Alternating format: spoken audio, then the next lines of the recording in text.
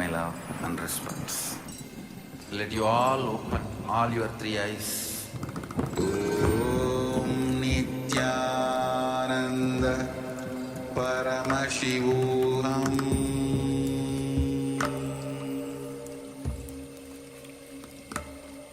Om Nithyananda Paramashivoham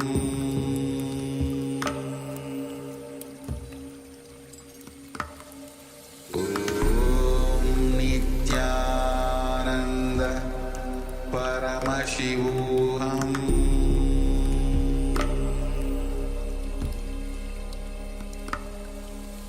Om Nithyananda Paramashivoham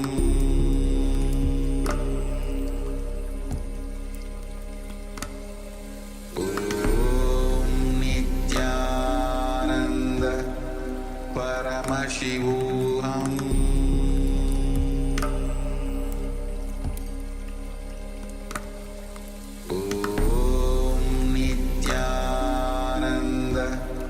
Paramashivoham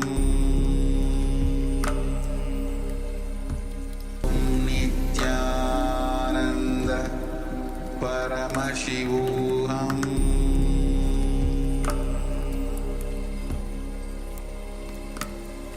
Om Nithyananda Paramashivoham Paramashivoham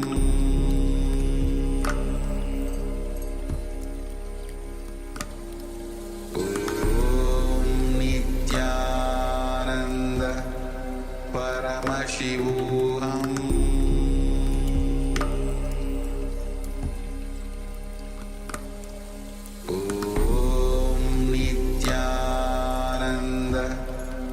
Paramashivoham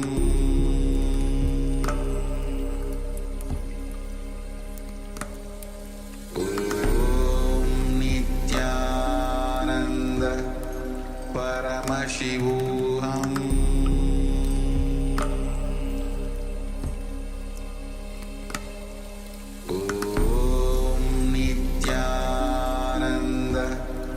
Paramashivoham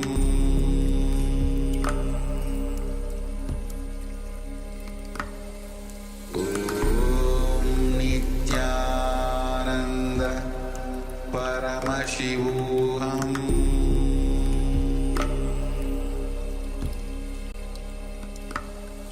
Om Nithyananda Paramashivoham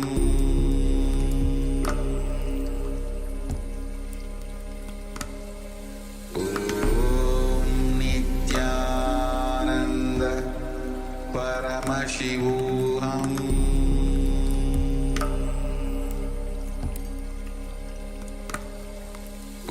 Om Nithyananda Paramashivoham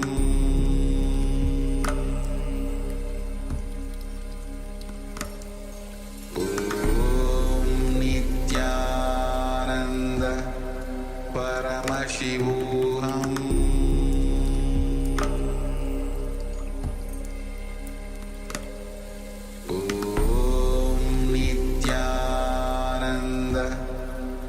Paramashivoham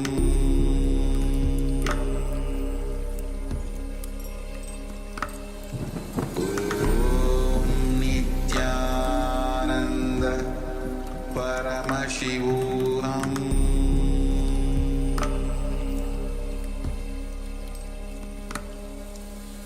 Om Nithyananda Paramashivoham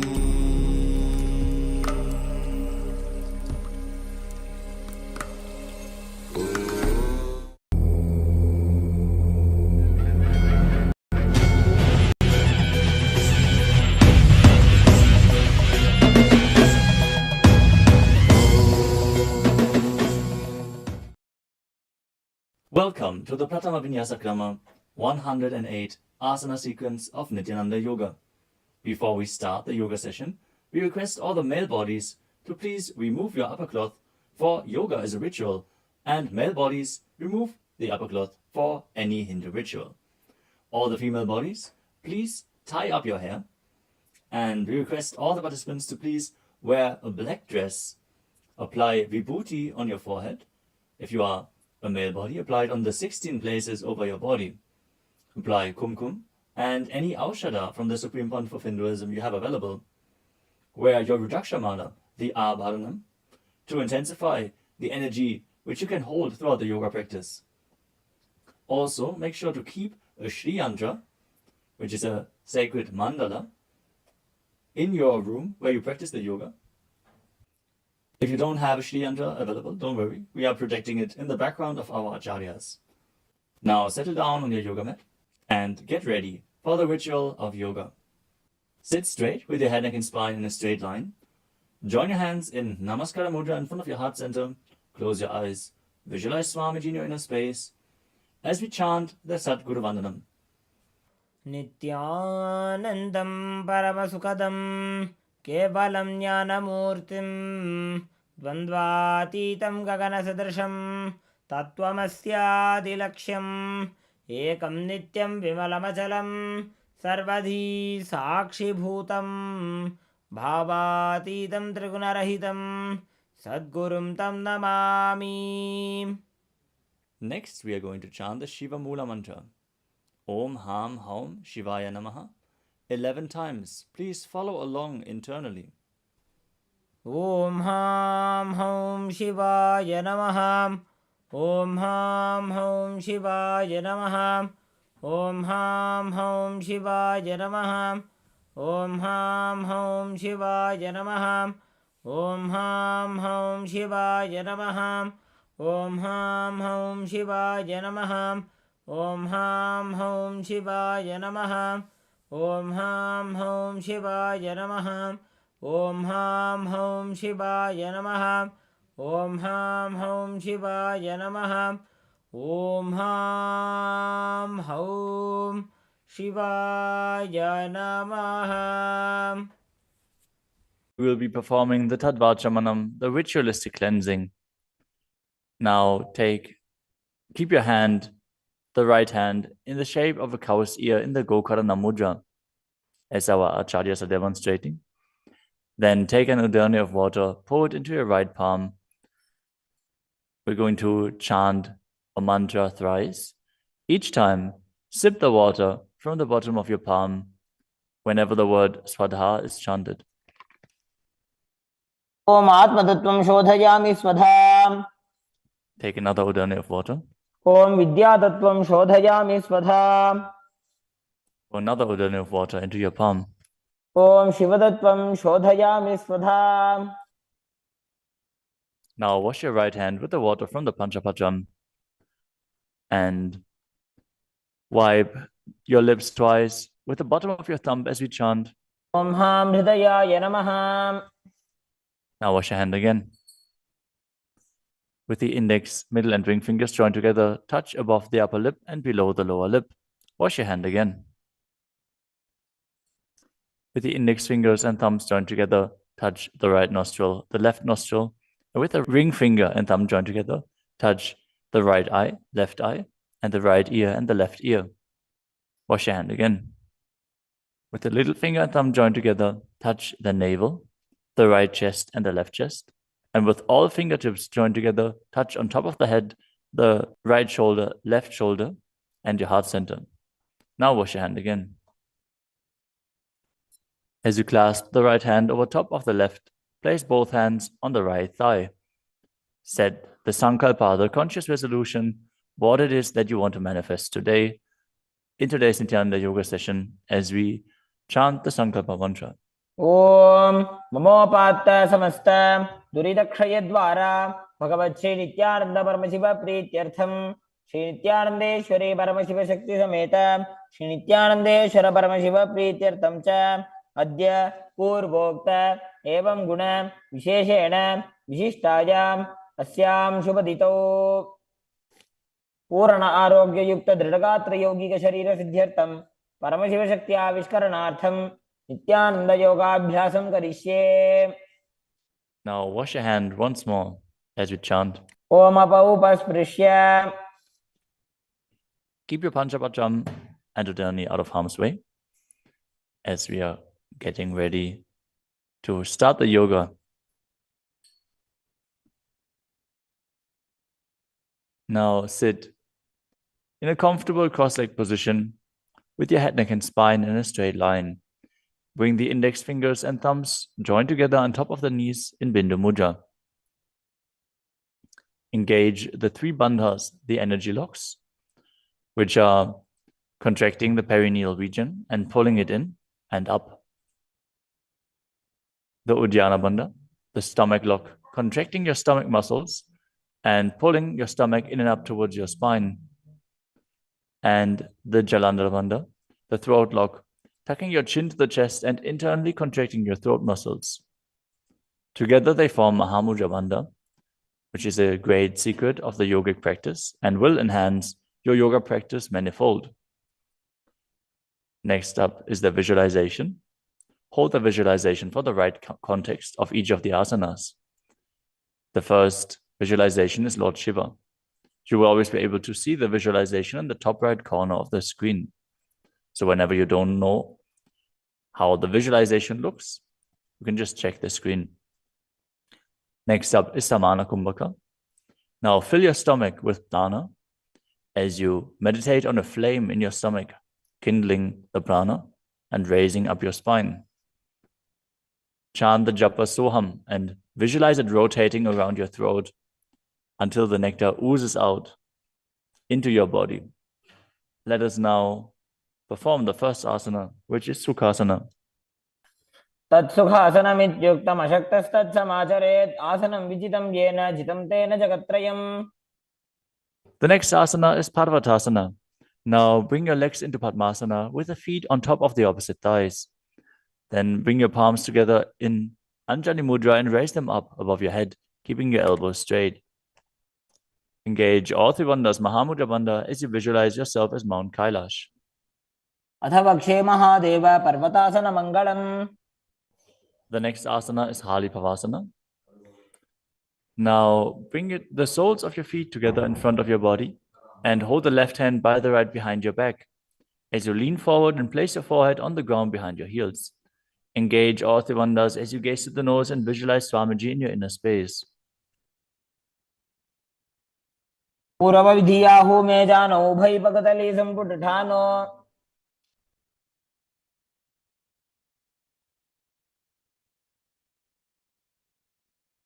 The next asana is Nagi Pavasana. Now keep the soles of your feet together and stretch your hands out in front of the feet, cupping your palms, placing them down on the ground as you place your forehead on the ground behind your heels. Engage all three bandhas and gaze to the tip of your nose, visualizing yourself as a snake. पूर्वविधि पर्यागाने नीचौ वेकहुनि फनास्यो लगाई.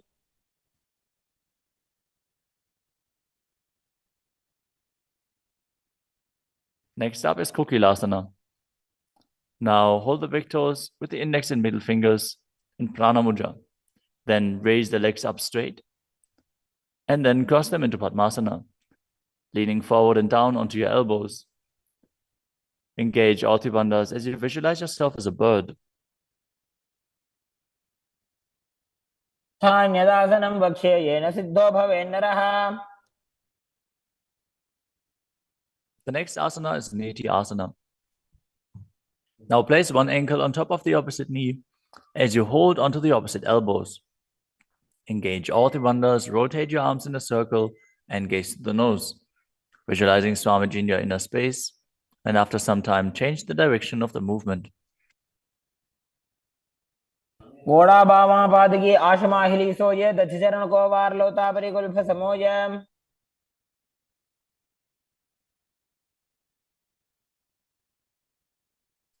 The next asana is Gajrasana.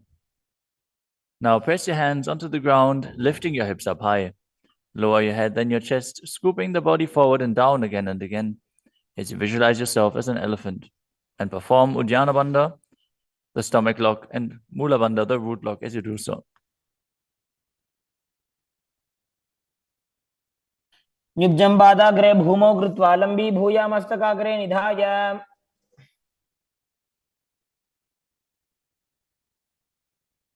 The next asana is Vrikshasana. From the same position, alternate pressing the heel of one foot into the ground while lifting the other heel up. Visualize yourself as a bear as you keep Uddiyana Bandha and Mula Bandha engaged. एकैकं पादमाकुञ्च्य गजासनं कुर्यात् वृक्षासनं भवति. The next asana is Vaishyasana. Now stand tall on the mat with the tips of the on the tips of the big toes, with all other toes raised off the ground.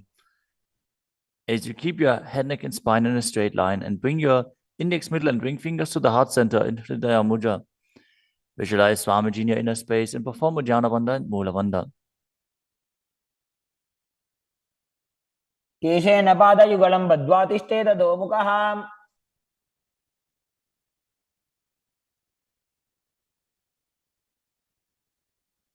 Next up is the Urdhva Janukarana. Stand with your heels touching, toes facing outwards at a 45-degree angle, and the knees bent in Adimandi. Now, bring both hands to the chest with the elbows parallel to the ground. Then lift one knee up towards the center of your body, followed along with the respective hand as you make circular motions on both sides again and again.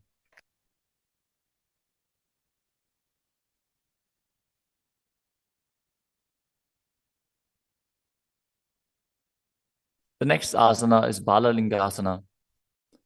Now interlace your fingers from the outside in Sarvashankari Mudra and hold on to one knee, pulling it up towards your chest. Keep your head, neck, and spine in a straight line and visualize yourself holding a baby as you engage all three bandhas, Mahamudra Bandha.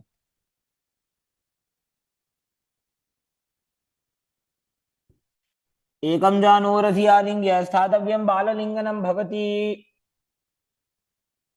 You move on to Padapidanasana. Now take the foot and pull it behind towards your buttocks. Hold it with both hands. Be straight. Engage all three bandhas as you visualize Swamiji in your inner space. एकस्मिन् पादतले कराभ्यां वेष्टयेत्तनुम्. The next asana is Natarajasana. Standing on one leg, hold on to one foot and extend it backwards as you lean forward and stretch your arm out in front in Bindu Mudra with the index finger and thumb touching as you visualize yourself dancing as Lord Nataraja and perform the Mula Bandha. उत्तानपादं क्रौञ्चं च मरीचिं वीरभद्रकम्. Now stand on the other leg and repeat Balalingasana on the other side, pulling the knee up towards your chest and visualize yourself caressing a baby. एकं जानूरसि आलिङ्ग्य स्थातव्यं बाललिङ्गनं भवति. Now repeat Padapidanasana on the other side. Pull the other foot towards your buttocks and visualize Swamiji in your inner space, engaging all three bandhas. स्थित्वैकस्मिन् पादतले कराभ्यां वेष्टयेत्तनुम्. Now repeat Natarajasana on the other side, visualizing yourself as Lord Nataraja. पादं क्रौञ्चं च मरीचिं वीरभद्रकम्.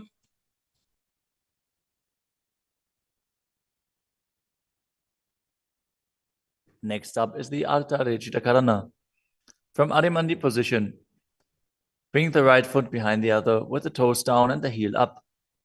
Keep the left hand at the chest and swing the right arm back and forth, gracefully moving the fingers one by one. Now keep the right hand over top of the nose, uncross your ankles, and repeat the movement on the other side.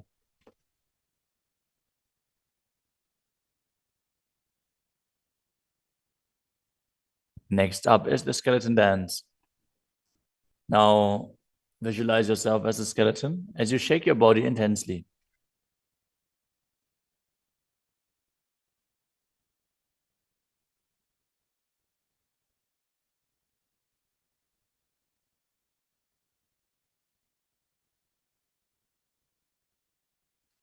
We move on to Katichina Karana.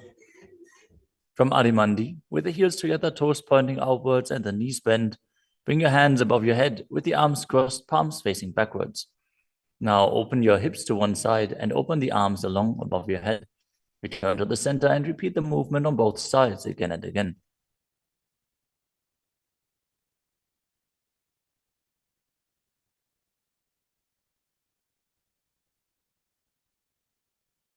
The next asana is Tadasana. Now stand tall on the tips of the big toes as you raise your hands up above your head, beside your ears. Engage all three bandhas. Visualize yourself as a palm tree as you internally chant the new japa Shivoham. महामुद्राबद्ध कोनो ताड़ासन विभेदकान्. Next up is Uttanasana. From a standing position, lean forward and down, bringing your hands flat to the ground. Take precaution in the case that you are a pregnant woman, for pregnant women shouldn't perform any of the forward bends. Now engage all three bandhas and bring your forehead towards the knees as you visualize Swamiji in your inner space.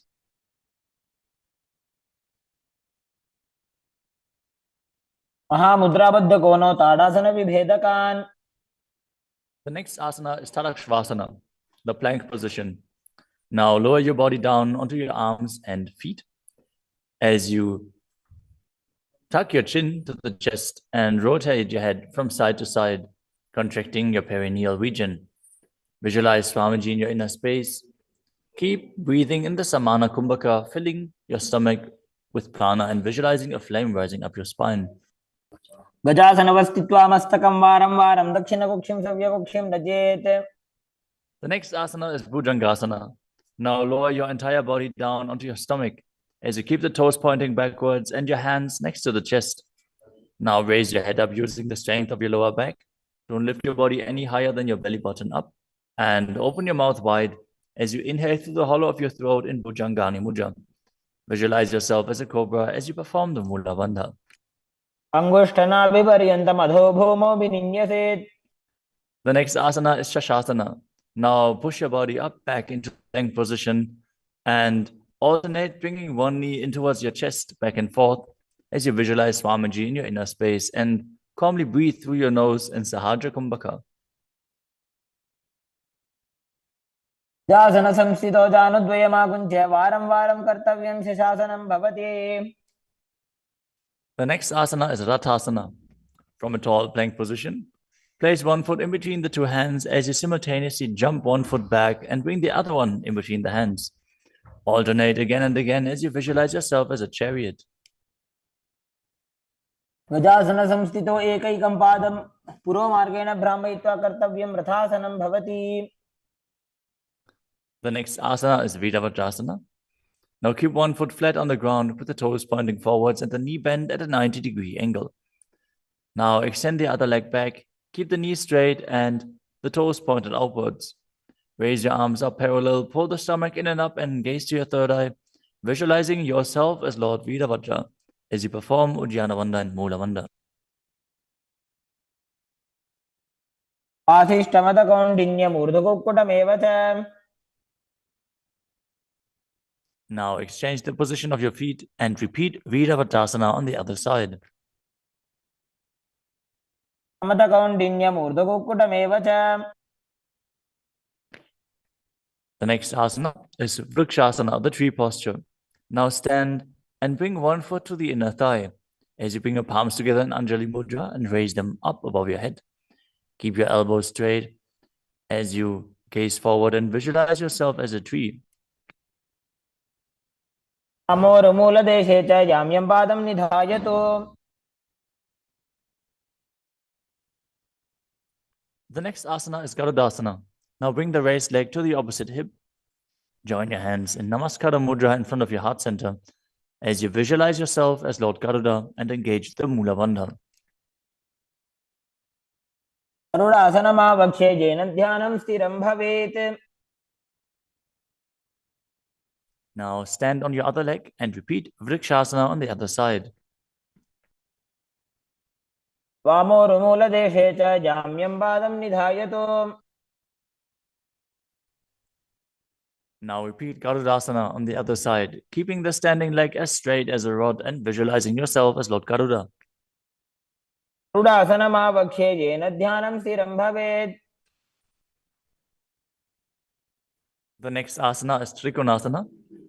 Now stand and step one leg forward and the other one far back, keeping the front toes pointing forwards and the back toes facing sideways. Now bring your hands parallel to the ground and lean forward and down as you keep one hand down and the other one raised up. Gaze upwards, visualizing yourself as a triangle as you perform the Mula Bandha. उत्तानपादं क्रौञ्चं च मरीचिं वीरभद्रकम्. Exchange the position of your feet. Step the other leg forward as you repeat Trikonasana on the other side. उत्तानपादं क्रौञ्चं च मरीचिं वीरभद्रकम्. Next up is the Nikuttaka Karana. From Adimandi position, heels touching, toes pointing outwards and the knees bent, raise one heel off the ground and bring your hands in front of the heart center with the palms facing each other. Now stump the rest heel to the ground, raise the other heel up and exchange the position of your hands again and again.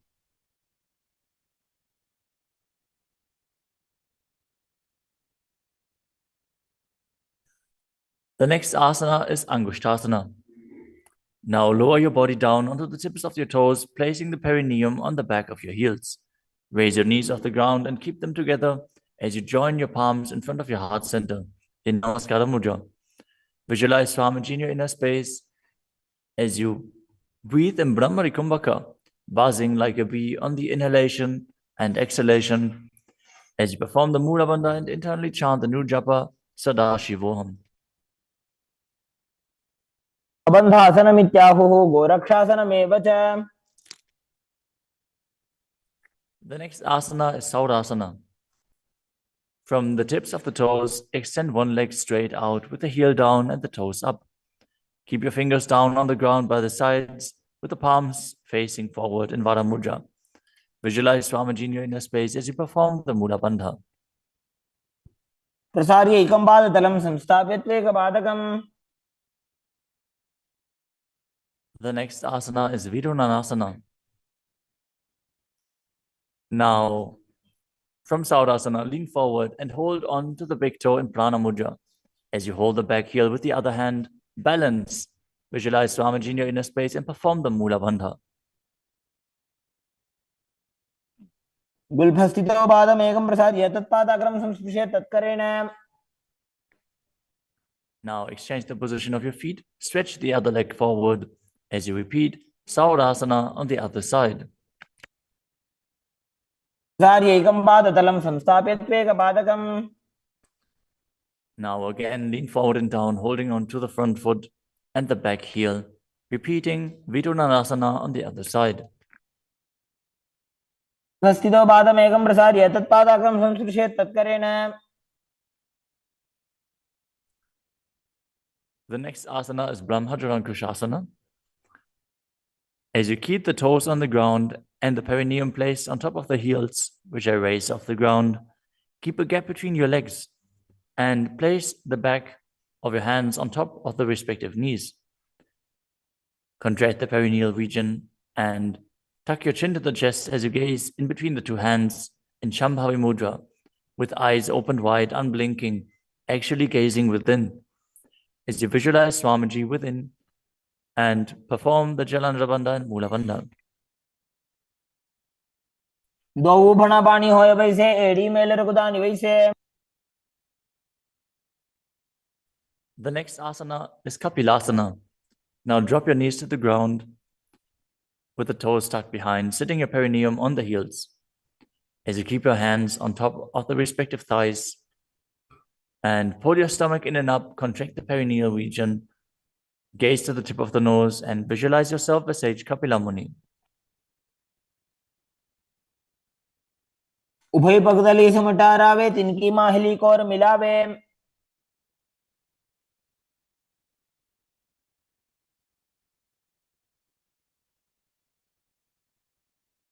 The next asana is Bhadragodakasana.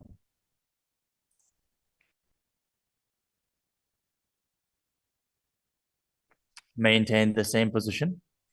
As you shift your gaze up to the third eye, visualize Swamiji in your inner space as you buzz like a bee in Brahmari Kumbhaka.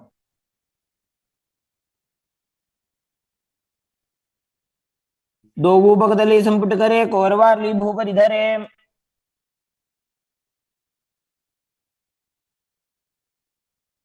The next asana is Suryasana. Now sit with your toes tucked, perineum placed on top of the raised heels. As you bring your thumbs and little fingers together in Padma Mudra, opening up the palms resembling a lotus flower. Now raise your hands up above your head as you gaze up in between the gap between the palms, visualizing yourself as Lord Surya.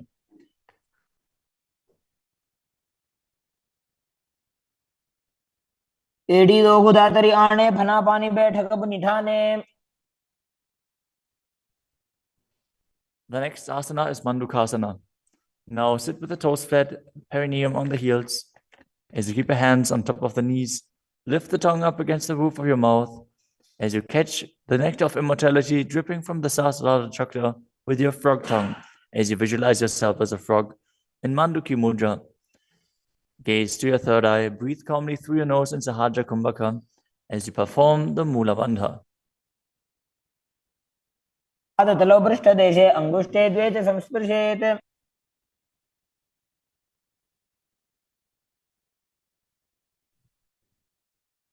The next asana is Uttana Mandukasana.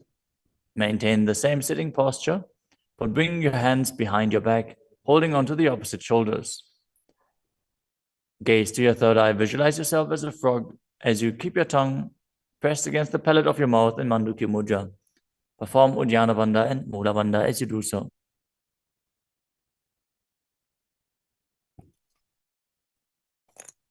मंडूकासन मध्यस्थं कुर्पराभ्यां धृतं शिरः. The next asana is Simhasana. Now cross your ankles and sit on your feet.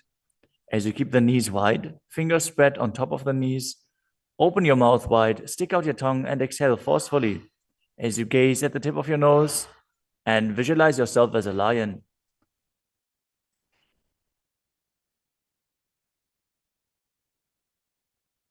दक्षिणं सव्यगुल्फेन दक्षिणेन ततेतरम्.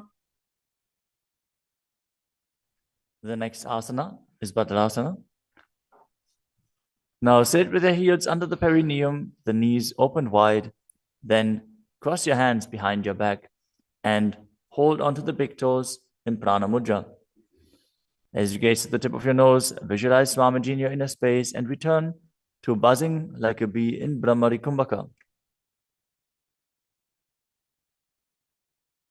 गुल्फौ च वृषणस्याधो व्युत्क्रमेण समाहितः. The next asana is Kakabusandhi Asana. Now squat and keep the feet flat on the ground as you keep your knees opened wide and bring your arms in and around the raised knees. Interlace your fingers behind your back, if you can. As you visualize yourself as a crow and gaze to the tip of your nose as you engage the Mula Bandha.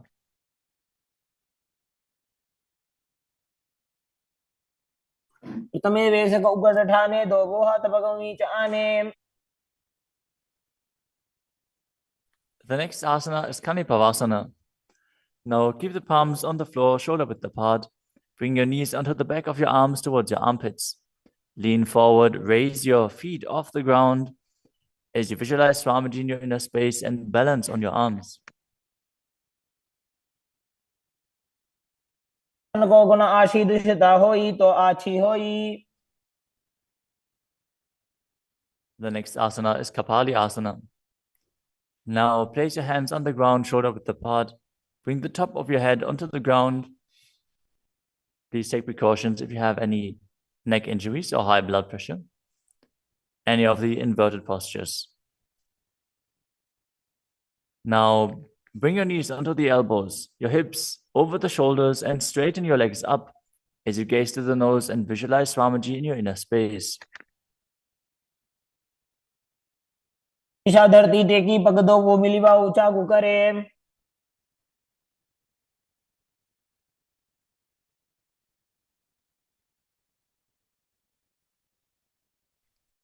The next asana is Parshvamayurasana.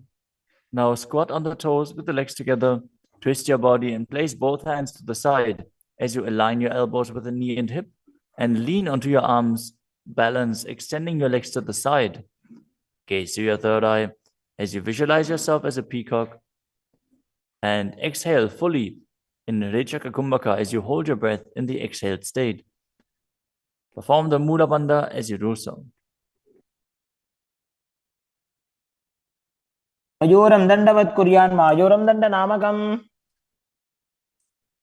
Now, twist your body in the other direction and repeat Parshvamayurasana on the other side. मयूरं दण्डवत् कुर्यान् मायूरं दण्डनामकम्.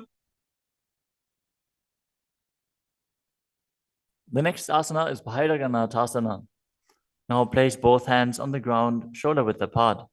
Stretch your legs back straight into Tadakshvasana, the plank position. As you step one foot outside the respective shoulder and bring it in between the two hands. Gaze to your third eye. Visualize yourself as Lord Kala Vaidava. As you breathe in your Rechaka Kumbhaka and perform the Mula Bandha. आसन की गुण पीती जागी. Now step the front foot back and step the other foot outside the shoulder in between the hands. Gaze to your third eye in Shambhavi Mudra with the eyes open wide, unblinking, as you visualize yourself as Lord Kala Bhairava.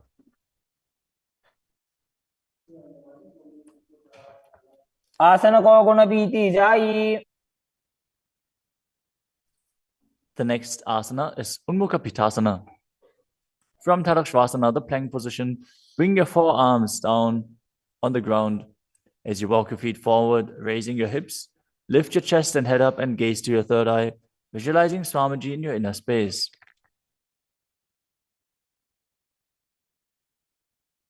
भून्यस्तो जानुनि हस्तो चतुष्पदम वाङ्मुखम्.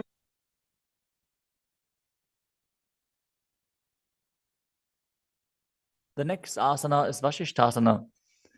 From Tadakshvasana, rotate your body onto one hand and raise the opposite hand up.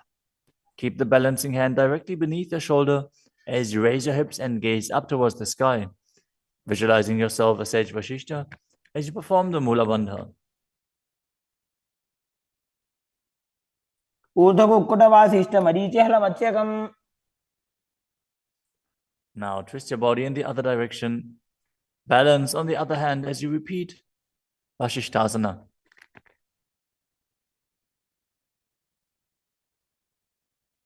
ऊर्ध्वकुक्कुटवासिष्ठ मरीचिहलमत्स्यकम्. Now come to a seated position and extend your legs out in front with the heel down and the toes pointing up. Now bring your hands under the buttocks with the palms facing up. Keep your spine straight, elbows close to your body. Tuck your chin to the chest. Contract the perineal region. As you gaze through the nose, visualize yourself as Lord Hanuman and internally chant the new japa Maha Sadashivoham.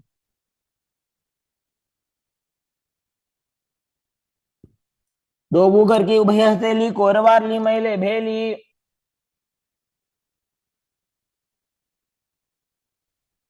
Next up is Paschimottanasana.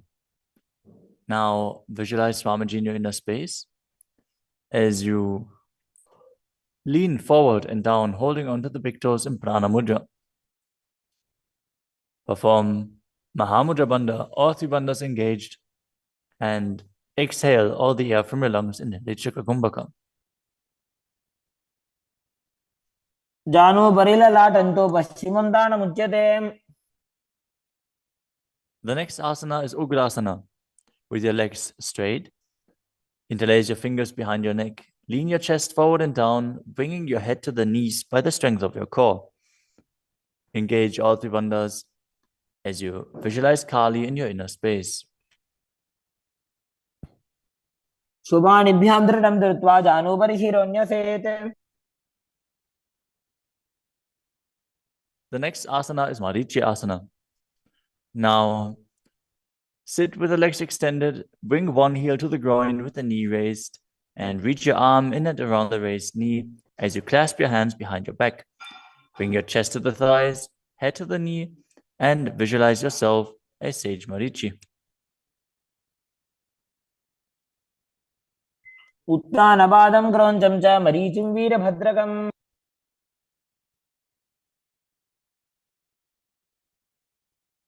Now drop the knee down to the ground and lean forward, holding onto the front foot with both hands.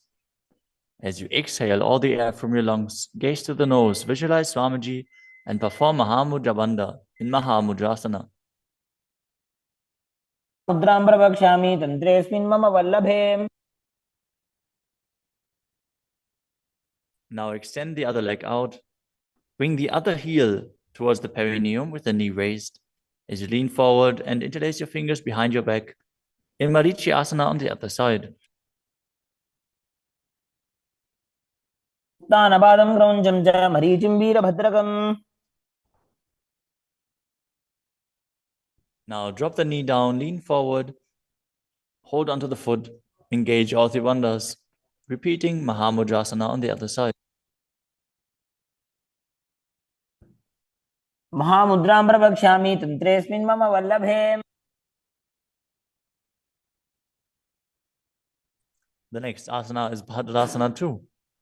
As you sit and bring the soles of the feet together, with your heels close to the perineum, keep your knees wide, hold your feet firmly with both hands, and maintain a straight spine as you gaze to the nose and visualize Swamiji in your inner space. कुलभौतो वृषणस्यादः सीवन्त्याः पार्श्वयोः क्षिपेत्.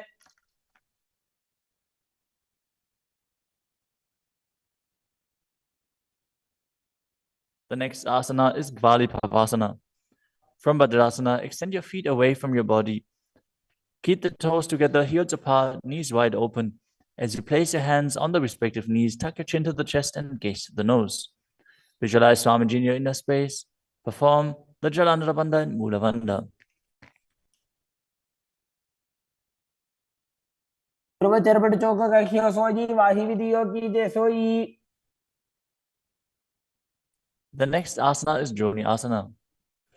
Now sit, keep the soles of the feet together and the heels close to your perineum as you visualize the Yoni Mandala, which is projected on the screen. Now hold the soles of the feet as you lean forward and down and bring the forehead to the feet as you gaze to the nose and perform the Mula Bandha. दोवो बगतले संपुट करे एड़ी मेड़ के ढिंग धरे.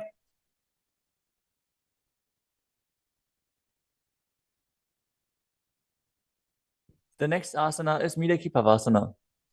As you sit and keep the heels together, toes apart and the knees wide, lean forward and down and extend your hands out to the side. Keep the palms facing down on the ground to the sides as you bring your forehead to the ground behind your heels. Gaze to your nose, visualize Swamiji and perform the Mula Bandha. पूर्व विधि परिबगधली संपुट शोल एड़ी मिली राशे. Next up is Siddha Samadhi Asana. Now sit and keep the toes together, heels apart. As you bring your arms below the shins, extend them out to the sides and keep the palms facing up. Bring your forehead to the ground above your feet as you bring your toes near your throat if you can. Gaze to the tip of your nose, visualize Lord Surya in your inner space and perform the Mula Bandha. दोवो बगतले संपुट करे शोले मेड़ आगा में धरे. Next up is Chinaki Pavasana. Now sit and keep the heels together, toes apart, as you hold the feet and open them up like a book, bringing the backs of your hands onto the ground and the elbows pressing down on the thighs. Gaze to the nose and visualize Swamiji in your inner space. दो बगागी एड़ी धरती मगिवा मेड़ लगावे. The next asana is Chadapata Chukasana. Sit and bring the soles of the feet together with the heels at your perineum. Open the knees and place your hands on top of the knees as you gently press them down. Pull your stomach in and up, gaze to your third eye as you visualize Swamiji in your inner space. दोवो बगतले संपुट धारे आगा ने कर jar पसारे.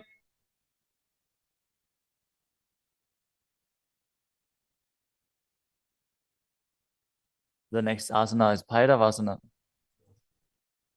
Now sit and bring the soles of the feet together with your knees open wide. Lift the heels up and bring the toes down onto the ground. As you keep your knees on the ground, pull your stomach in and up and place your hands on the knees in Bindu Mudra. Gaze to your third eye as you visualize yourself as Lord Kala Bhairava. सुलभौ सम्पीड्य चान्योन्यं व्युत्क्रमेणोत्थितं शनैः The next asana is Samanasana. Now sit with one heel at the perineum. Lift and hold the other foot, pulling the sole of the foot to your chest.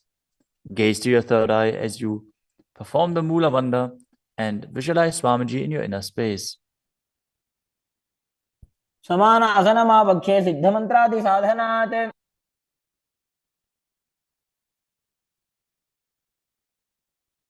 The next asana is Apanasana. As you sit, place one leg on top of the respective shoulder and raise the other foot upwards and straight. Keep the hands on the ground to the sides as you gaze to your third eye and visualize Swamiji in your inner space. परं पादमेकं च स्कन्धे चारोपि यत्नतः.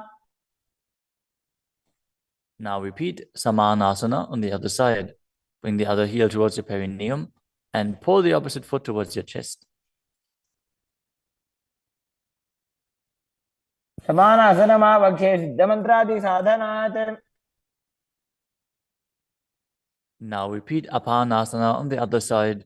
Bring the other leg over top of the respective shoulder, extending the opposite leg forward and up.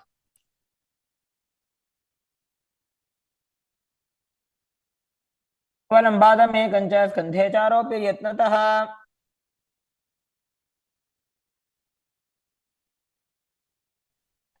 Next up is Gomukhasana. Now sit and cross one leg over the other, aligning the knees at the center of your body with the feet by the opposite hips. Place both hands on top of the stacked knees as you gaze to the nose, visualize the face of a cow, and perform the Mula Bandha. Start breathing in Siddhkari Kumbhaka, pressing your tongue against the palate of your mouth without touching the teeth and hissing through your teeth while inhaling. Internally chant the new japa Om Nithyanandoham. सर्वे दक्षिणगुल्फं तु पृष्ठपार्श्वे नियोजयेत्. The next asana is Anasuyasana. Now maintain the same posture. Hold on to the big toes of the feet in Prana Mudra as you gaze to the tip of your nose and visualize yourself as Rishika Anasuya. Engage Udyana Bandha and Mula Bandha. दक्षिण कोडो नीचो ठाने वावोता के ऊपर आने. Maintain the same position. Interlace your fingers behind your back and lean forward and down as you bring your chin over the knees, the nose towards the ground, and visualize yourself as Rishika Anasuya in Anasuyasana too. जीमणा गोदा की संधि उपरिड़ा वागोड़ा की संधि. The next asana is Garudasana too.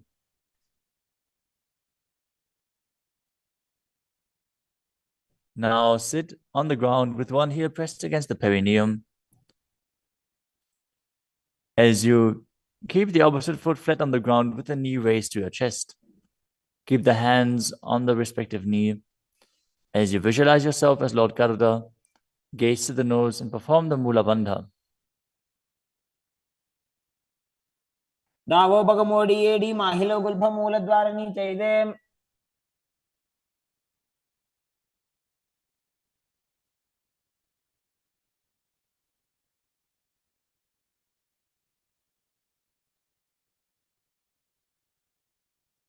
The next asana is Nadadasana. Now sit and place your perineum on top of one heel as you interlace your fingers behind your neck and twist your elbows outside of the raised knee. Gaze to your third eye and visualize yourself as Nadada as you perform the Mula Bandha. पिष्टि जवाम पगदली केरी भूपरिता हिलका बेफेरी. Next up is Matsya Pitakasana. Now place one foot on top of the opposite thigh. Wrap the respective arm around the knee, holding onto the opposite shin as you hold the big toes with the other hand in Prana Mudra. Visualize yourself as Matsya, the fish avatar of Lord Vishnu, as you perform the Mula Bandha. नवामाङ्गुष्टन्तो गृहीतं मत्स्यपीठकम्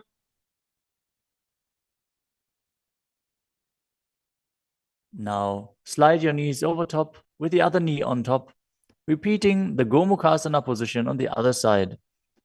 Gaze to the nose and visualize the face of a cow as you keep hissing through your teeth without the tongue touching your teeth. In Siddhkari Kumbhaka.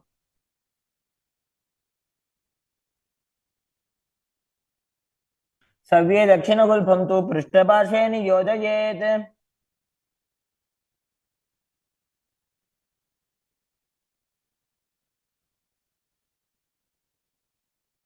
Next up is Anasuyasana on the other side. Hold onto the big toes as you visualize yourself as Rishika Anasuya.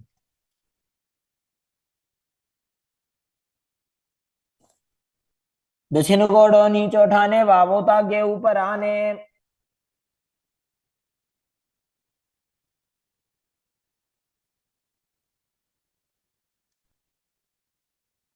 Now, from the same position, interlace your fingers behind your back and lean forward and down, chin over the knees, nose towards the ground in Anasuyasana too.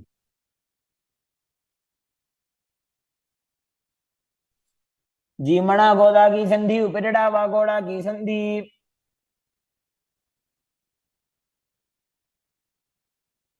Now repeat Garudasana 2 on the other side, bringing the other heel towards the perineum, knee raised, hands on the knees, as you visualize yourself as Lord Garuda. डावो पगमोड़ी एड़ी माहिलो गुल्फमूल द्वार नीचे दे Next up is Narudasana on the other side. Raise the perineum onto the heel, interlace your fingers behind your neck, and twist your elbows outside of the raised knee, visualizing yourself as Sage Naruda. पिष्टिजवाम पगदली केरी भूपरिता हिलगा वे फेरी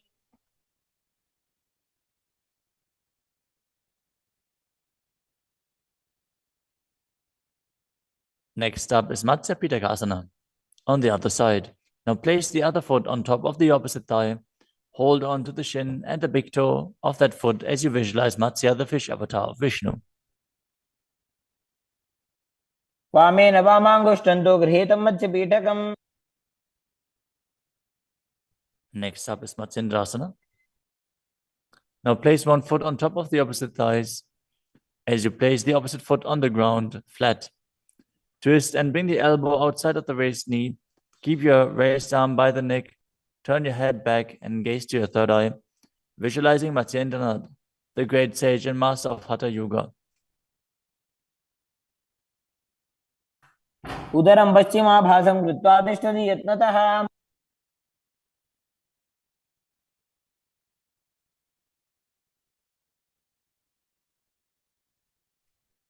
The next asana is Kubhasana. From Matsyendrasana, twist and bring your elbow outside of the raised knee as you extend your hand down to the foot, keeping the opposite hand at the respective ear. Twist your body back. Gaze back and up towards your third eye, visualizing yourself as a camel. आसन को गुण झोल हो जाए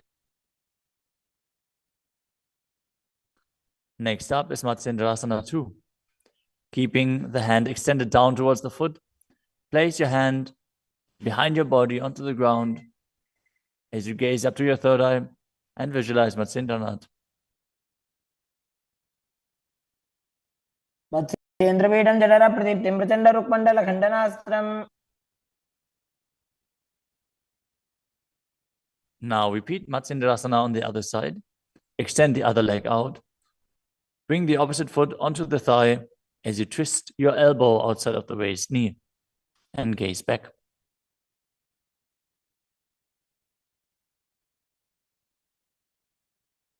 उदरं पश्चिमाभासं कृत्वा तिष्ठति यत्ततः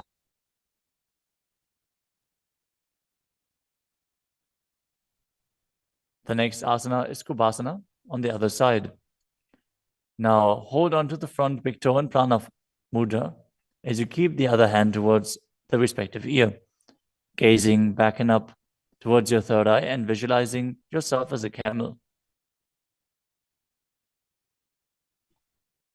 आसन को गुण झोलो जाए. The hand to the ground behind you, twist your body even further as you visualize Matsyendranath in Matsendrasana too.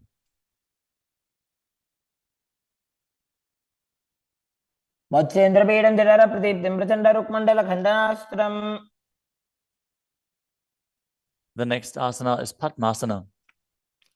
Now place your feet on top of the opposite thighs as you keep your palms flat on the respective knees.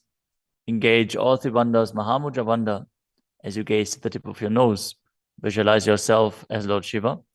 Breathe in Sitali Kumbhaka, now pressing your tongue against the back of the teeth, hissing while inhaling as you internally chant the new japa Om Nithyananda Mahasadaशिवोहम.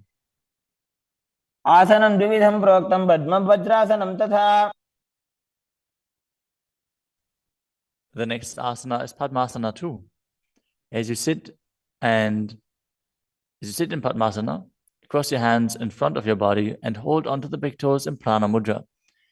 Gaze to the nose, visualize yourself as Goddess Parvati, the consort of Shiva, as you perform the Mula Bandha. अनुचरणं कृत्वा ऊरु संस्थो प्रयत्नतः. The next asana is Kukutasana. Now sitting in Padmasana, place your hands on the ground between the two thighs as you lift your body up off the ground. Visualize yourself as a rooster as you breathe calmly in Sahajra Kumbhaka and perform the Mula Bandha. पद्मासनं सुसंस्थाप्य नान्बोरोरन्तरे करो.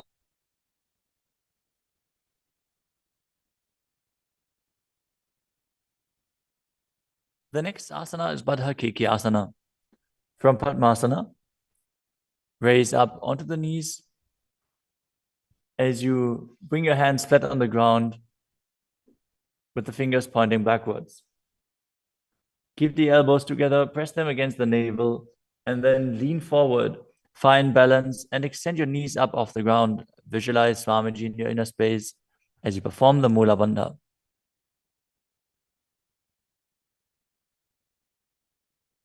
धरामवष्टभ्यकरद्वयेन तत्पूर्वपरि स्थापिता नाभिपार्श्वः.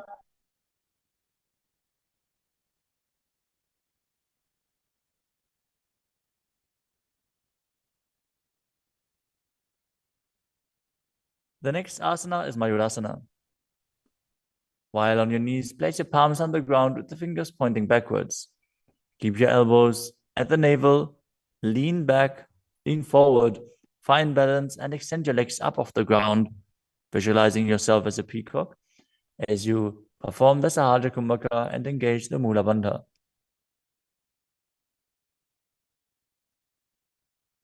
अथ वक्षे Mahadev मयूरासनमुत्तमम्.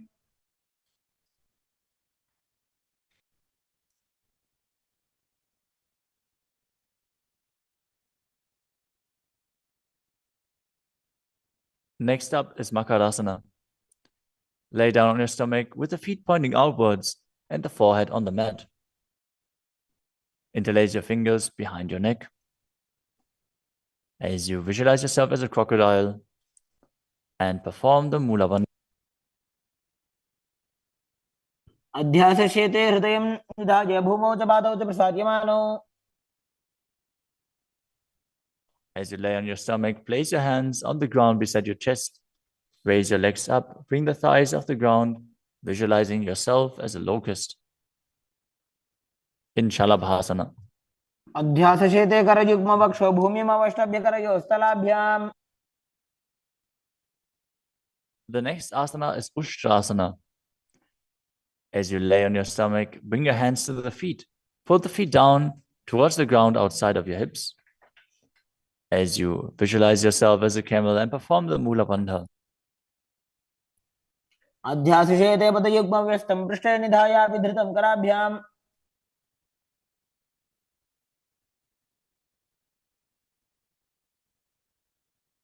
The next asana is Dhanurasana. From Ushtrasana, tighten the grip on your feet and kick the legs back and up as you lean forward and lift your chest off the ground. Gaze up to your third eye and visualize yourself as Pinaka, Lord Shiva's bow. Perform the Mula Bandha as you do so.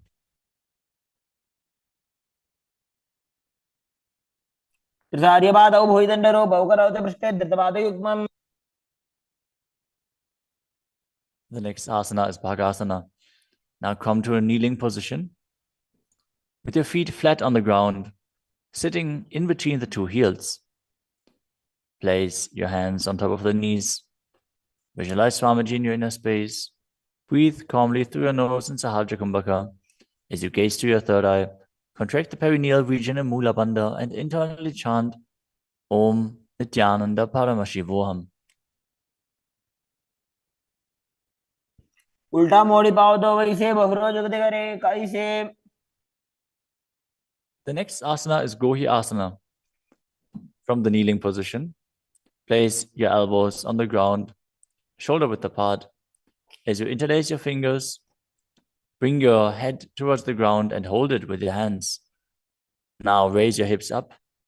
Walk your feet forward until your hips align with your shoulders. And then raise your legs up off the ground and pull the knees close to your chest. Try to touch your chin with the knees as you roll your body up in the inverted posture.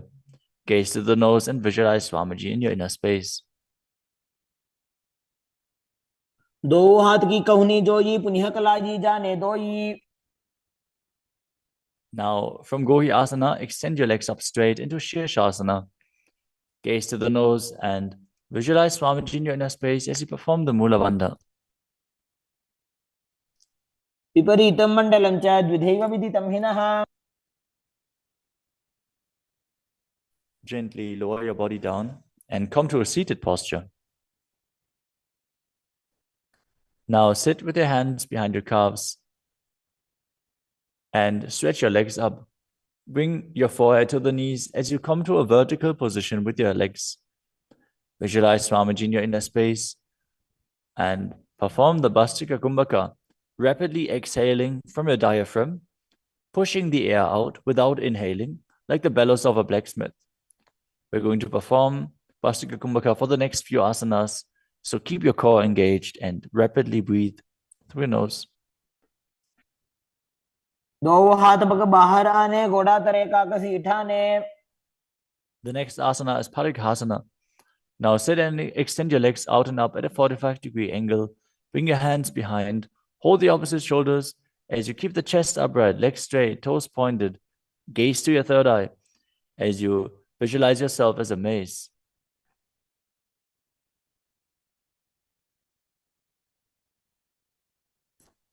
उत्तानशयनं कृत्वा पादौ मिलित्वा प्रसार्य.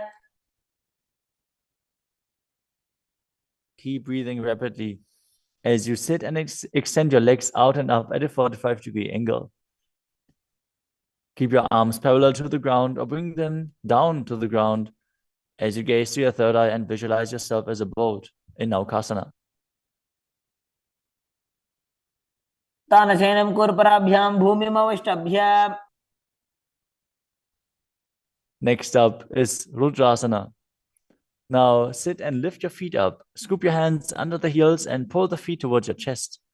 Keep your spine upright, gaze to the nose as you visualize yourself as Lord Rudra. Perform the Mula Bandha as you do so. पगदली संपूटक हाथस्योपक ऊंचाई. The next asana is Unmukha Pitasana too. Now lay down on your back with the feet flat on the ground, the knees raised up. Bring your palms down to the ground with the fingers just touching the back of your heels. Lift your hips up high. Press the feet into the ground as you tuck your chin to the chest, gaze to the nose, and visualize Swamiji in your inner space. ऊर्ध्वे च जानुनी कृत्वा शवित्वोर्ध्वमुखं तथा उत्थाप्य हस्तौ तिष्ठेतु पीठ उन्मुख नामके.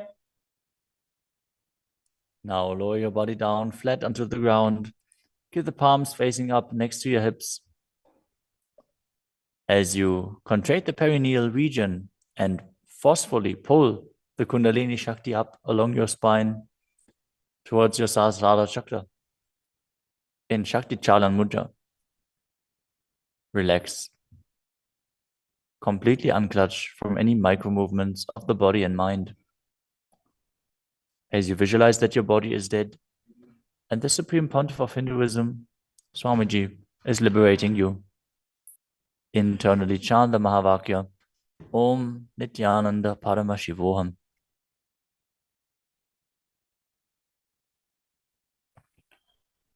उत्तानं शववद्भूमौ शयनं तोषवासनं शवासनं श्रान्तिहरं चित्तविश्रान्तिकारकम् ॐ नित्यानन्द परमशिवोऽहम् ॐ नित्यानन्द परमशिवोऽहम् ॐ नित्यानन्द परमशिवोऽहम् नित्यानन्द परमशिवोऽहम् ॐ नित्यानन्द परमशिवोऽहम् ॐ नित्यानन्द परमशिवोऽहम् परमशिवोऽहम्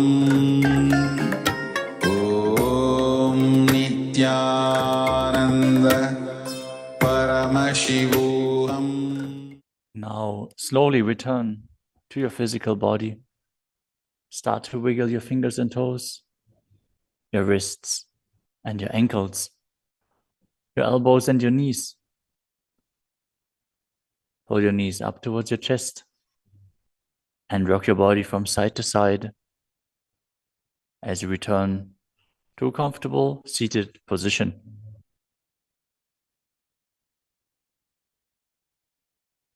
Congratulations! You completed the first 108 asanas of the sequence, which are the Pratama Vinyasa Krama.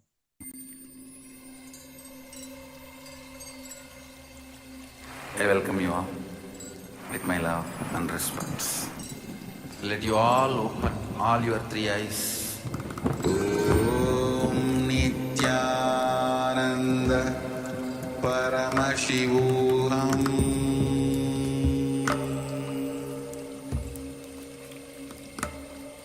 Om Nithyananda Paramashivoham.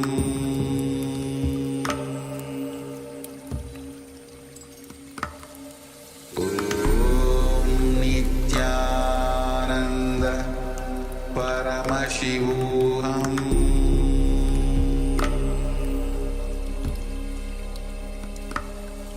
Om Nithyananda Paramashivoham.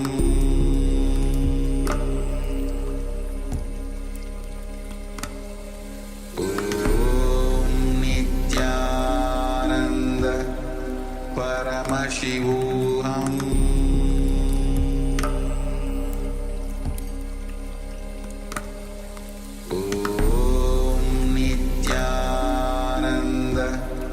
Paramashivoham. Paramashivoham.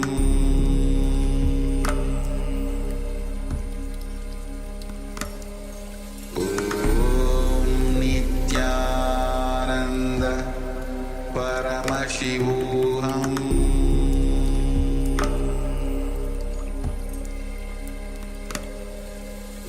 Om Nithyananda Paramashivoham.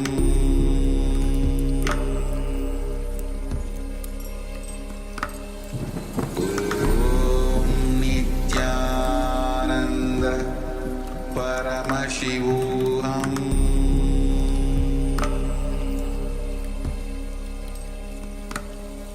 Om Nithyananda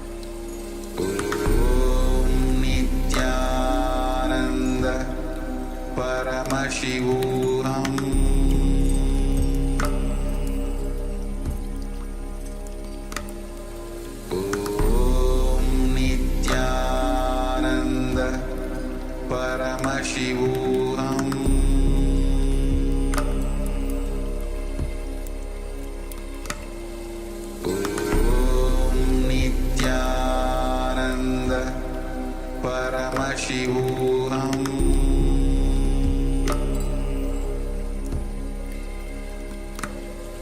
Om Nithyananda Paramashivoham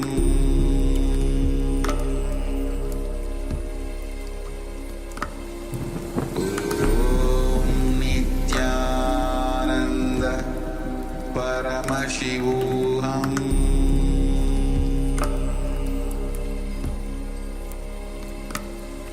Om Nithyananda Paramashivoham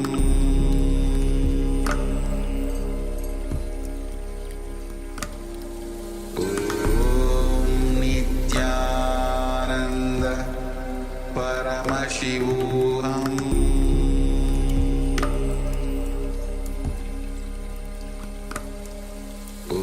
Om Nithyananda Paramashivoham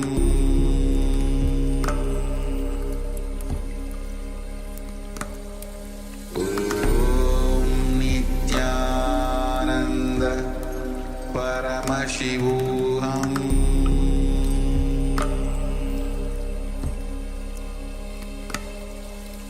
Om Nithyananda Paramashivoham Om Nithyananda Paramashivoham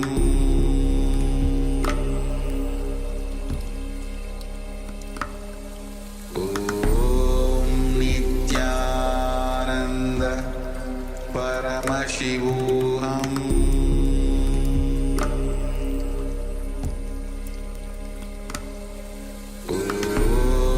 Nithyananda Paramashivoham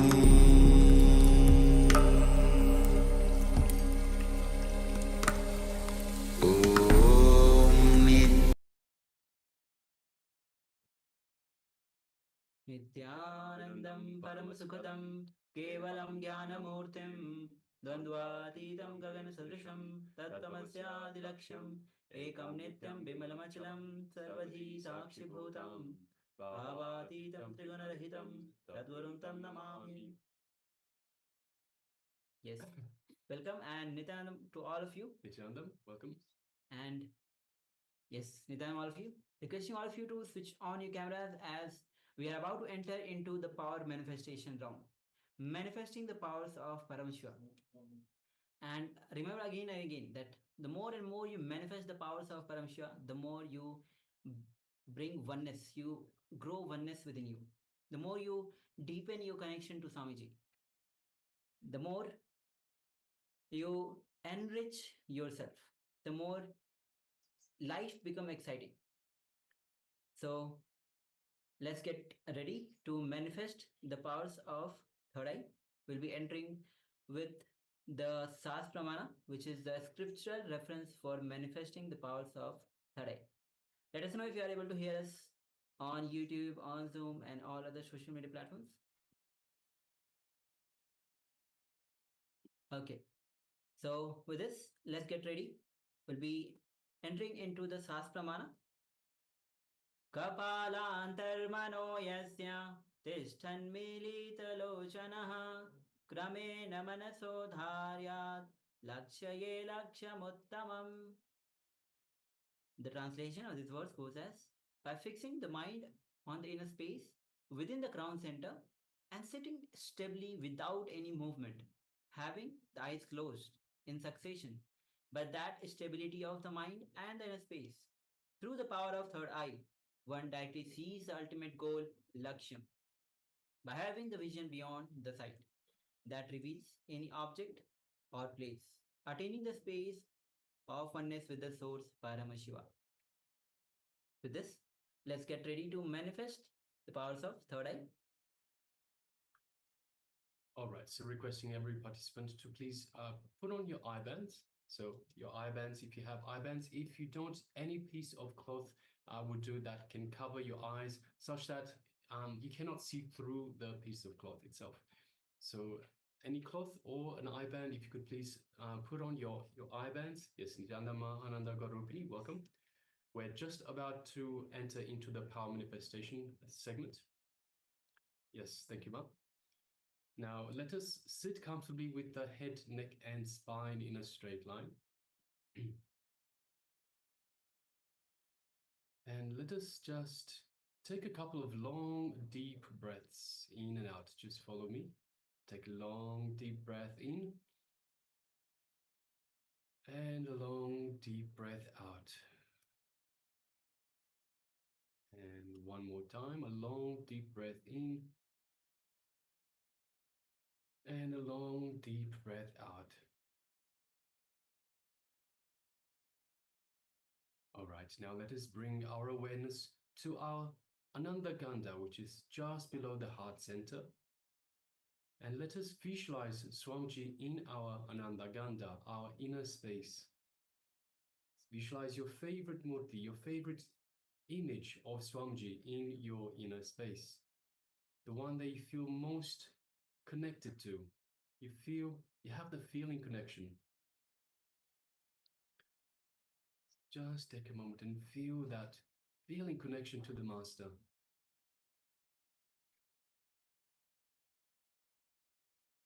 Feel Swamiji's love, his compassion, his infinite wisdom, infinite grace, just radiating, showering you in your inner space.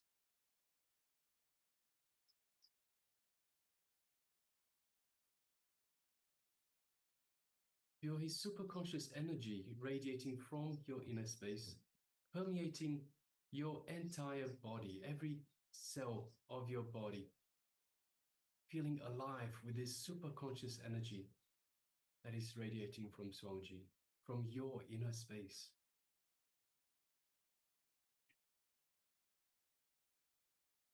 Feel the space of oneness with Swamiji in your inner space.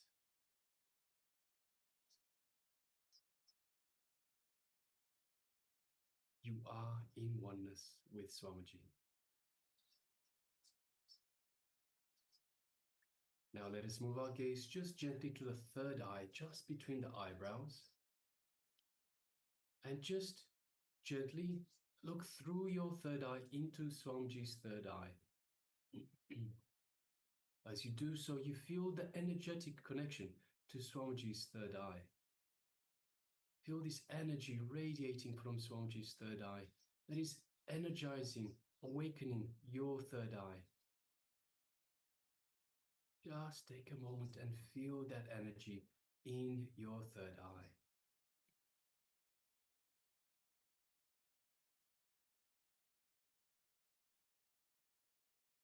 Now let us connect further by chanting the Mahavakya, the cosmic code word that Swamiji has given us to connect to him, to grow this feeling connection. Om Nithyananda Paramashivoham. Om Nithyananda Paramashivoham. Om Nithyananda Paramashivoham. Yes, continue chanting the Mahavakya.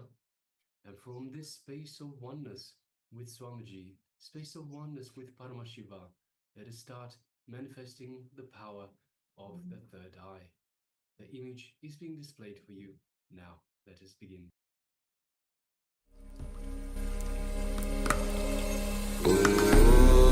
Nithyananda Paramashivoham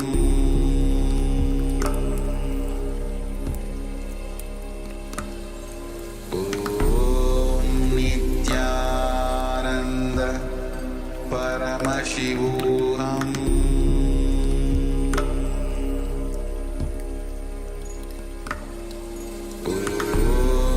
Nithyananda Paramashivoham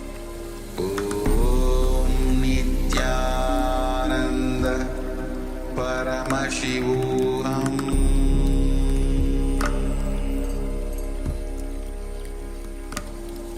Om Nithyananda Paramashivoham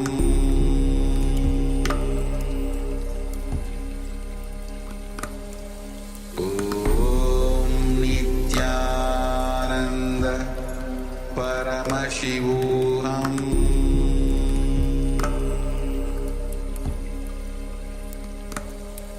Om Nithyananda Paramashivoham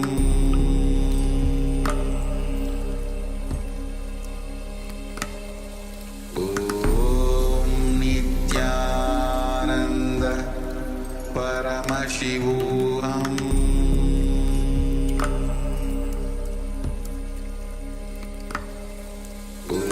Om Nithyananda Paramashivoham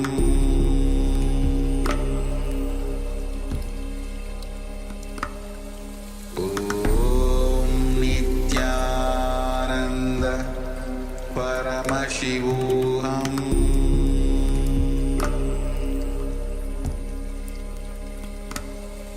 Om Nithyananda Paramashivoham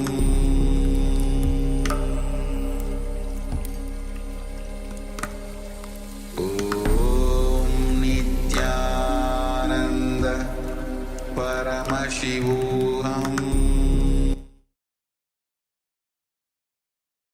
Now slowly, very slowly, remove your hands and open your eyes. And take a moment to share what was revealed to you. And let us know how you went through the power manifestation as you're manifesting this.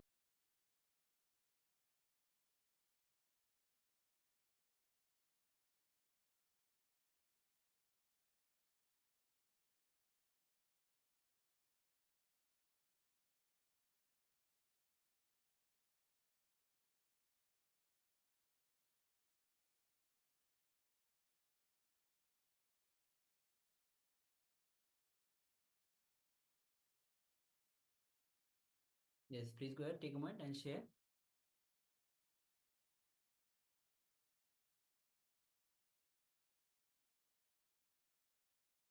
Yes, Ma Amritavani shares white, yellow, and dark. Thank you, Ma, for sharing.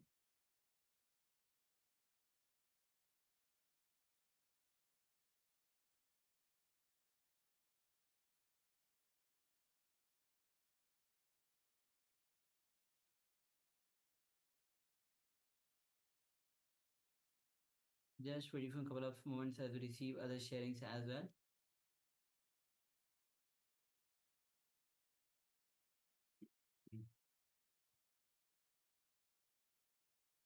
Meanwhile, you are sharing.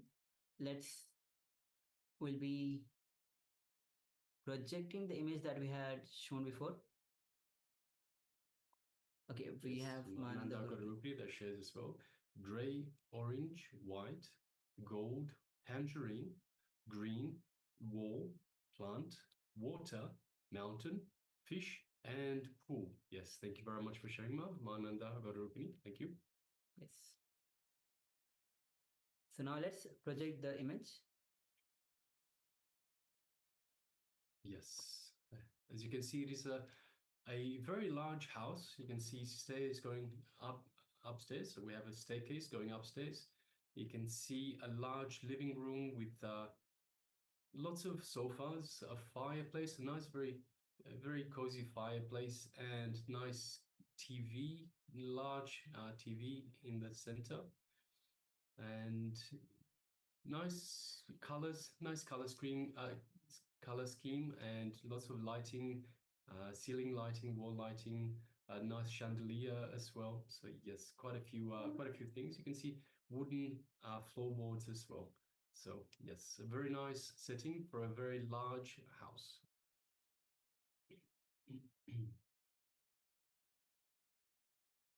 So Amritavani shares white, yellow, and dark. So we definitely have the white.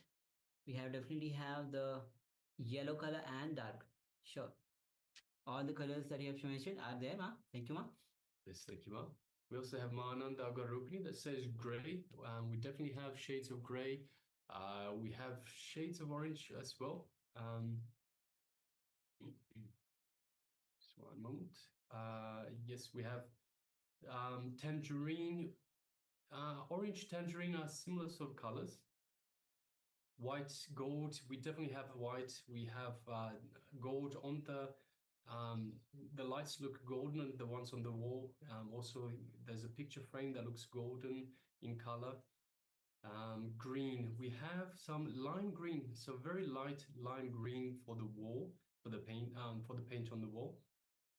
The wall, yes, we have walls, Ma. Definitely have lots of walls in here. Plant, we do see some plants right in the middle. There's a table, and in the middle of the table, there are some plants. Also, there seems to be something by the fireplace. So we do have plants, and also by the staircase as well. There's a nice big pot of plant. Water. We don't have the water, so we have a fireplace. We don't see any water here. Mountain. We don't see the mountain. It could be a nice big house outside of a mountain range. You never know. Fish and pool. So we don't have fish either, and no pool either. So yes, thank you very much for sharing, Ma. Most of those are there. We don't see the water, mountain, fish, and pool, but everything else is definitely there, Ma. So yes, congratulations, well done. Also, we have one sharing from Ma Yan Hong. Beige ceramic tile wall, square floor to ceiling glass. There are green trees outside the window, the white ceiling, a silver rectangular sofa with bamboo trees, yellow light, a milky white rectangular cabinet against the wall. So everything is actually quite spot on. You can see everything that you have mentioned, Ma. Thank you for sharing. So, congratulations all of you for this round of power manifestation. Now we'll be beginning with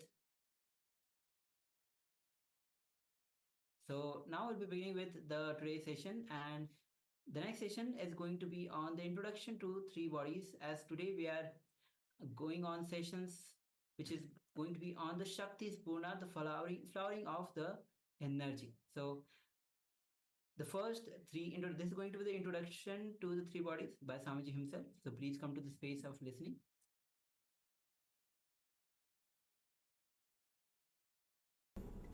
Almost all the masters, they agree on one point. Body is energy. Your being is energy. Your being is the Shakti Spurana, the energy fountain. Then where we are missing? Continuously we are hearing, you are energetic, you are energetic, you are energetic. Then where are we missing? What is happening? Why are we not feeling?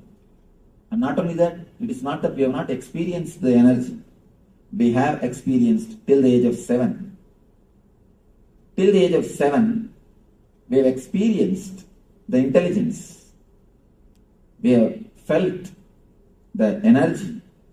We were alive without even thinking, without even bothering, without even worrying about anything. Full of energy, bubbling with energy. So much of life has radiated even in our being. There was a time when we were so alive, so active, so expressive, so energetic. Then how we are missing that energy? Why are we feeling so low when we are trained by the modern day society, when we are conditioned by this modern day society? Let us look little deep into it. Where something has gone wrong, where we threw the wrong bitch out of the window. Throwing wrong bitch out of the window is the major problem. Where did we do that? We have 3 layers of body. Don't think you have only one layer of body as you all think. You have 3 layers of body. First thing, the physical body which you have now, which you are handling. The second thing, mental body or subtle body, which you are using at the time of dreaming. When you dream, every night you create a new body. That is why you feel associated with that body. For example, you are sleeping in India. You dream as if you have gone to some other country. You are dreaming yourself as if you are walking in some other country. How can you travel or how can you experience something without having body? In the dream, you create a body which is made of the same stuff in which dreams are made. Now you create a body which is made of the same stuff in which the world is made, matter. That time you assume one more body which is made of the same stuff which is created in the same dream stuff, and you associate yourself with that body. That's what I call mental body. The third thing, causal body. That's the important thing. The experience which you undergo at the time of deep sleep. The energy which rejuvenates you. The body which rejuvenates you. Which again energizes you. Sleep is one of the automatic mechanisms to rejuvenate your body. Your body's own intelligence. It just takes you inside, comforts you, rejuvenates you, and sends you back again to go on work, to express. Now understand these 3 things: physical body, mental body, and causal body. Physical body, subtle body, causal body. These 3 words. The problem is, we have only physical body under our control. For example, if you are 100%, all these 3 body put together, you are 100%. But by nature, only 33% is under your control. Only the physical body you keep under your control. Subtle body and the causal body, both are not under your control. It's like you have 100-acre land, only 33 acres you are using. Other 33 are left. They are not under your control. You are not using them. Because of this, 2 problem happens. One is you are not able to use your full personality. You are not able to use all the 100-acre. Second thing, from the other 66 acres, all kinds of wild animals, all kinds of disturbances, all kinds of snakes, scorpion, everything sneaks into this 33 acre also to disturb you.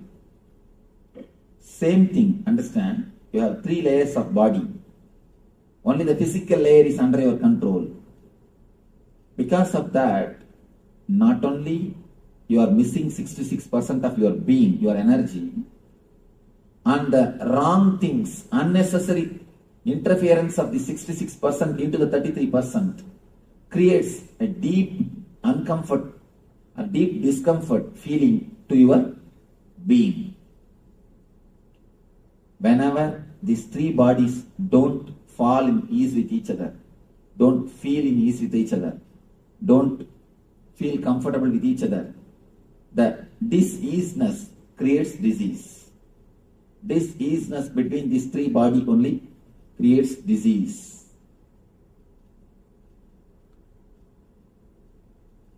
Whenever your subtle body unnecessarily enters into the physical body, you feel restless. Subtle body means filled with thoughts. When it enters into the physical body, you feel restless. Wherever you are, you don't stay there. If you are here, your mind is somewhere else. We can be sure about that. Continuously you feel restless. What next? What next? What next? What next? Restlessness and the psychological dissatisfaction is the main reason for all the psychosomatic disorders. All the psychosomatic disorders is the only one reason. One important thing. Now the doctors are coming up with a conclusion. Even the accidents are your invitations. We are thinking accidents are accidents, but there is so much of research done by the people. They are coming up with a new data, new informations. Unless you invite, unless your mind is ready, unless you are asking, accidents don't happen. They call it the power of coincidence. There is no such thing as coincidence happens on the planet Earth. If you don't know the cause, then you say it's a coincidence. Everything happens only with cause and effect.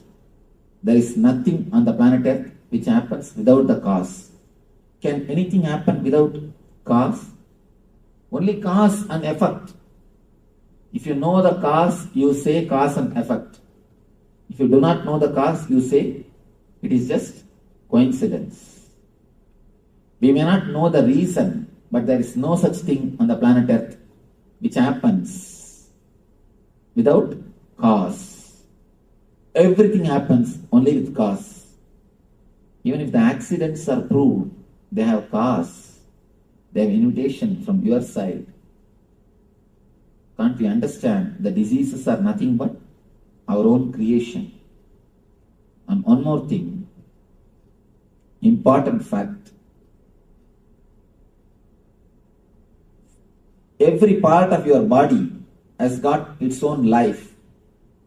For example, liver is replaced once in 12 months. Every 12 months, your liver is replaced totally. Not even one cell, one atom is left. Total liver is replaced in every 1 year by your body. Same way, every part of your body is continuously getting replaced. Continuously getting replaced. You create new part, and the old part by and by dies. Slowly the dead cells are removed and new cells are created and the part is replaced. In this process, your thinking system, your subtle body, your mind involves very much. Your mind plays a major role in the new creation or updating your body. In the East, there is a beautiful science called Samutrika Lakshanam. Means they will tell your character just by seeing your body structure. Just seeing your body structure, your character will be very clearly explained. It's a science. It's not a belief. It's not a superficial prediction. Science. They will tell your character very clearly, exactly inch by inch, just seeing your body structure. Because the Eastern mystics have discovered long time ago, your mind plays a major role on creating your body. So, your mind is the experience, body is the expression. Your body is the expression, mind is experience. As the experience, so will be the expression.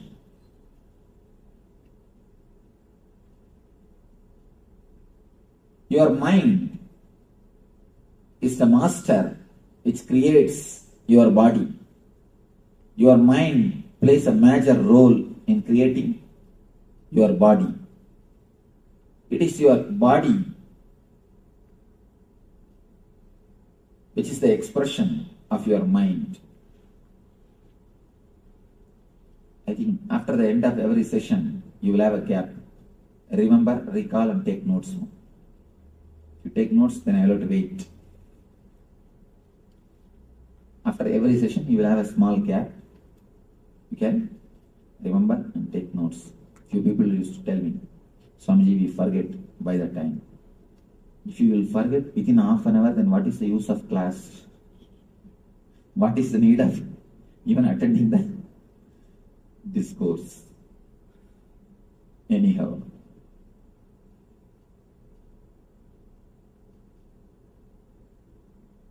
These three bodies, when they interfere in the other's space without invitation, they create trouble. As I was explaining to you, if the subtle body enters into the physical body, it creates deep restlessness in you, and it creates psychosomatic diseases, wheezing, stomach problem, and all the problems related to heart, the Anahata chakra and Manipuraga, as just because of the subtle body entering into physical body. Next thing, subtle body entering into causal body. That is what causes insomnia. Subtle body means filled with restlessness, thoughts. If it enters into the causal body, the deep sleep layer, that's what causes insomnia, chronic fatigue.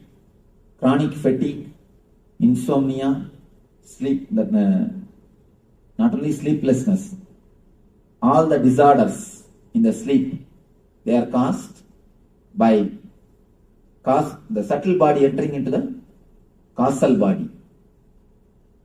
And the next thing, causal body entering into the physical body and subtle body. When causal body unnecessarily enters into the physical body, you feel a deep inertness. Inertness means you don't want to do anything. You just want to be totally silent. And you just want to be totally in the inertness. Sort of a deep physical depression. Deep physical depression. And whenever the causal body enters into the subtle body without invitation, again you feel a deep mental depression. Deep physical depression and deep mental depression. These two are caused by causal body entering into physical and subtle bodies. One important thing you need to understand. Human being is the only animal who feels tired after taking rest. We are the only animal who feel tired after taking rest. If you ask the people, why are you tired? So tired of taking rest. Whole night we would have slept, but we feel tired. No other animal on the planet Earth, no other animal feels tired early in the morning. You can see birds chirping and flying. Calf, even if it has no work, just it will go around. And dog, it will go around the house and see its boundaries. And there is no other animal which does not have, which gets disturbed so much, or which is away from the nature. We are the one and only animal who get tired after taking rest. Because the causal body is not total when you rest. Important thing, doctors are now declaring. In America, nobody sleeps more than 14 minutes maximum. Any average human being, he sleeps only 14 minutes maximum. After every 14 minutes, he comes out, he is thrown out. He comes to the dream state and wanders in the dream state, then he falls into the deep sleep.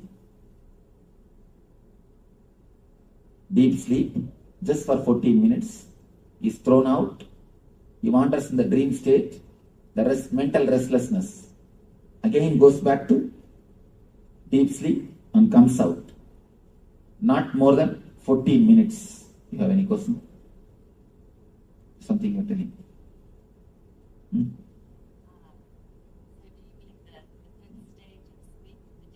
Yes. I mean, when I say sleep, I mean the total deep sleep. Dream state is not sleep. Please be very clear. Dream state is one of the disease. Let me explain. When it comes to the second layer, I'll explain how the dream state is disease. Only maximum 14 minutes the person rests average in America. And in the eastern countries, the much poor countries, especially India, they did the test. It's a 36 minutes.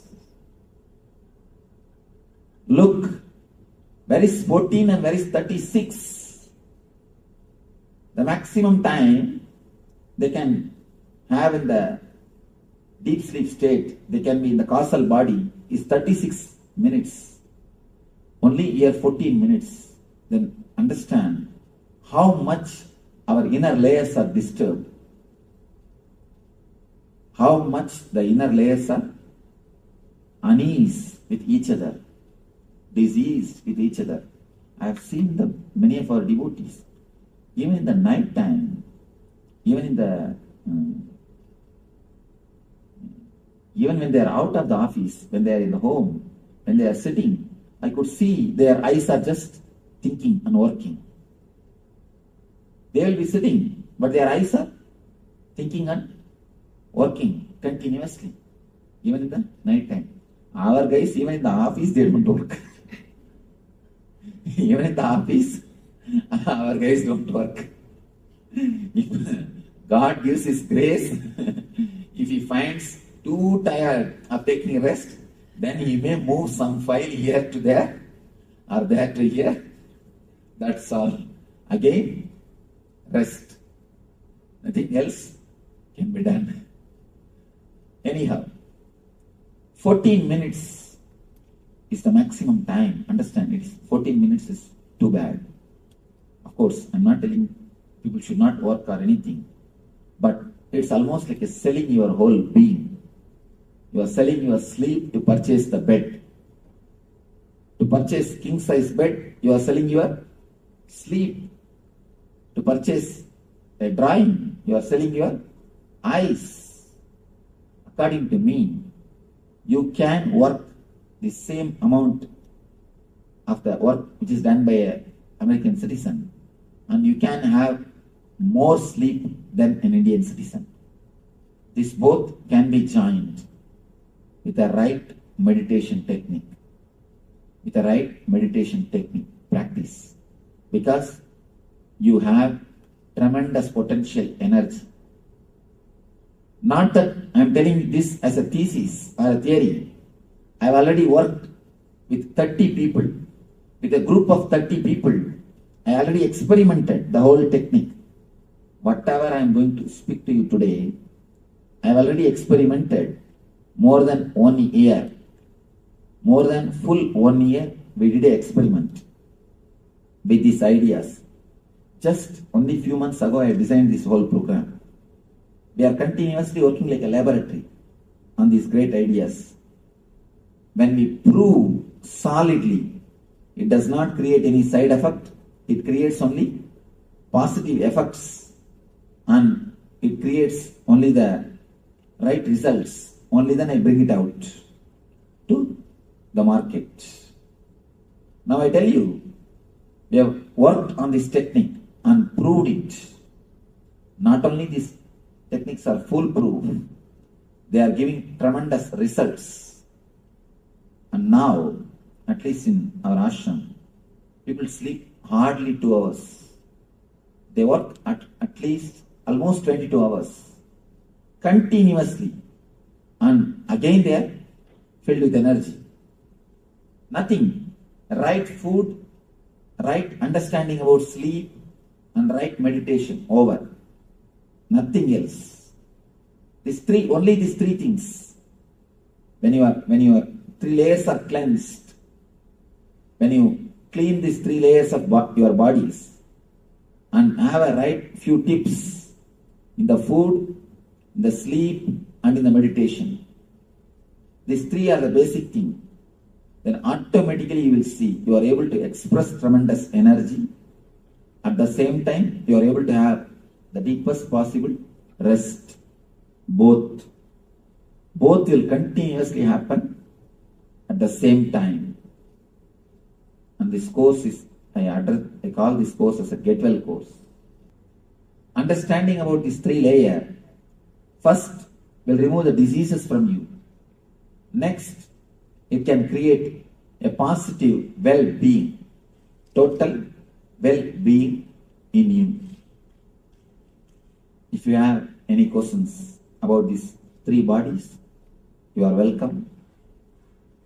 Otherwise, we'll go for the next session. Any question? Yes.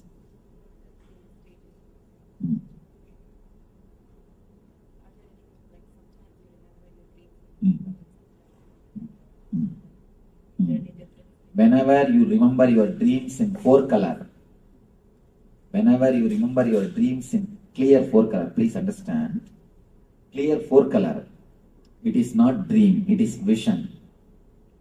Whenever you are not able to remember the color, whenever you feel, there are many people who feel, will my dream come true? Will my dreams have got some significance? Are they something spiritual? So try to remember it. When you remember, if you remember it with 4 color, be very clear it is vision, because dreams don't have color. Be very clear. If you remember it by 2 color or just by words, then forget about it. They are just simple dreams. They are getting released. Dreams are like a safety valves in the steam engine. The steam boiler or steam engine, if the pressure of the steam becomes too much, they will have a safety valve which will automatically open and release the steam. Release the extra pressure. Same way, if your being is filled too much with desires and fears, naturally your safety valve opens and you release it. That releasing safety valve is only the dream. Dreams are nothing but safety valves. But instead of removing the heat, instead of reducing the steam, we are always extending the time of the safety valve being open. We work in the other way. If you try to work to reduce the heat supply or the steam supply, then naturally you will see you don't need your safety valve to work too much of time. But we do not know how to reduce the steam supply to that steam boiler, how to reduce the heat. That is why too much of time the safety valve keeps itself open. Too much of time the safety valve is made to work. If the safety valve is made to work too much of time, you feel a deep tiredness. You would feel a deep lethargic feeling. And you feel too many diseases entering into your being.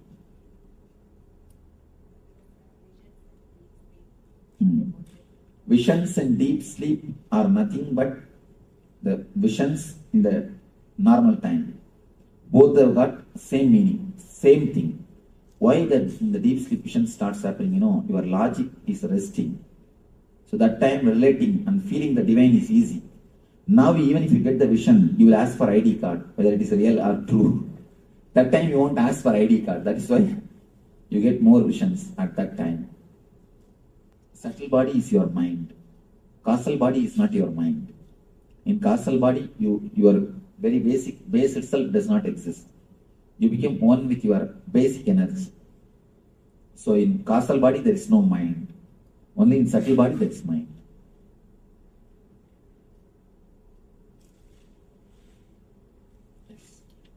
There is a saying that you slept like a log. You are out dead to the world. That is the real causal body. That is the right way to sleep. If you lie down in one pose and next day morning you are in the same pose, means you are healthy. You are healthy. Totally healthy. Kids, see the kids, they sleep like a log. And not only that, if a grown-up man, if he sleeps, you can see his eyeballs moving. But kids' eyeballs will never move. Of course, if it is moving, you are training him or training her. You are doing something and she is getting molded. He or she. When you are in deep sleep, your eyeballs will never move. What does color of dreams mean? You said you see color in the dreams. What does that mean? Four colors. When you remember your dreams, if you can remember the dreams in four color. Four color means as you are seeing the world now. When you remember the dreams, you can never remember them with colors. You can only remember the scenes in a vague way. It will not be so clear and solid like this. If you can remember in the four color, just like this, then you be sure it is not simple dream. It's something more deeper than a dream. You see the people also. People or anything with color means.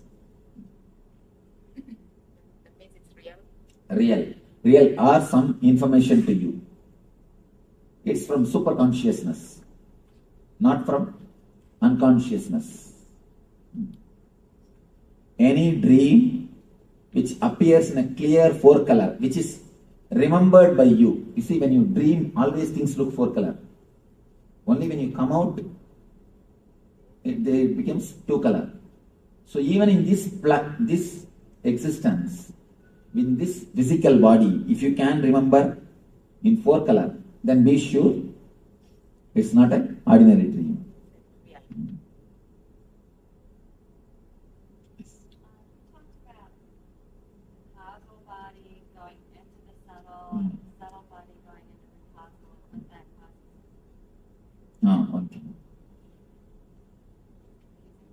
Confusing. I don't understand how differentiation. Physical body means this body. Subtle body means continuous thinking or continuously boiling inside. Causal body means a deep rest, a total rest. This causal layer, if it enters into the physical layer, you will feel a deep lethargic feeling.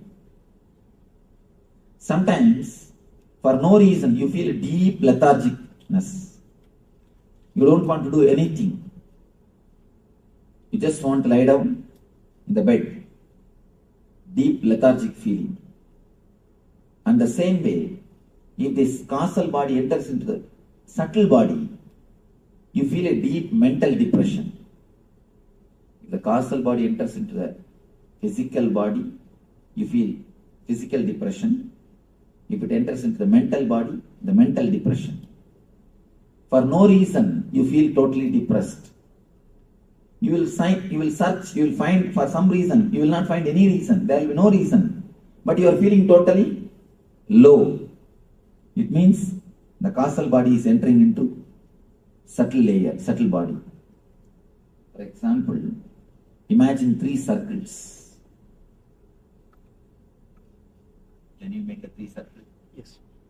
Not one on the other, separate.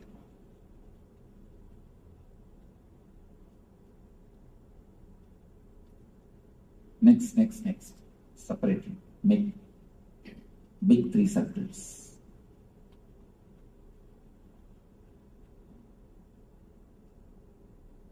Little this side. Little you need to come this side. Because so much of space is there. Use only upper portion. Below, lower portion I will have to put the table cover. Yes. Same size. Next.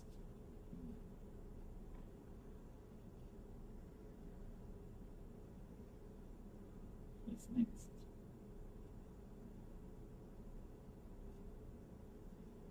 Yes. Right, you can write physical, mental, subtle.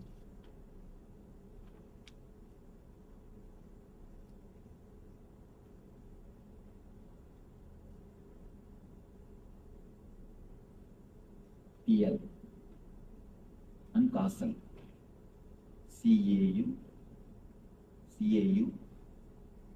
SAL. Yes. These three circles, they enter into one another without invitation. And they don't enter when you invite. That's the problem. Sometimes they don't enter when you want. Many times you will be lying on the bed and rolling. You will not be able to get sleep. And many times when you are sitting and attending the discourse, you will sleep. So whether either they enter when you don't want or they enter uninvited way. That is the problem. Yes. What is the, I thought we were supposed to kind of go through life and sort of connected with that deep spiritual. How is the causal related to the deep spiritual? I thought that's where it was. That is the nearest layer to the spirit, to energy. So wouldn't you want it with you all the time? Yes, we wanted. But continuously if it enters into your being, you will not be able to do anything in the physical world. Even the spiritual energy, continuously if it is in the body, you will not be able to do all the work. You will be in the same ecstasy. You will be in that same energy. You think that continuously staying in the physical, in the spiritual layer is going to help? Continuously if you stay in the spiritual layer, you can become like me. That's okay. Do you want that? Then you are welcome. You see, there are sometimes some things, even in the spiritual layer, only the amount of energy which you can handle should be allowed to your body. Otherwise, it creates a few difficulties. Let me explain a small story. Somebody goes to Ramana Maharishi, great Rishi, and asks him, Bhagavan, please give me some spiritual powers. Bhagavan says, fool, the powers which you have, that itself you are not able to handle. You don't have a maturity to handle. This guy said, no, I don't have any power. Bhagavan says, you are working as a manager. You have little power to remove somebody from work or to appoint somebody. You have certain amount of power based on which you can give job or remove somebody, or you can do certain things. With this power itself, you are not able to manage, you are not able to be matured, you are not able to relax at ease with yourself. That is why you want meditation. You have come all the way here. This power itself you are not able to handle totally. If you are asking, if you want more power, then how will you be able to handle? Sometimes, even asking more power is going to disturb. You must have enough of intelligence to handle the power.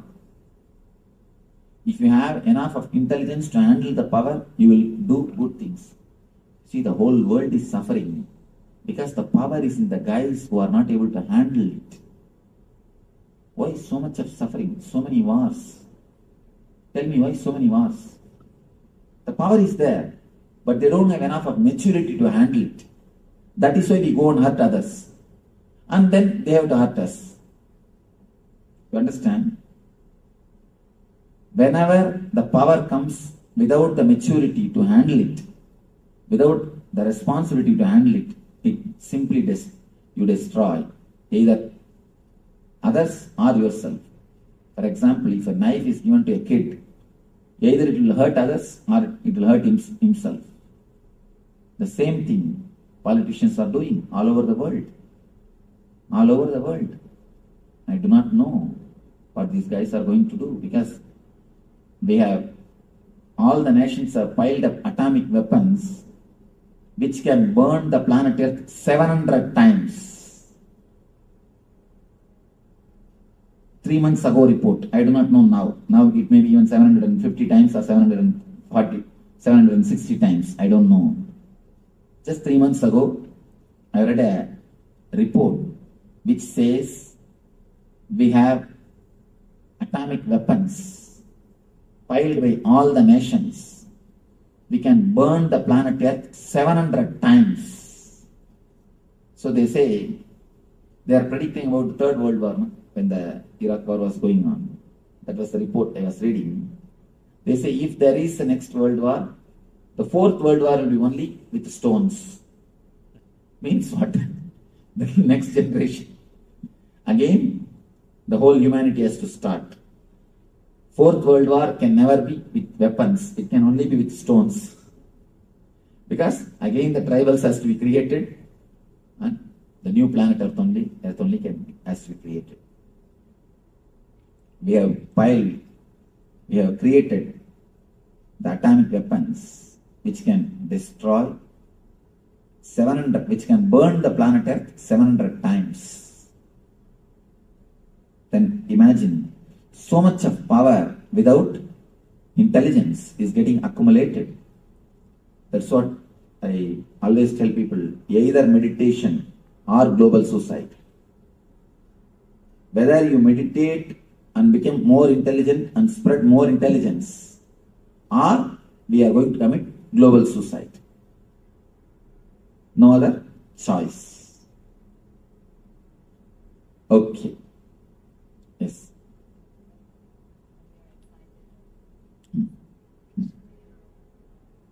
Restless, the subtle body enters into physical body. Subtle body enters into physical body. That's why you get restless, excited, and not knowing what to do, disturbed. That is the thing. And when subtle layers enters into causal body, insomnia.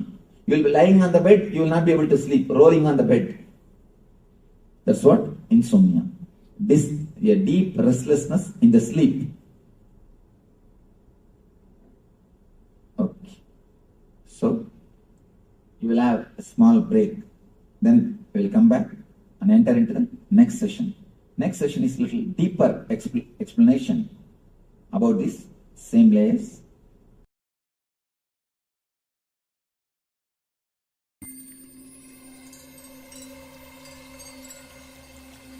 I welcome you all with my love and respect.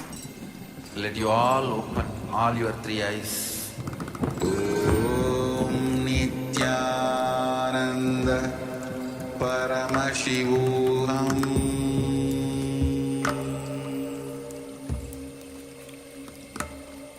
Om Nithyananda Paramashivoham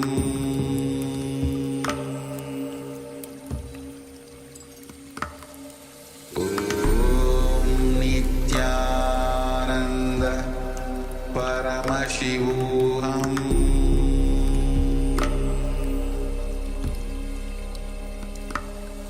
Om Nithyananda Paramashivoham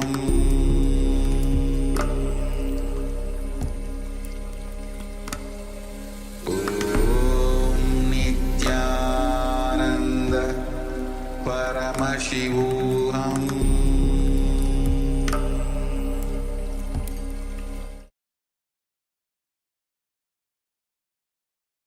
Yes, Yes. Mr. Amalfi. So Swamiji has beautifully introduced the three bodies that we have: the physical layer, the subtle layer, and the causal layer. So all these three, actually Swamiji showed a diagram as well where these three, when it becomes in 5 layers, it when additionally it comes with Annamaya Kosha, Pranamaya Kosha, Manomaya Kosha, Vijnanamaya Kosha, and Anandamaya Kosha. These three bodies which Swamiji mentioned is physical layer, subtle layer, and the causal layer. When these three penetrate into each other, we are into various kinds of, Swamiji mentions, when the waking state, when the dream state penetrates to waking state, we are daydreaming. So much of tiredness is there, restlessness is there. So in various ways, when these layers penetrate each other, we have different kinds of disease. But when Turiya, the fourth state, enters into the waking state and the deep sleep state and even the dream state, so much of healing happens to us in all these three states. So now we'll be entering into activity on the 7 layers of the body. Yes, so Swamiji has actually displayed this image on the during the video itself, during the revelation. So requesting everyone, let us now gather a pen and paper and let us draw the 7 layers of the body. So Swamiji has taken us through the actual bodies, so the 3 bodies that we just mentioned: the physical body, the etheric, causal body, and the the subtle subtle body. Yes, yes. thank you. So now requesting, we'll be looking at all the different layers of the body, which include these 3, but there are other layers of the body as well. So those are the bodies, these are the layers of the body.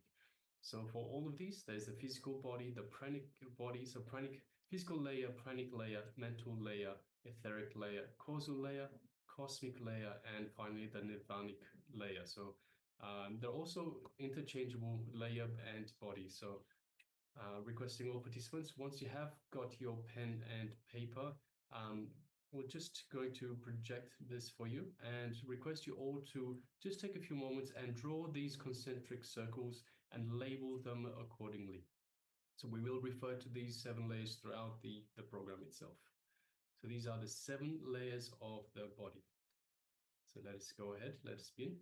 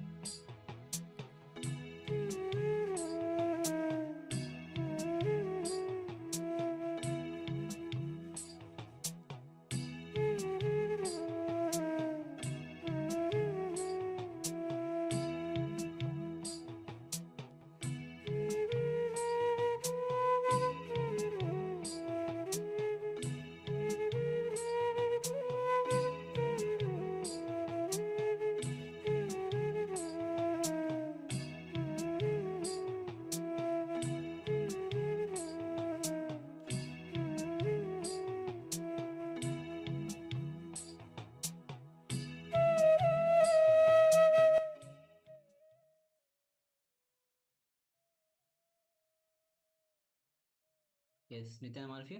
So now you can relax from this activity.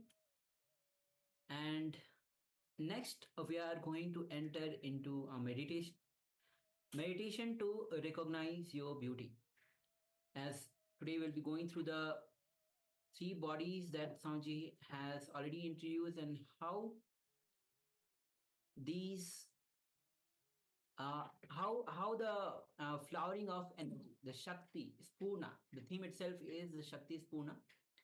So, and how the dream, the reality, the dream body will be going through various sessions, the waking state, the dream state, the four states of consciousness. So first, let's enter into this meditation, as Swamiji has already introduced about the three bodies. The meditation to recognize your beauty. So please come to the space of listening and let's begin.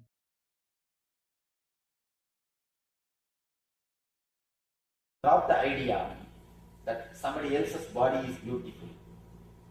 As long as you have the idea some other body is beautiful, you will continue to struggle. Even after death, you will worry what dress they are going to put on me, I don't know. You will write a will and create life insurance.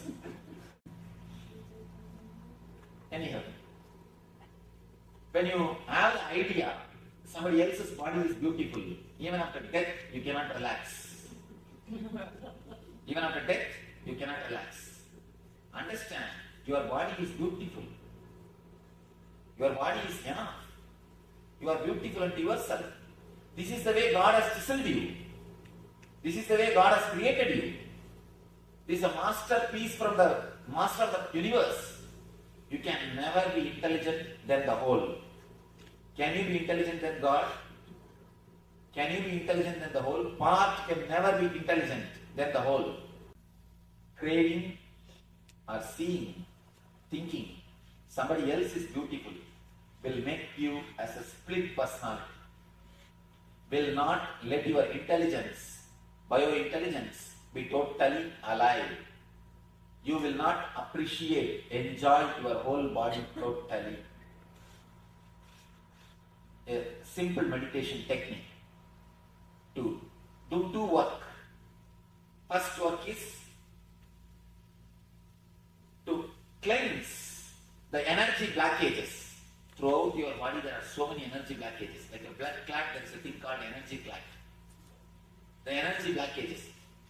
If you can remove these energy clots, energy blockages, naturally your inborn healing tendency will be awakened. You will have your healing, the innate healing habit will be awakened. The quality of self-healing, the power to heal yourself will increase. That's the first step. Second step, awakening the intelligence, part by part. How are we going to do? There is an idea in Patanjali. Every part of your body is independently breathing, inhaling and exhaling. It's very strange, but true. Every part of your, don't think you are breathing only through nose. Through nose you take the air. Through the whole body you take the air energy. Prana does not mean air. Prana means air energy. Please be very clear. Prana means air energy. According to Patanjali, every pore takes the prana and sucks the prana and leaves the apana. It does the breathing, inhaling and exhaling. It takes the ether directly from the cosmos. Actually, I had my own doubt. Is this true? I met a yogi who was under the ground in Uttar Karnataka. He stayed under the ground in a closed tight container for 1 full year. 1 full year, no food, no water, no air. He stayed inside one full year. After the 1 full year, when he came out, suddenly actually when he came out, he had my darshan. Strange, I never knew him. He had my darshan. He came to the ashram to see me and to have a blessings. When he came, I asked him, how did you manage to do this? How are you able to do that? He said, this is the sutra, Swami. This is the Patanjali Yoga Sutra only. Then I understood, even for modern women, it is alive. Then later on, I started scanning the technique consciously. Then I was able to understand, when ordinary plant can produce energy directly from sun, why not your body? It is intelligent. It has got intelligence. When you can awaken this intelligence, naturally you will take, food intake will be less. You will do meditation technique, which is 2-step. Which has got 2 steps. First step is from the toe to head, step by step, we will tense and release the energy blockages, energy clasps.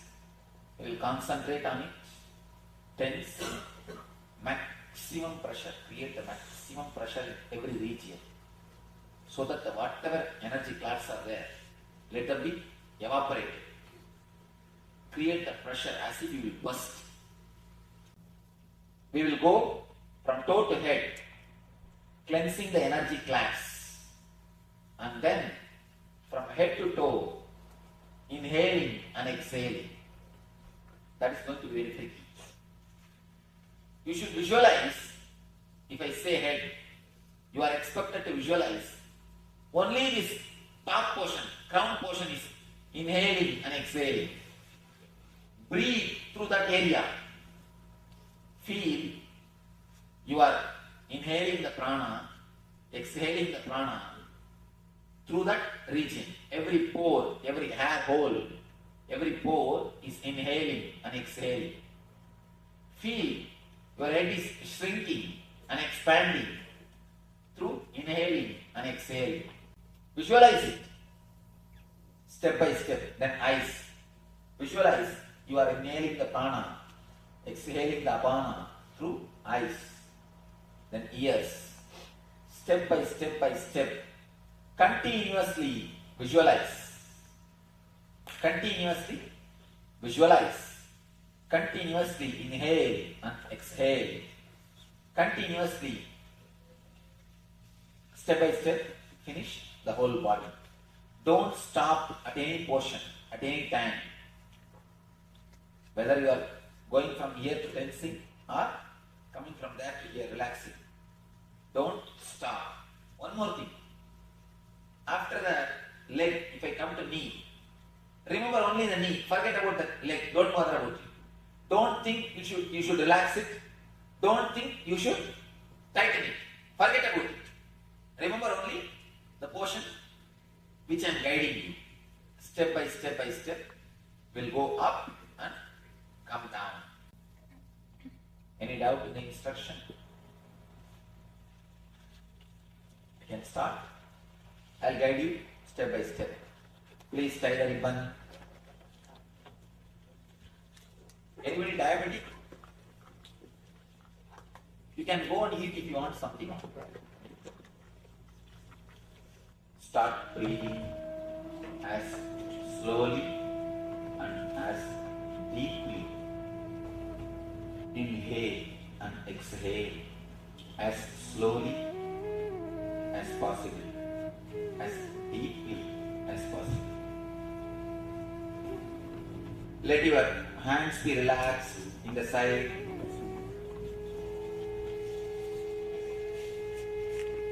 Start breathing as slowly and as deeply as possible.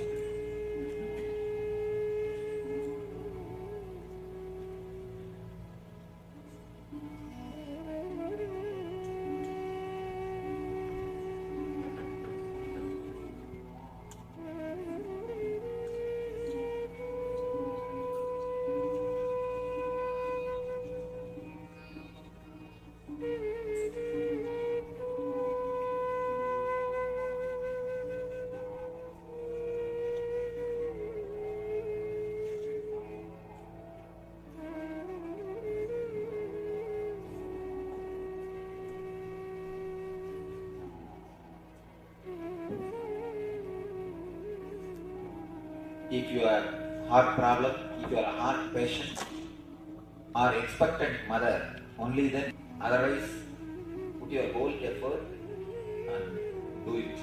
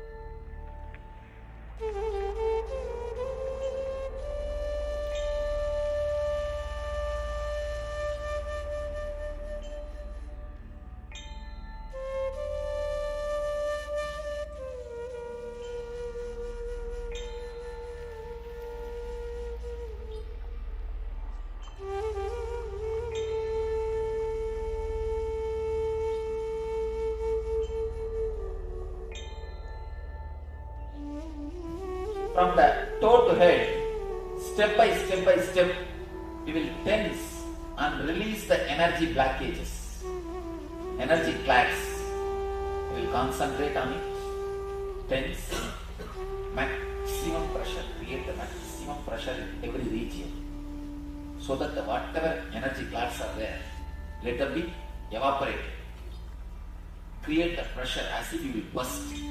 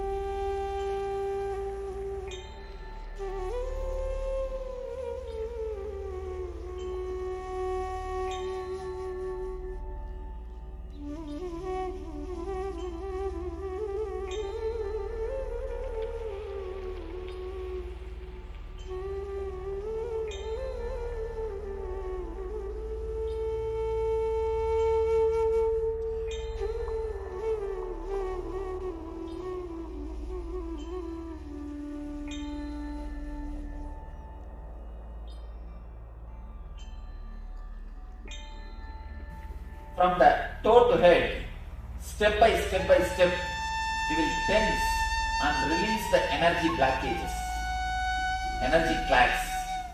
You will concentrate on it, tense, maximum pressure, create the maximum pressure in every region, so that the whatever energy clasps are there, let them be evaporated. Create the pressure as if you will burst.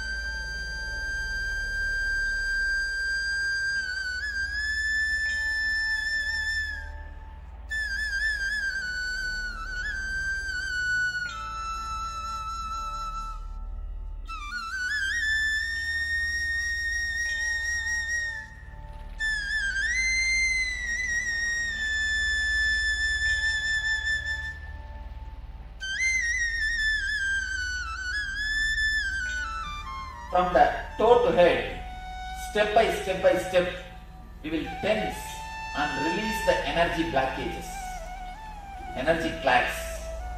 We will concentrate on it, tense, maximum pressure, create the maximum pressure in every region, so that whatever energy clasps are there, let them be evaporated. Create the pressure as if you will burst.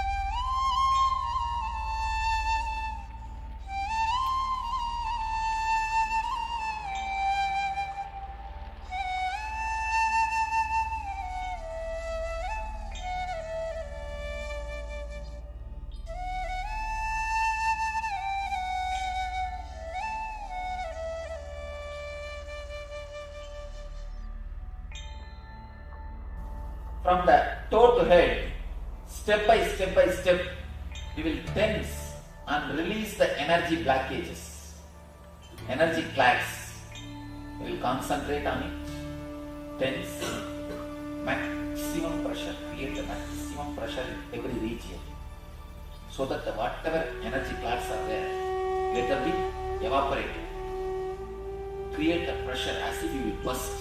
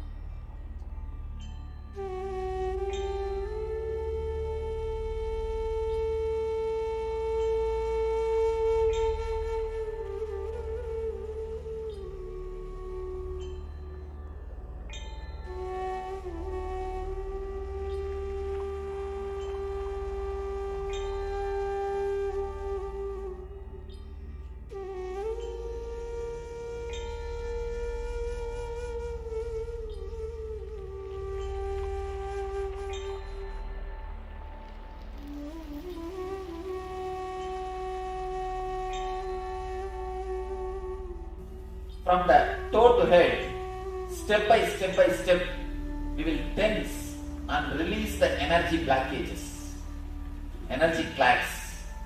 We will concentrate on it, tense, maximum pressure, create the maximum pressure in every region, so that whatever energy clasps are there, let them be evaporated.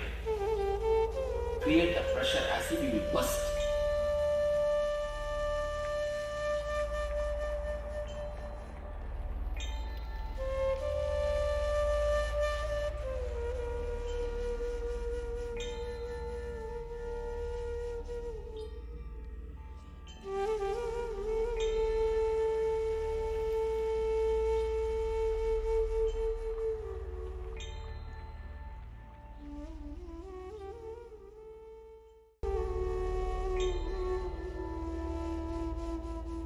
Visualize it, step by step, then eyes.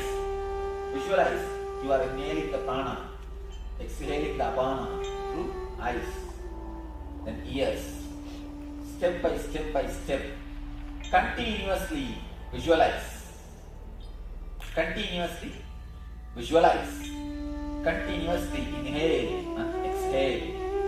Continuously. Step by step, finish the whole body. Don't stop at any portion, at any time. Whether you are going from here to tensing or coming from there to here relaxing. Don't stop. One more thing. After that, leg, if I come to knee, remember only the knee. Forget about the leg. Don't worry about it. Don't think you should relax it. Don't think you should tighten it. Forget about it. Remember only the portion which I am guiding you. Step by step by step. Will go up and come down.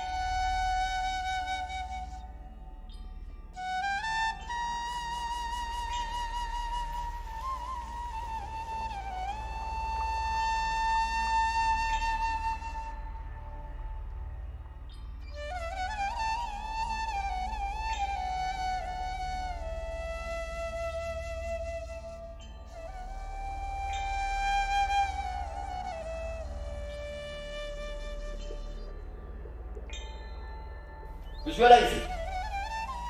Step by step. Then eyes. Visualize. You are inhaling the prana, exhaling the apana through eyes. Then ears. Step by step by step. Continuously visualize. Continuously visualize. Continuously inhale and exhale. Continuously. Step by step.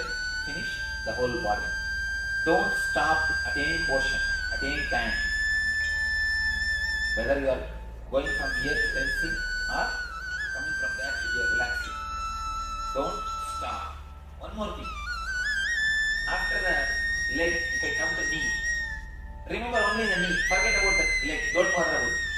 Don't think you should relax it. Don't think you should tighten it. Forget about it. Remember only the portion which I am guiding you. Step by step by step will go up and come down.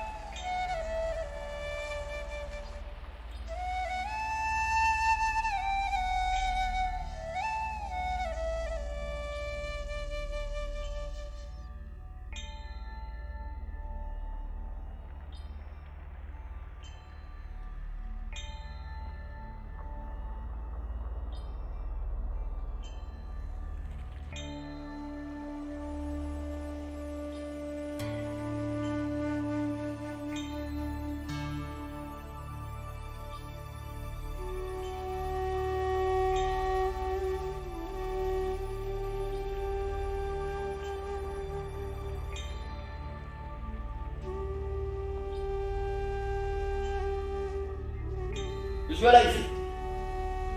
Step by step. Then eyes. Visualize. You are inhaling the prana, exhaling the apana through eyes. Then ears. Step by step by step. Continuously visualize. Continuously visualize. Continuously inhale and exhale. Continuously. Step by step, finish the whole body. Don't stop at any portion, at any time. Whether you are going from here to tensing or coming from there to here relaxing. Don't stop. One more thing. After the leg, if I come to knee, remember only the knee. Forget about the leg. Don't bother about it. Don't think you should relax it. Don't think you should tighten it. Forget about it. Remember only the portion which I am guiding you. Step by step by step, will go up and come down.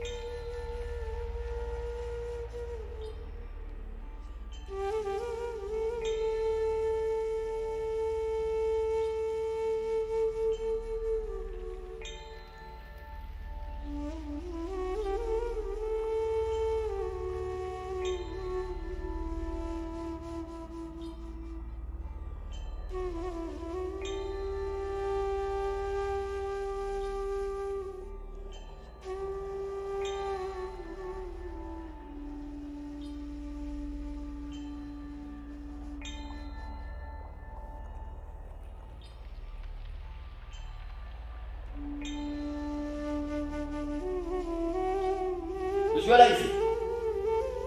Step by step. Then eyes. Visualize. You are inhaling the prana, exhaling the apana through eyes. Then ears. Step by step by step. Continuously visualize. Continuously visualize. Continuously inhale and exhale. Continuously. Step by step, finish the whole body. Don't stop at any portion, at any time. Whether you are going from here to tensing or coming from there to here relaxing. Don't stop. One more thing. After the leg, if I come to knee, remember only the knee. Forget about the leg. Don't bother about it. Don't think you should relax it. Don't think you should tighten it. Forget about it. Remember only the portion which I am guiding you. Step by step by step, will go up and come down.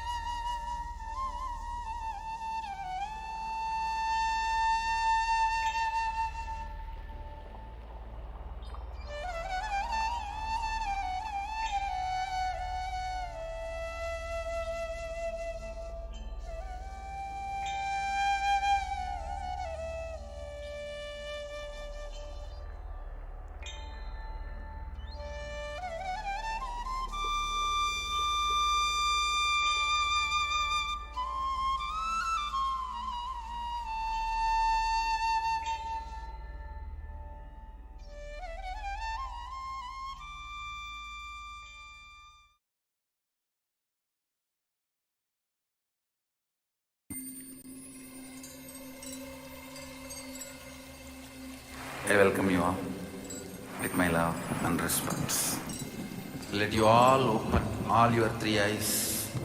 Om Nithyananda Paramashivoham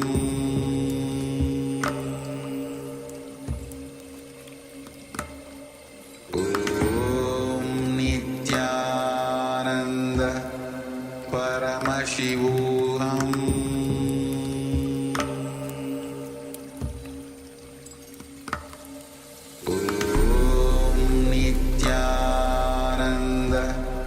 Paramashivoham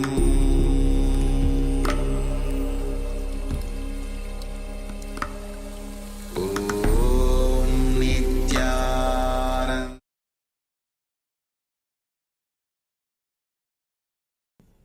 You will neither have physical depression, means the chronic fatigue, deep lethargic feeling, and all these things, and nor the mental depression. The more you are depressed, less you will sleep. Understand? People always think, depressed people always sleep, Swamiji. No.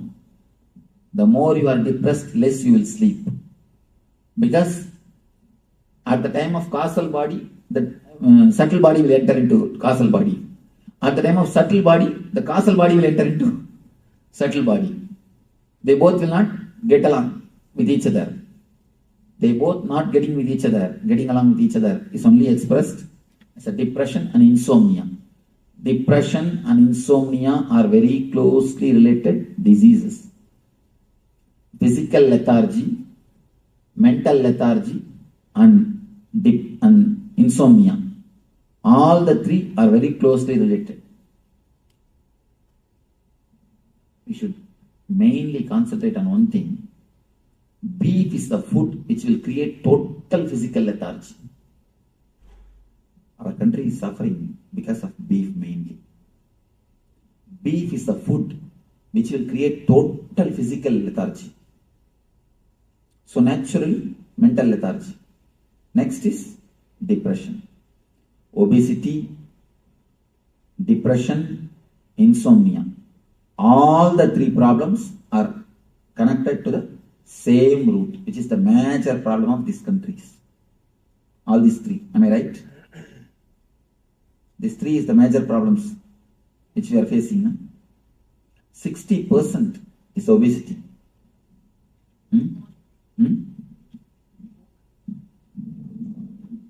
All the three are related to the same root, causal body and beef. These two helps totally all these three. Some people get it and they don't eat beef. Vegetarians get it too. Vegetarians also become obese. Then they must be eating so much of food. Beef, if you eat even less, you will have. The quantity may be too much. I am telling about one or two reasons. There are many other reasons. I am telling about the major reasons. Especially on this causal body. That fear towards darkness, the deep insecurity is also the disturbance of causal body. If you are totally eased with the causal body and totally relaxed into the causal body, you will not have continuous insecure feeling. So much of insurance companies will not be necessary. So much of insurance company means what? Continuous feeling of insecurity. No, truth. These are all insights. So many insurance companies. It shows we are in deep insecurity. In India, hardly 2% of the population goes for even life insurance. Even the life insurance. Leave about anything else, which is basic. Car insurance and all, we can't imagine. At least I have not heard. I have 3 cars in the ashram. I have not even heard the word car insurance, and I never did also. We have 3 cars in the ashram. We never did. And still now I don't have life insurance. I can be sure about that. In the ashram we have 50 people. In that 50, not even one is having life insurance. Even the life insurance, we don't have. And here I am surprised to see the whole lifestyle. You can't imagine there can be somebody who will not have life insurance. Huh? Well, I think anybody who doesn't have children doesn't really need it. I mean, unless they have a house. But in this country, it's almost a man without having any insurance. Can you imagine?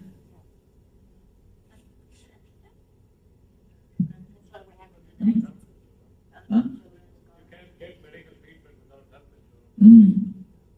Without health insurance, that is what? Huh?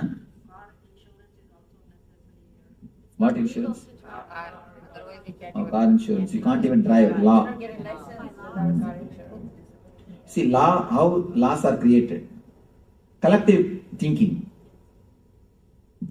Anyhow, but I am surprised to see. Now, I am not blaming. It's a good in a way because people are helped, and even if some accident, it is not that India is not having accidents. So much of accidents are happening, and nobody is there to help. Here, at least you are getting helped by the insurance company. That is okay. But I am telling the mental setup. The mental setup.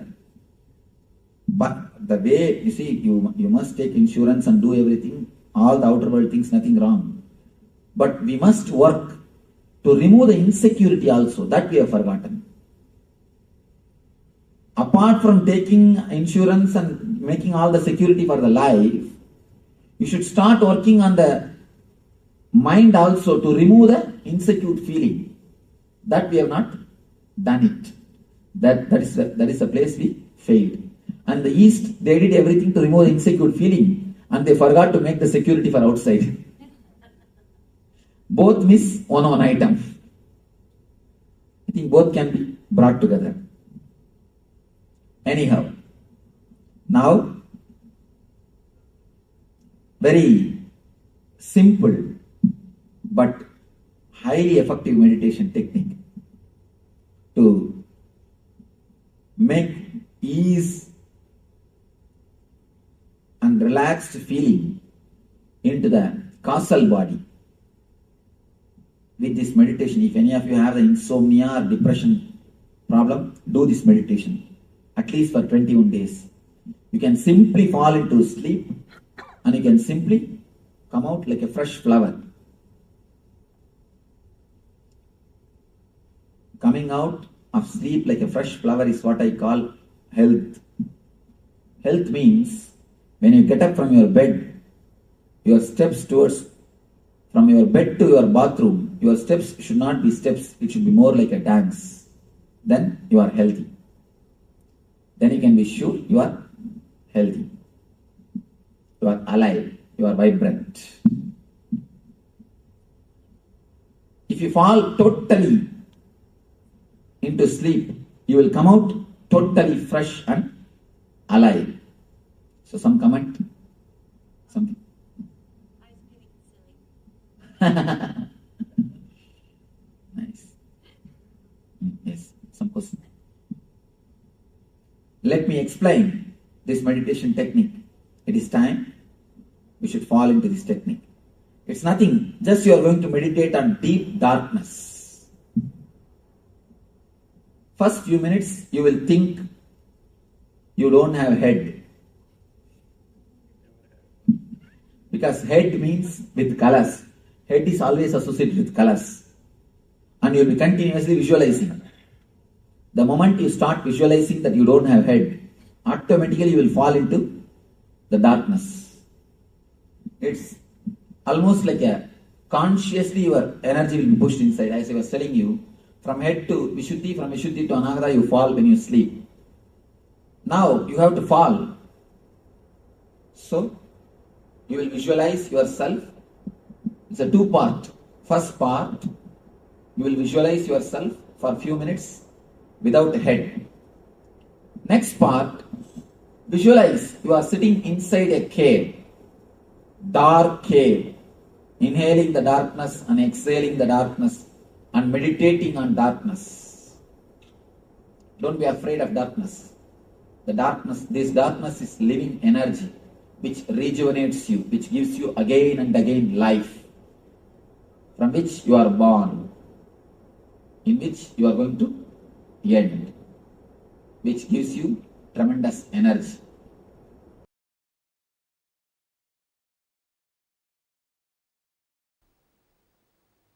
So first Nitya Kriya for digestion, Jadaragni Kriya.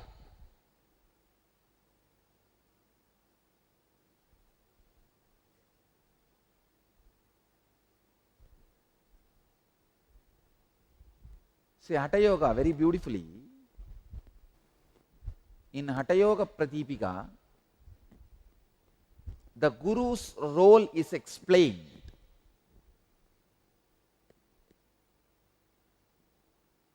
Let me describe that and move to Kriya now.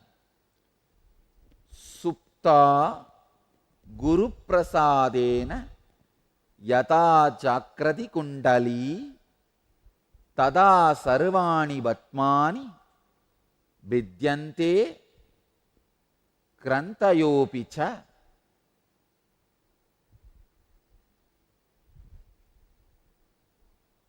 Translation.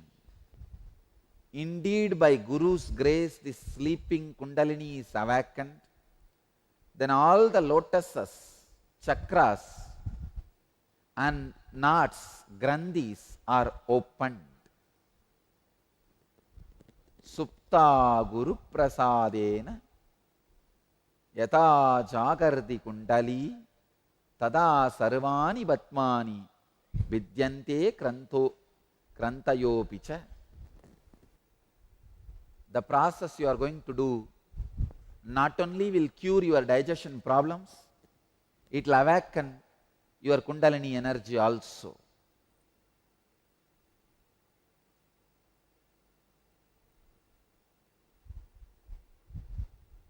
Next verse. Sashaila Vanadarinam Yata Adarau Hinayakaha Sarvesham Yoga Tantranam Tata Darohi Kundali. As the serpent upholds the earth and its mountains, Seshanaga upholds earth and mountains and woods. So Kundalini is the support of all yoga practices. Now, through this Kriya, we are going to awaken the Kundalini Shakti. Next verse. Now we are entering into the exact technique. In Hatha Yoga Sutras, 3rd chapter, 10th verse. Padamulena vamena yonim sambhitya dakshinam prasaritam padam krutva karabhyam darayet trudam.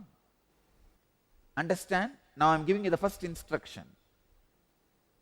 Press the left heel into the perineum. Straighten the right leg and with hands firmly take hold of the outstretched foot. Straighten the right leg.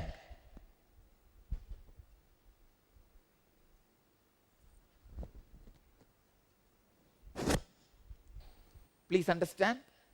Now make enough space. Okay. Stretch the left leg. Press the left heel into the perineum. Hope you are able to see how I am sitting. And with hands firmly take hold of the outstretched foot. With hands, how much you can stretch? Yes. Stretch and take hold of the outstretched foot. Naturally, you have to bend the front.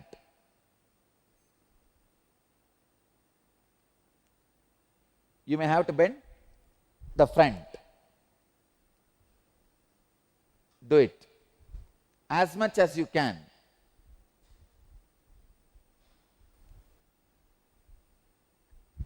Just inhale, exhale very slowly, steadily in that same posture. Inhale and exhale slowly and steadily in that same posture 11 times. You can bend your neck, bend your head, bend your body. You can even bend your knees little bit, no problem. Not fully, very little. You can bend your knees, no problem.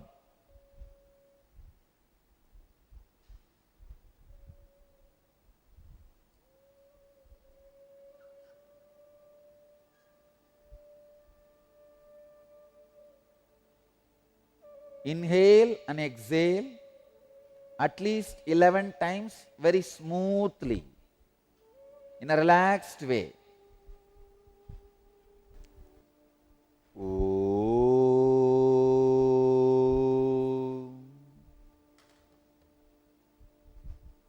Soham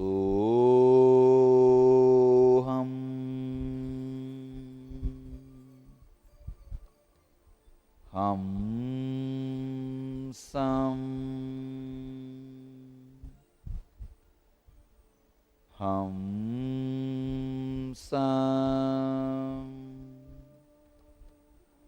Hamsam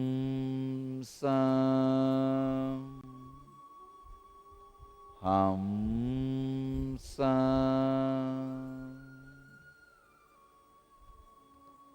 Now come back. Look up. Let you be sitting in the same position. Your heels into the perineum, straight right leg, but you can look up, look straight. You can leave your hands now. Next instruction, next step.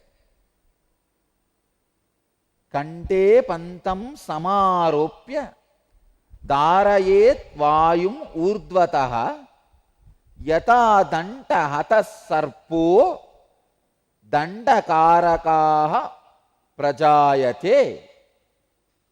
By locking the throat and retaining the breath, the prana rises straight, just like a snake beaten with a stick becomes straight. Understand? Now you can support with your left hand your body and make your body straight. Your right hand can be on your knees, relaxed way. Your left hand, just like how I am sitting. Put the left heel exactly on the perineum. It has to go inside completely. See how it has gone inside.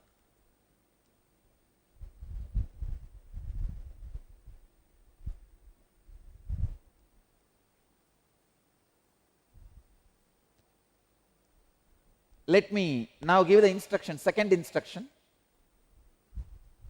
Lock the throat and retain the breath. How? Just turn the tongue. Turn the tongue and lock it. Turn the tongue and push it up. That is locking the throat. Now, turn the tongue and lock the throat. Do not allow inhaling and exhaling as long as you can.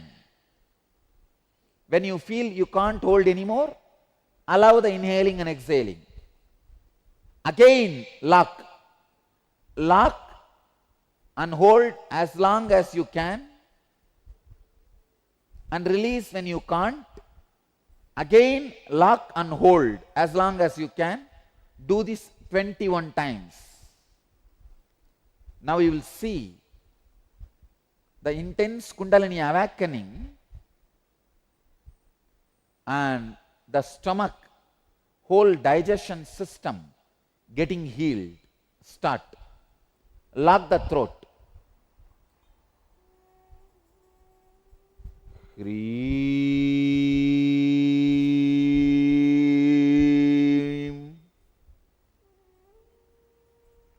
Hreem.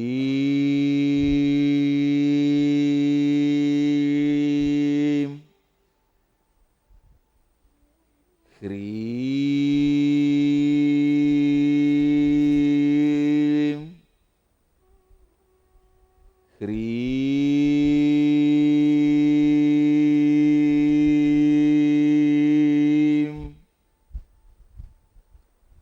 Hreem.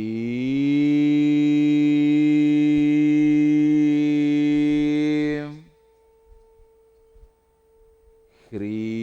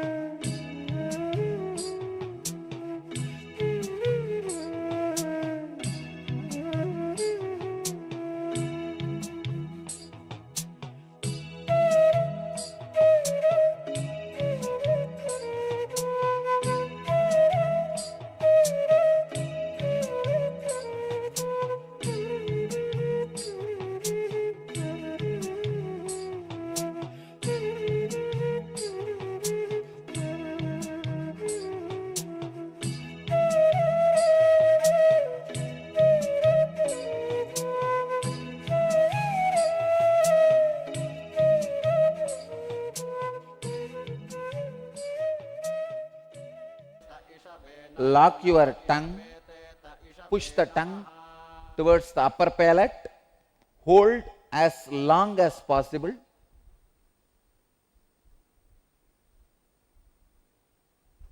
When you feel you can't hold anymore, relax, exhale slowly and gradually, not quickly, and again hold. Holding as long as you can. Do this 21 times with closed eyes. Your body can be straight. You can use your left hand to support your body. Right hand can be relaxed on your knees.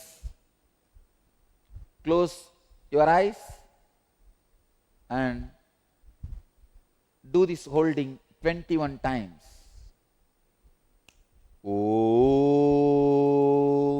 Hrim.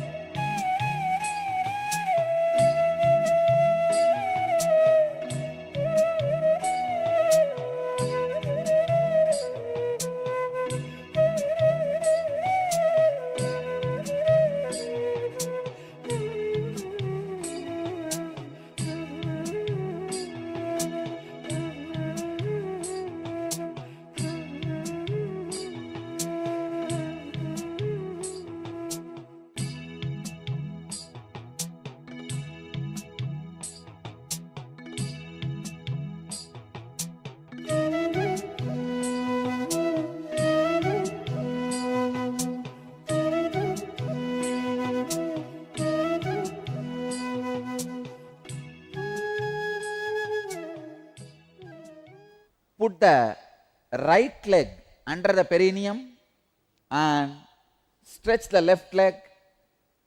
Do the same. Let me give you the sutra. Chandrangedu samabhyasya suryange punarapyaset yavat tulya bhavet sankhya tato mudram visarjayet. After practicing on the left side, practicing on the right side, when the number of rounds is even, discontinue and release the mudra. Please understand? Now put the right leg under the perineum, stretch the left leg, and now again turn the tongue and lock it in the upper palate. Hold as long as you can. When you feel you can't hold anymore, exhale slowly. Don't exhale quickly, slowly and steadily. Hold as long as you can and exhale slowly, steadily. Do this 21 times again.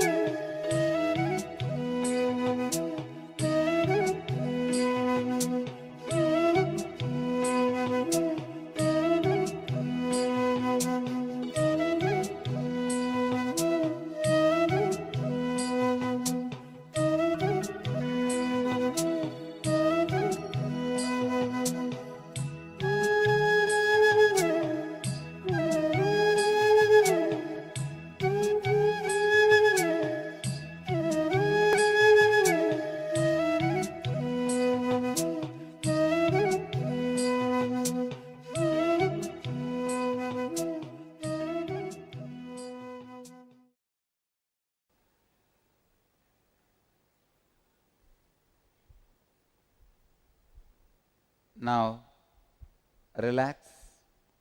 Inhale and exhale in a normal way for 3 times.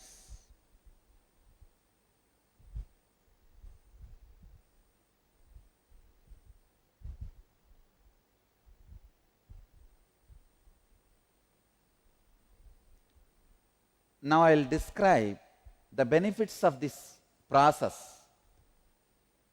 Iyam kalu mahamudra mahasiddhaihi pradarshitaha maha kleshadayo doshaha shiyante marana dayaha mahamudrancha tenaiva vadanti vibudot tamaha. Understand, this process removes worst afflictions of 5 koshas and the cause of death, especially when this process is done by a pregnant woman every day. Never there will be abortion. Every day pregnant women should do this process till the last day. Till the last day she should be able to do this, so that she should start the 3 months itself, so that she is able to do this till the last day of the delivery.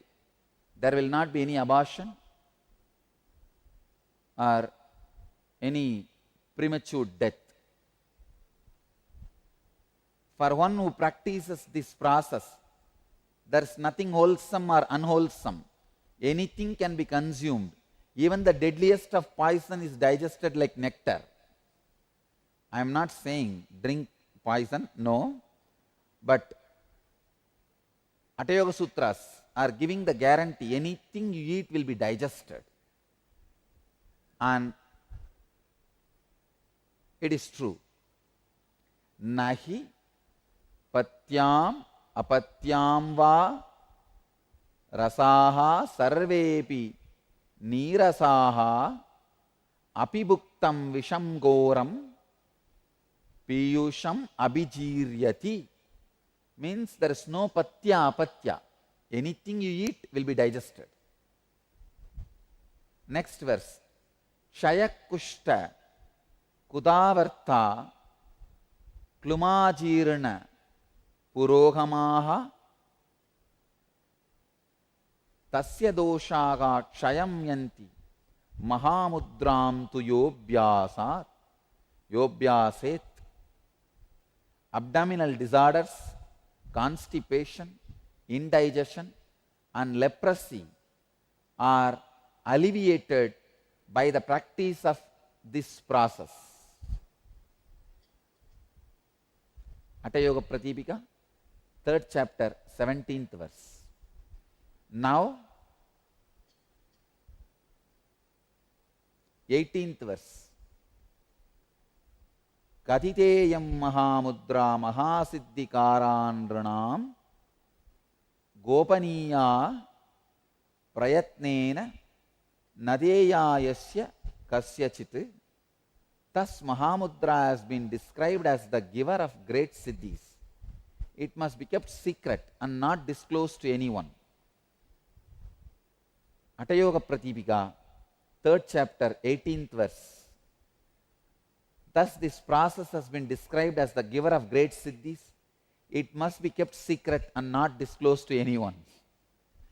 Understand? This instruction, it should not be disclosed to anyone, is given so that there is no wrongdoing. If somebody does it wrong, it can create some disturbances or side effects, after effects. That's why they don't want this to be disclosed to everybody. If you are sitting in front of my eyes or in front of the two-way conferencing, the final step, sit straight, internally bring both your eyeballs to your brow center and turn the tongue and press the tongue towards the upper palate. Understand? Let me give you the sutra and the instruction. Kapala guhare jiva, kapala guhare jihva, pravishta viparitaga, bruvor antargata drishtihi mudra bhavati kechari. Kechari mudra is turning the tongue backwards into the cavity of the cranium and turning the eye inwards towards the eyebrow center. Turn the tongue backwards and press it towards the upper palate and bring your both eyes, turn them inwards towards the brow center.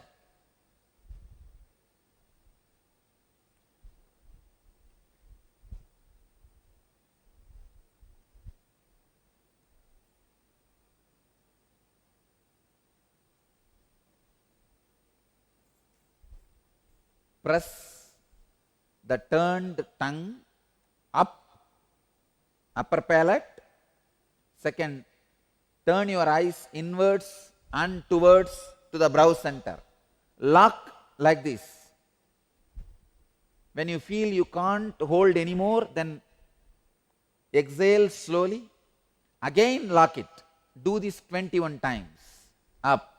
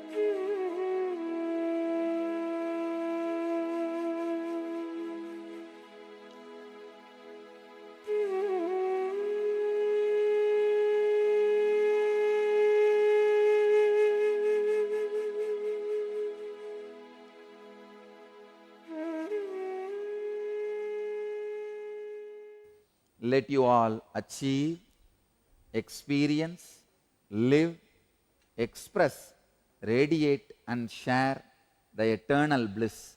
Nithyananda. Thank you.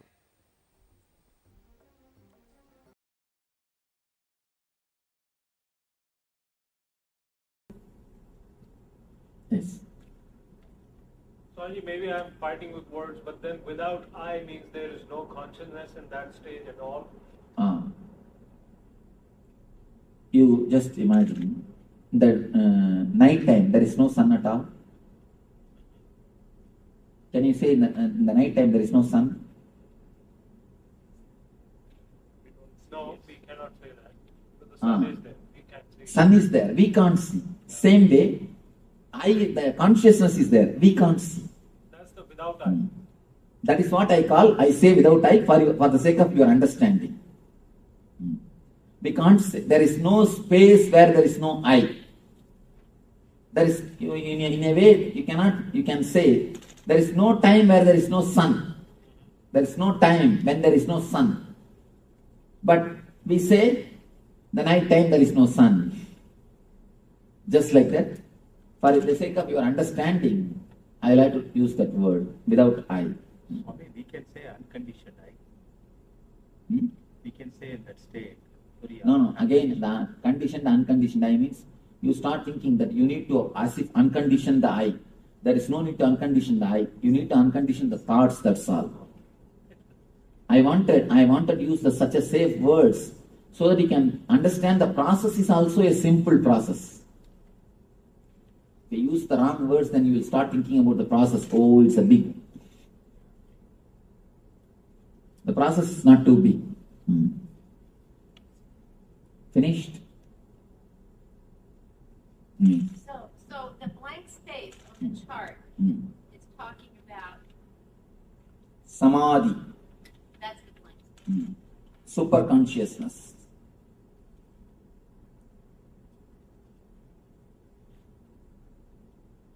Let me explain about the physical body. Enough, don't take notes. If you take, the moment you bend for the notes, I stop speaking.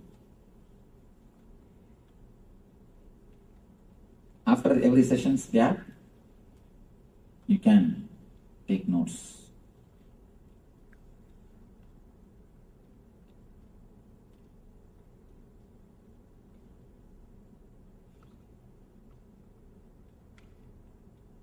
About the food, ahara, few things. I'm just going to give a few tips, step by step. I'm not going to give you rules. Don't have any rules in your life. If you have, the moment you start having rules, immediately you start hating the rules. Any rule, you will start hating. Never have any rule. Have only understandings. I have seen many guys suffering more because of the guilt they have eaten wrong food. The food itself wouldn't have created any problem. But the guilt would have created lot more problem. Once in a while, somewhere you go to some party and drink or smoke and come away. The drinking and smoking itself wouldn't have caused so much of problem. But this guilt would have created more trouble. Of course, I am not encouraging go around and drink or do whatever you want. I am not encouraging that. But I am telling you, don't create too much of guilt in your being. Don't create much rules. Even in your day-to-day life. Yesterday I was not explaining on that because I was speaking in the temple. So I do not want to. Now I can explain. I have seen many people who create the regular routine of doing puja. In the first beginning, when you started doing puja, you must have felt some ecstasy, joy, some enthusiasm. When you start every day as a regular routine, in a month or two, it will become a dead routine. Afterwards, for next month, if you have fear, out of fear you will be continuing. And after that, you will be just waiting when I will finish the puja and come out. When I will finish the puja and escape from the room. And if you want to see the greatest atheist, go and see the priests. the temple priests, because every day they are touching the Vigraha, they are touching that idol and cleaning, doing worship.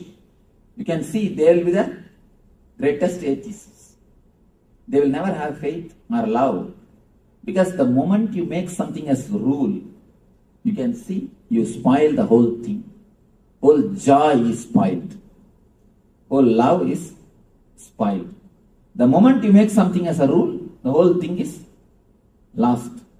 The whole idea is lost. So don't make as a rules. Make these few things as an understanding. So make these few things as understanding about your life. Let me give the few understandings about food.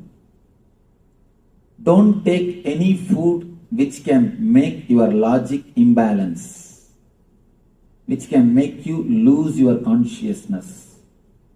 Means alcohol, drugs, and the food which makes you continuously feel sleepy, lethargic. That's all. No other rule. That's all. Only these two rules, which makes your consciousness dull. Don't allow those things inside your system. For example, what for you are eating? Tell me. What for you are eating? To live. For energy. After eating the food, if you feel dull and lethargic, feeling like going and sleeping, what it means? Overeating or wrong food? Sugar. Overeating or wrong food. So, don't allow the food inside your system which immediately makes you feel like sleeping. Basic thing. There is no need for anything else. The second thing, when you eat, don't entertain restlessness in your being, and don't eat the food cooked by the people who are restless by themselves. Here comes little difficulty. Here comes little difficulty. First thing, in understanding and in practicing. First, let us understand why. There is a beautiful saying from an enlightened master. When you cook, don't think you put only your ingredients. You put your thoughts also and cook. Your thoughts are also added when you cook. When you cook, your thoughts are also added. That's the important thing you need to notice. And there's one more thing, beautiful thing. A Zen story. A king goes to a master and asks the master, Master, I know that you are always living in joy and ecstasy and bliss. You are so alive, bubbling. What is the reason? What is the technique you practice? Please guide us. Please teach us. Master said, technique. I eat when I eat, I sleep when I sleep. That's all. The king cannot understand. What are you talking? What do you mean by it? Master says, I eat when I eat. I sleep when I sleep. Do you do that? King says, yes, everyone does. When we eat, we eat. When we sleep, we sleep. Master says, no. Look when you eat. The time of your eating only, you will start doing all sorts of brooding over about the past, planning for the future. You will be either worrying about the future or worrying about the past. You never eat relating to the food. Relating to the food is one of the important things, because the food is going to become part of your being. You are going to eat. It is going to become just part of your being. It is going to become your own self. But you never bother, you never care to relate with the food. First thing, eating with the hand itself is a technique to relate with the food. Eating with the hand is a wonderful way to relate with the food. Eating with, not only that, there are 10 energy centers in your both hands. The fingers, tip of the fingers. 10 energy centers. Those 10 energy centers make your body adjusted or prepares your body to the food when you touch the food. When you touch the food, actually, even if the person who is having wrong thoughts, even if he cooks, even if there are wrong thoughts in the food, it will be cleansed. Food will be prepared. The energy of the food will be adjusted for your own body energy. So instead of touching the food directly by mouth, touch it by hand. According to me, wash both hands and put both hands and eat through both hands.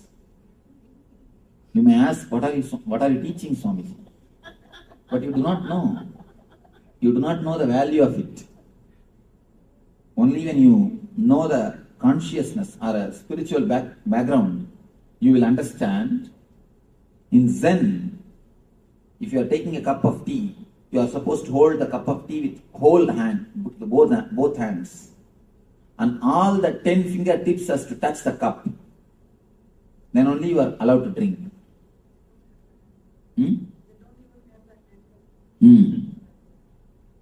Then only you are allowed to drink.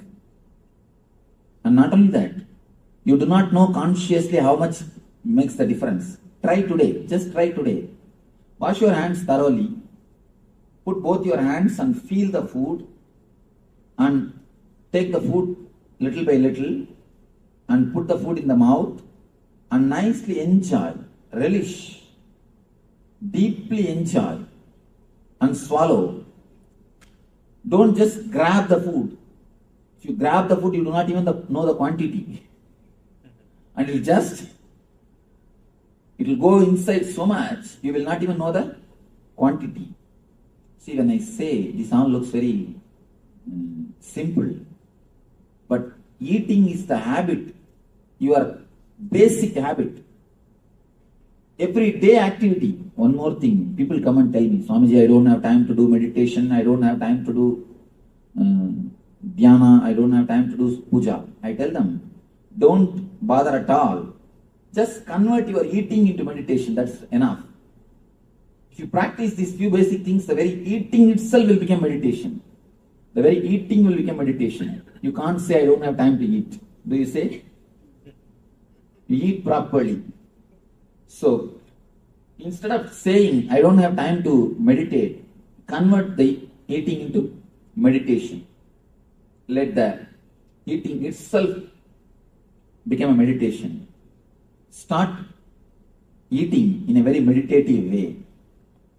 Put both hands and, if possible, sit with closed eyes for 1 or 2 minutes and don't bother about any other work.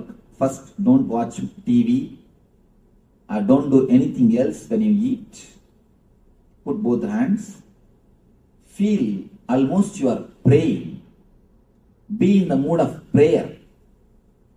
Be in the same mood of meditation and start putting the food inside your body.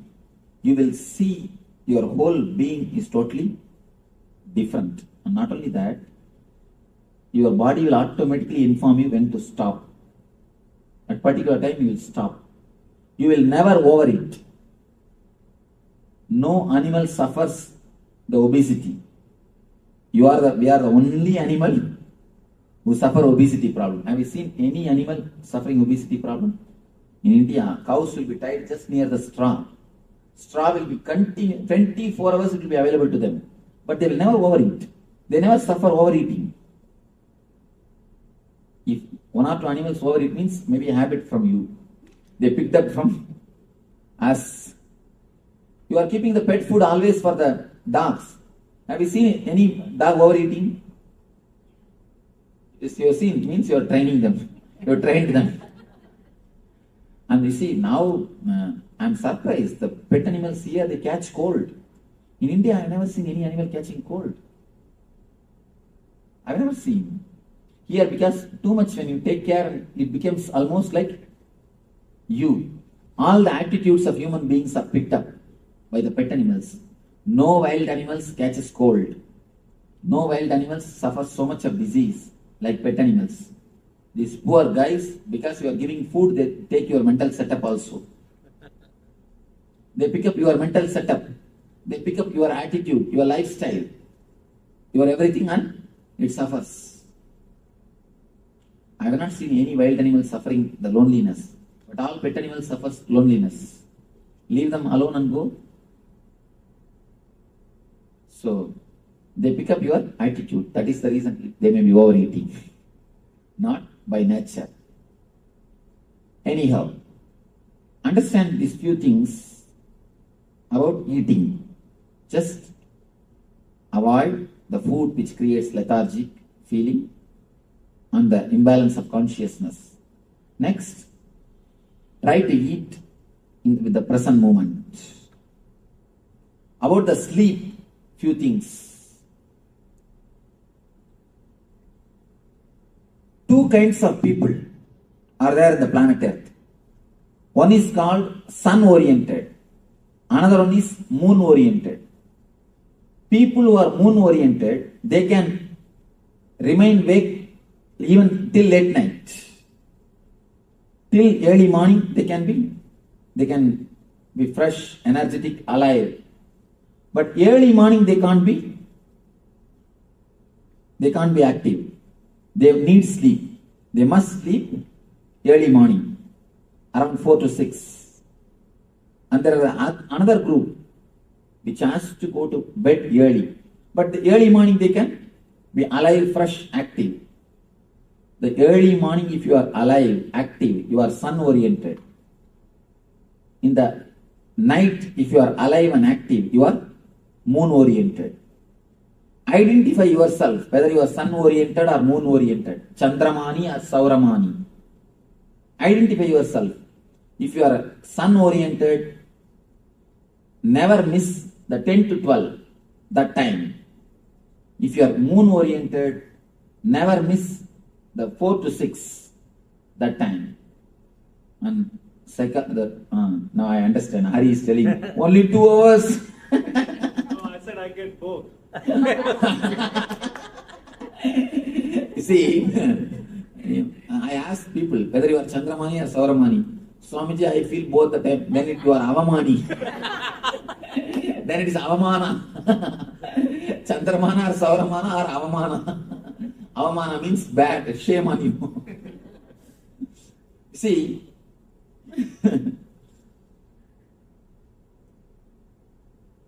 the modern day psychologists, they are proving for a healthy man, 2 to 3 hours sleep is more than enough. But they are making a condition. At particular 2 hours of your sleeping time, your body temperature falls 2 degrees. Your body temperature falls down 2 degrees. If you can identify that 2 hours and sleep, you will never fall sick. You will never fall sick. And I want to tell you one important thing. Don't take up any job. Don't take up any work which disturbs that 2 hours. If you are a Chandramani, if you are a moon oriented, early morning 4 to 6 is the time you are supposed to sleep. If you are sun oriented, 10 to 12 is the time to sleep. Please don't miss that 2 hours. Don't take up any job because it's a question of your life. The sleep and food is question of your life. Don't take up any job. Don't sit and watch movie. Of course, golf can't be played in the night, no? If it's being played in the other side of the world, yeah. Anyhow, golf is never played in the night. No. Because such a big area cannot be lit. That's good. Anyhow. So never do anything in that time. First thing, identify whether you are Chandramani or Sauramani. Whether you are sun-oriented or moon-oriented. Identify. Identifying is very simple. 3 days, try this and try that. And with which process you are more fresh, you are that. That's all. and both gives you dullness means only God has to save you. Go immediately. Pray to God. Always some one thing makes you feel more fresh, more alive. One more thing, never take any decision in the opposite time. One important thing I want you to know, just like female having periods, male also has got periods. Male also has got their own periods. The problem is they are so insensitive, they can't understand. For male, it is every 27 hours. For female, every 27 days. For male, every 27 hours. Every 27 hours, 3 hours they fall in low mood and come out. That 3 hours, if you take any decision, it will be failure. It will be failure. If you are sun-oriented guy, never decide anything in that moon-oriented time, that 10 to 12. If you are a moon-oriented guy, never decide anything in the time of sun orientation, that morning 4 to 6. These are all subtle but highly powerful tips. Understand? Very subtle. It may look very simple, but you do not know the way in which your whole existence is going.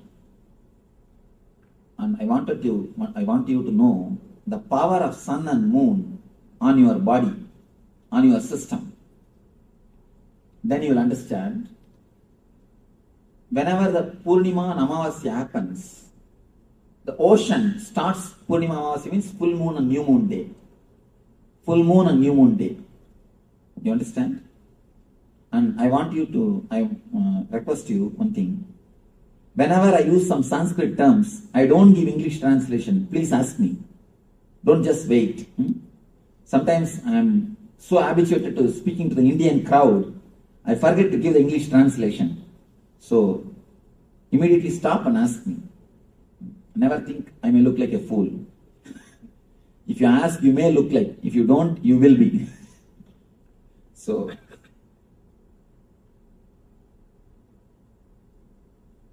new moon day and full moon day, you can see ocean will create big waves. There will be big waves. High tide in the ocean. Why? Always the pull of the moon makes the salt water aggravate. Salt water gets aggravated by the moon's energy. In your body also, 80% is salt water. Your body also gets aggravated. Have you heard? There is a understanding. The half-mad people, they will become full on the Purnima and Amavasya day, and full moon and new moon day. Have you heard of this? Huh? We see it in the hospital all the time. Oh, in the full moon and new moon day. One more important thing you need to understand. Mad people are called lunatics. Lunar and lunatics. Because their mind goes up, comes down along with lunar. Lunar and lunatics. Lunar means the sun. Moon. Lunar means the moon. Lunatic means the people's mind which goes up or comes down along with moon. That is why they are called lunatics. What Aditi is laughing? Any question? Niti has got some question?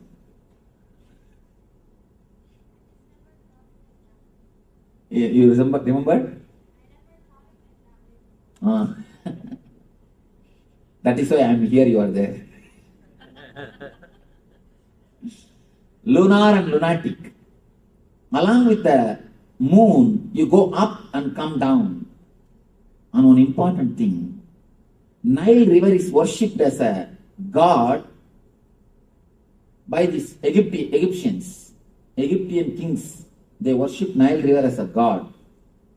Nile River is the only river which has got live history, the live recording of everyday water level for last 4,000 years. You know, there is a recorded history of Nile River for last 4,000 years. For last 4,000 years, every day, what is the water level? There is a record, clear record, written record. Nile is the only river which has got a clear written history of everyday water level. You will be surprised. And one more thing, why I say about this, one more important thing. Based on that water level itself, we are able to come to a clear conclusion what type of the moon energy was playing. You can understand based on this, the water level or the mood of the river, you could understand, you can clearly find out the eclipse, the solar eclipse, solar eclipse, lunar eclipse, all these things. Now the people who work on the astronomy, they are shocked to find the coincidences. If the lunar is there, exactly the same kind of all the lunar eclipses, the same kind of water level is recorded. All the solar eclipse, the same kind of water mood is recorded. When these two are compared, it's almost as if Nile is directly controlled by this sun and the moon. They say a clear-cut view, not even once or twice it misses. A clear-cut view. We can predict very clearly when flood will come and when flood will not come. What is wrong call? When flood will come and when flood will not come. We have such a deep association with sun and the moon. So find out whether you are lunar oriented or solar oriented, whether you are sun oriented or moon oriented, and arrange your sleep time according to that. Never sit and watch cricket. Never torture your body at that moment. If you allow your body to rest in that moment, that's more than enough. That's more than enough. Naturally, you will see you are continuously recovering. Your physical body, your health comes back to normal well-being, normal health. And third thing about pain. Pain means all diseases. It's an important thing. When the shoe fits, leg is forgotten. When the belt fits, belly is forgotten. When the chain fits, neck is forgotten. If you are remembering the chain, it means, if you are remembering the neck, it means the chain is not fitting. If you are continuously remembering the belly, belt is not fitting. If you are continuously remembering the legs, shoe is not fitting. If it fits, you will forget. The same is the logic. If you forget your boundary, you are healthy. If you forget your boundary, you are healthy. If you are constantly remembering some part of your body, it means what? You have some pain or disease in that area. For example, if you are remembering knee continuously, what it means? What it means? Pain. You have deep problem. You have pain in the knee.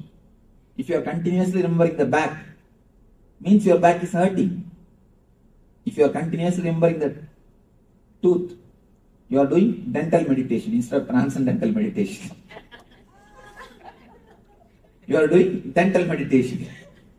So, if you remember something constantly, some portion of your body, means it is not fitting. It is not falling in tune with your body, with your being.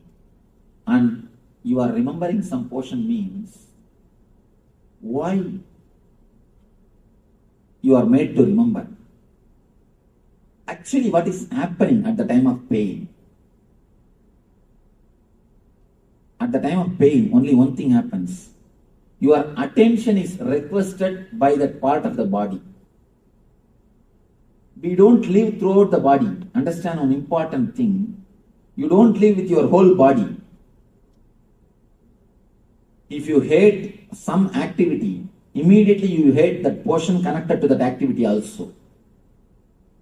If you hate to do some work, immediately you hate the body connected to do that work also. Why you are laughing? No, that's true. If you hate to write or read, you start hating the eyes, you start hating the hands. Why do you think so many kids have to wear specs? Why do you think they get all the eye problems? When you hate to do some job, automatically, naturally, you start hating that part of the body also. You start hating that part of the body also. Here I have to tell you a small incident. It's even though a little awkward, I have to tell because it is such a truth. It's such a deeply connected truth. I have to tell this. One of our devotees, she attended NSP. She stays in America only, in America. She had a tumor on the spinal cord. A big tumor. You can see, you can even feel that's such a big tumor in the spinal cord. For last 12 years, more than 12 years, she herself is a person who is in the medical field. Because of that, she underwent surgery also. Even after the surgery, it again came back. Nothing could be done. It is there, it is there, it is there. In our meditation camp, we have a session like opening and telling about your guilts. We work on the people's guilt. What all the guilts you have from the past memory. One by one we bring it out and I explain about the guilts. In that session, she suddenly started weeping profusely. And she said, I have a deep guilt because I have been abused when I was 6-7-year-old girl. When she was very young, she has been abused. And not only that, again the same man who is her own relative exploited her when she became little elderly person also. And just yesterday I read I read a pamphlet. I read an advertisement in the book. In America, 1 among the 4 kids are abused. I was shocked. 25%. 1 among the 4 is too much. 25%. And it's recorded. Only recorded thing, not unrecorded. I do not know how many come out and open it. It's recorded. Anyhow,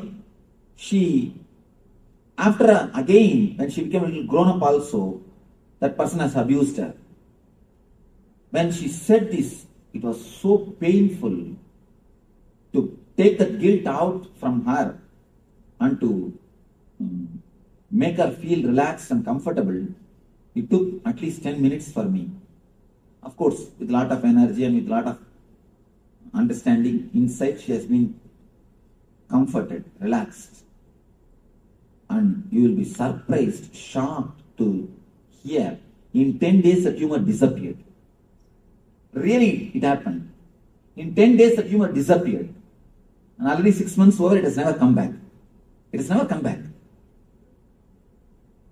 The tumor which did not disappear by surgery, which came back even after surgery, just disappeared just by confessing, opening it up. Actually, what happened? I don't want to reveal her name because it is related to the abuse. Otherwise, I can give the solid proof. It's such an important incident. You all need to understand how things happen in our body. When she was abused, she started hating the part of that body itself.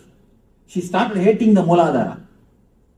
That naturally created more complications, more and more complications, and created a tumor. That hatred, the tension which is built up, which is created in that area, has become a tumor. When you hate some job, some work, you start hating that part of the body also. Understand? You start hating that part of the body also. On an important thing, when you stop living in some part of your body, that part starts feeling sick. If your consciousness is not spread all over the body, it starts feeling sick. Your laziness to walk only makes the knee pain. Your low self-confidence to live only creates arthritis. These are all basic things. Don't think your disease and your mind are totally independent of each other. It is totally dependent on each other. There is a beautiful book, You Can Heal Yourself, by a doctor. Her name is Louise L. Hay. One of the, according to me, I think if she is in India, she would have been recognized as an enlightened one. If she is born and brought up in India, she would have been recognized as an enlightened one. This lady, one important thing I want to tell about this book. There is a understanding in Ayurveda and Yoga Sutra. How the Ayurveda and Yoga Sutra meet with each other. How the mental setup and the chakras are relating with each other.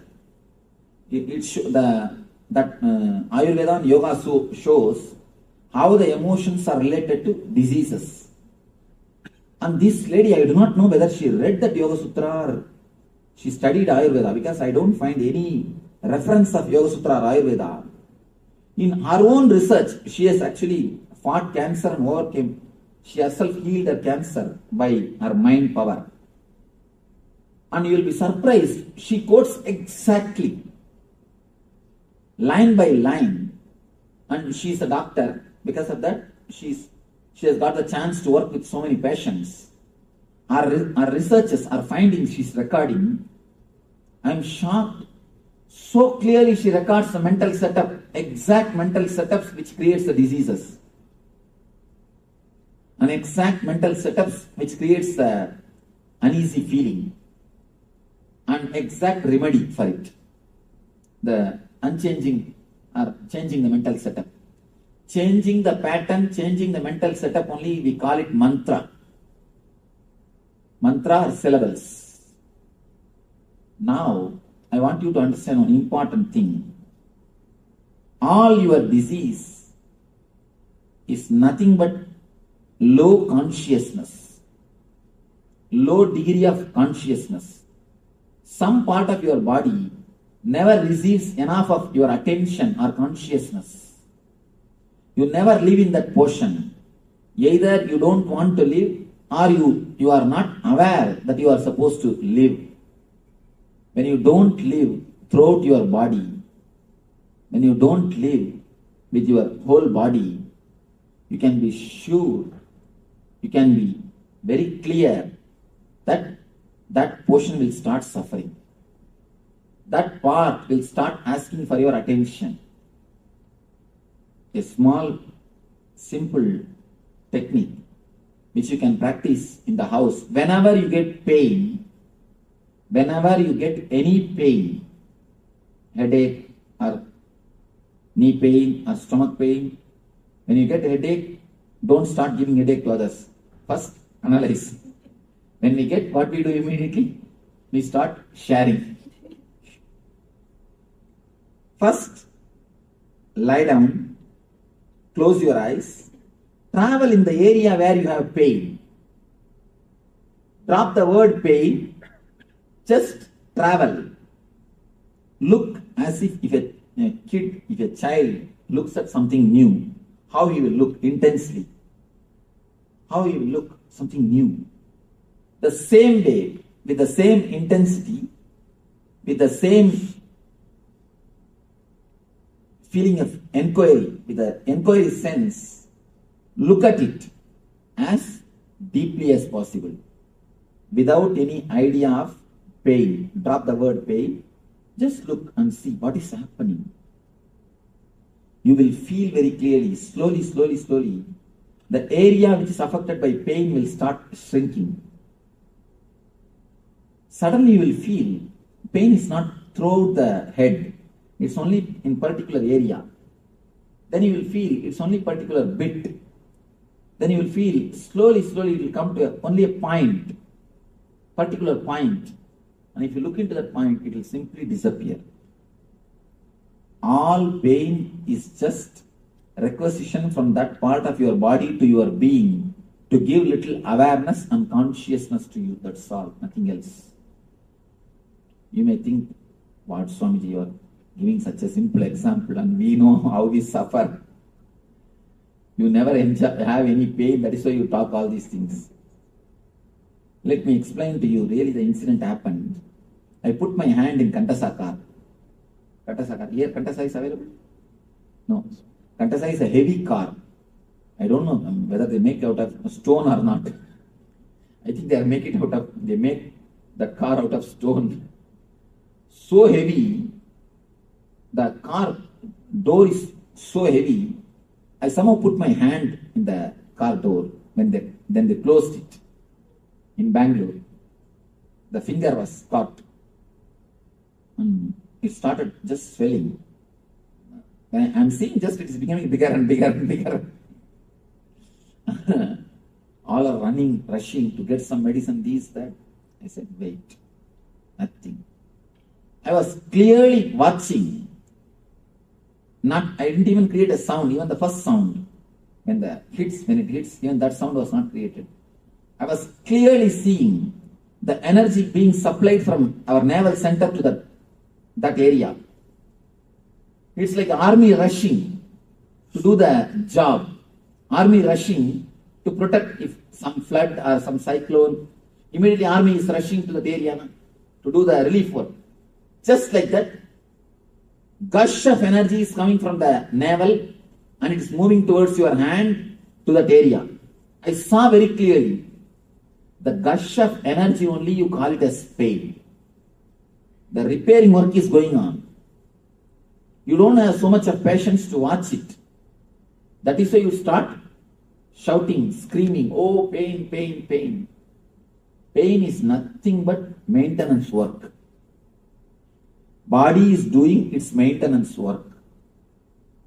Body is doing its maintenance work. And it puts the stop symbol. Don't move the hand. Please cooperate with maintenance work.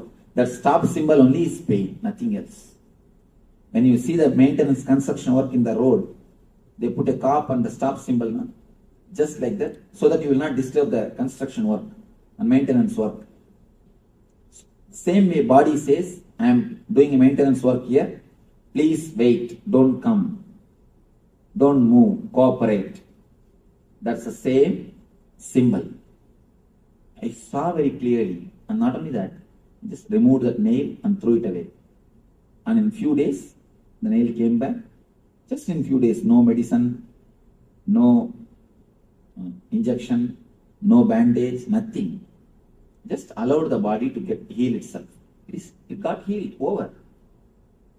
Totally it took some 5-6 days, that's all. Nothing else. Of course, I am not telling you to do the same thing. I am telling you at least cooperate.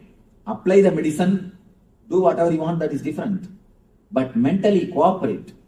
You can heal yourself very much. When you forget your boundary, you are healthy. If you are constantly remembering your boundary, you are in pain. Now we will enter into a small meditation technique to forget the boundary, to remove the unnecessary stress collected by you, unnecessary toxins collected by you. An important thing. Just like a blood clot, there is one thing called energy clot which happens in your system. Blood clot happens if there is something wrong in your body. Energy clot happens if there is something wrong in your emotional system. Now we will enter into a meditation technique to melt, to clear the energy clouds and to remove the unnecessary toxins and to awaken the body intelligence. In this meditation, you are going to do 2 steps. First is, you are going to tense your body as much as possible to its peak, step by step. Step by step, you are going to create the maximum possible tension so that the energy clouds which is created in you will be released. The energy clouds will be released. And second thing, you will go step by step from toe to head, part by part. Pressurize or tense as if that portion will burst. As if that portion will burst. Go deep, step by step, till the head. And after that, from head to toe we are going to come. This is the second step, is the important step. This is from Yoga Sutra. This step is important technique from Yoga Sutra. According to Yoga Sutra, every part of your body is breathing. Understand? According to medical field, only your nose is breathing. According to Yoga Sutra, every part of your body is breathing. Every part of your body is intelligent to take the prana shakti directly from the air. It takes energy directly from the air and directly it relates with the existence. That is why in India, yogis, they sit under the underground for 2 years, 3 years. I have seen a guy who sat in the underground for 1 year. Neither food, nor water, or air. Totally glass case. Tight sealed glass case. He sat under that 1 year. I asked, how at least he breathes? He said, we don't know, Swamiji. Then he came to the ashram, our ashram. He's after all a yogi, not enlightened. So he heard about me and he came to take my blessings. Then I asked him, how do you do this? He said, Swamiji, Yoga Sutra has this technique, Swamiji. The technique which you are going to do now. According to this technique, it is not only the technique, it is a truth. According to Yoga Sutra, every part of your body has got intelligence to take energy directly from the sky, from the ether. See, understand? A plant, a normal plant, when this can produce its food directly from the air, can't your body produce? Your body is much more intelligent system. Much more intelligent system. Can't it produce? It can. Only thing, we have not made our body alive. We have not allowed our body to do it. We have not given so much of understanding to our body to do it. The second level technique. You are going to breathe through every part of the body. Understand? Important thing. Your head should breathe separately. Inhale and exhale. Your eyes should inhale and exhale. Step by step, part by part. Visualize. Visualize actually as if your body is separately inhaling and exhaling. That part of your body is separately inhaling and exhaling. Feel the same thing step by step, part by part, throughout the body. Feel that portion has become empty, porous. For example, head means feel that head has become porous. Every hair hole, through hair hole, you are inhaling and exhaling. Shrink or expand that area. Feel it is shrinking or expanding along with the inhaling and exhaling process.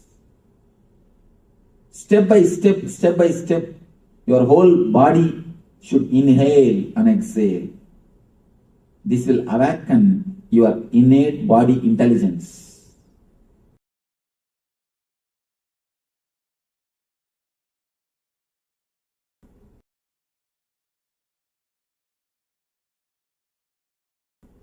two-step, first step which you need to understand, tensing and cleansing.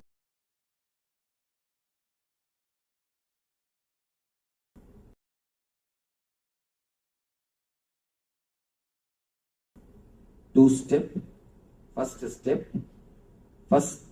step which you need to understand, tensing and cleansing. By tensing, you are cleansing toxins and energy clouds. Next thing, by inhaling and exhaling, breathing through every part of your body, you are awakening the intelligence, innate intelligence of body. You are awakening innate intelligence of your physical system. Close your eyes and first thing, this technique has to be done lying. In the second part, you will lie down. First part, you can stretch your leg and sit comfortably.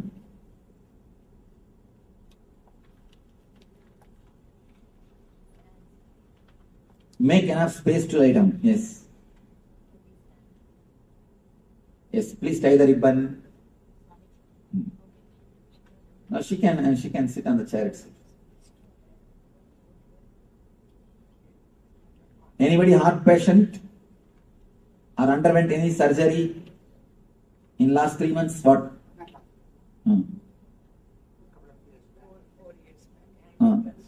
Angioplasty. All right. Only in that region, do it a little less. Please tie the ribbon. You are requested to tie the ribbon so that you will not look in between the meditation. She is surprised why we asked to tie the ribbon. Number 7. Stretch your legs out.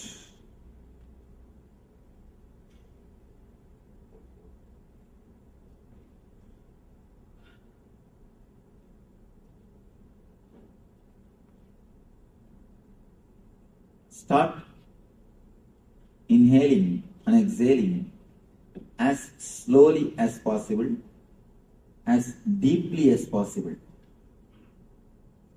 You are inhaling and exhaling should happen throughout the body.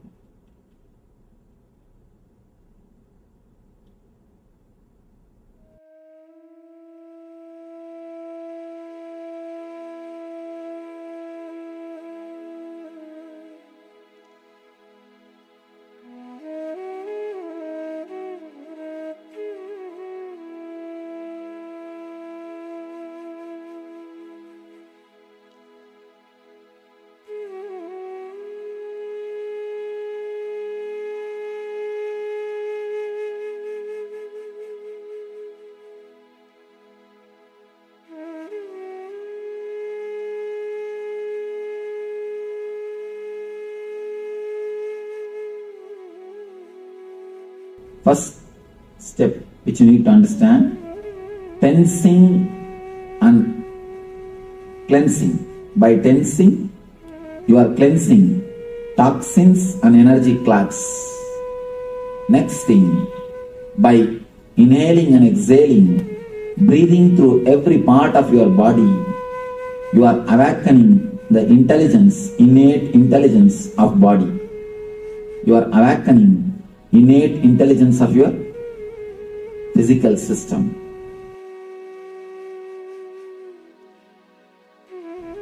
First thing, this technique has to be done lying. In the second part, you will lie down. First part, you can stretch your leg and sit comfortably.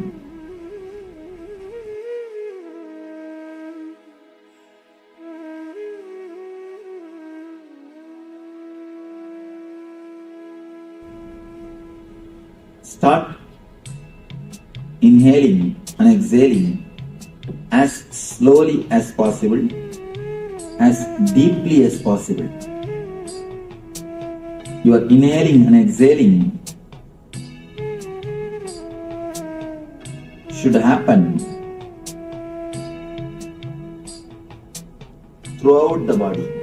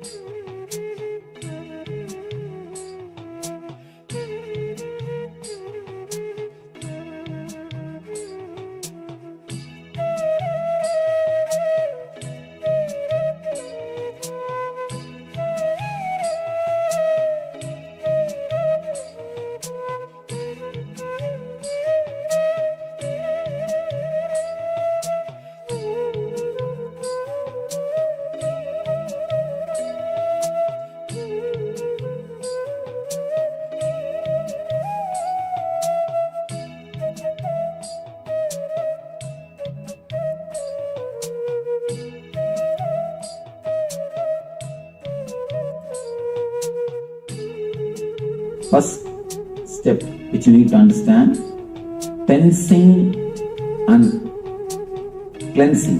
By tensing, you are cleansing toxins and energy clots. Next thing, by inhaling and exhaling, breathing through every part of your body, you are awakening the intelligence, innate intelligence of body. You are awakening innate intelligence of your physical system.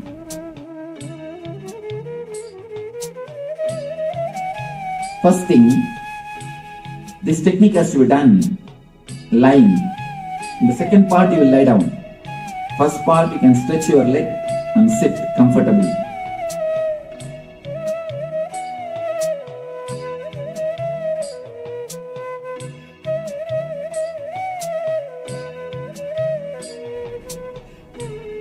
Start inhaling and exhaling as slowly as possible, as deeply as possible.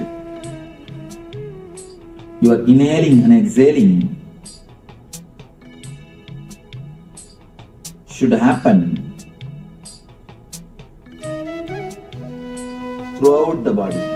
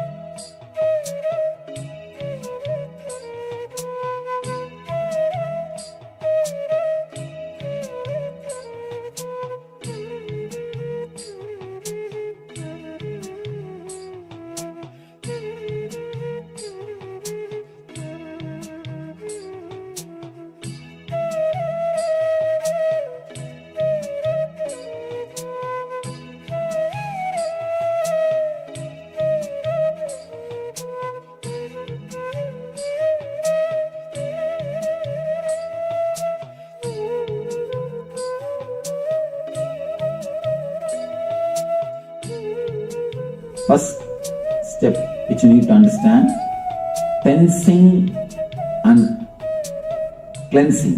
By tensing, you are cleansing toxins and energy clogs. Next thing, by inhaling and exhaling, breathing through every part of your body, you are awakening the intelligence, innate intelligence of body. You are awakening innate intelligence of your physical system.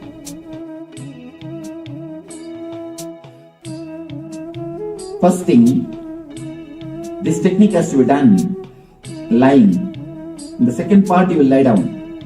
First part, you can stretch your leg and sit comfortably.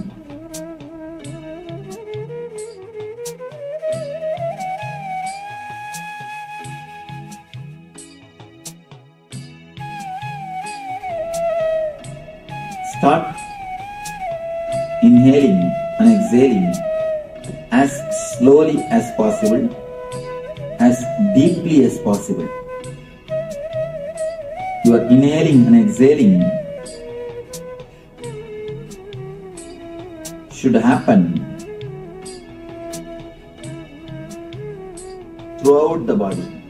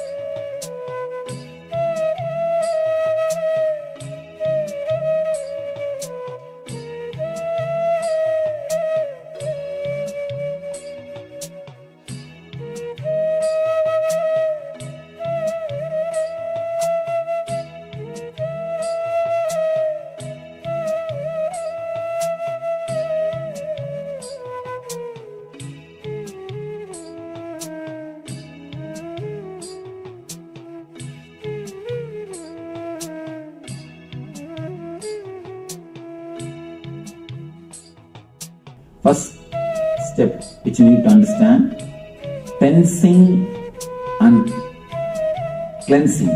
By tensing, you are cleansing toxins and energy clogs.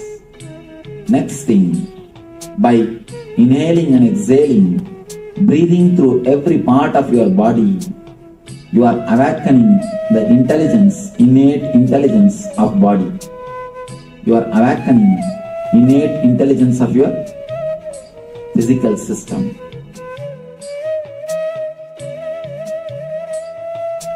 First thing, this technique has to be done lying. In the second part, you will lie down. First part, you can stretch your leg and sit comfortably.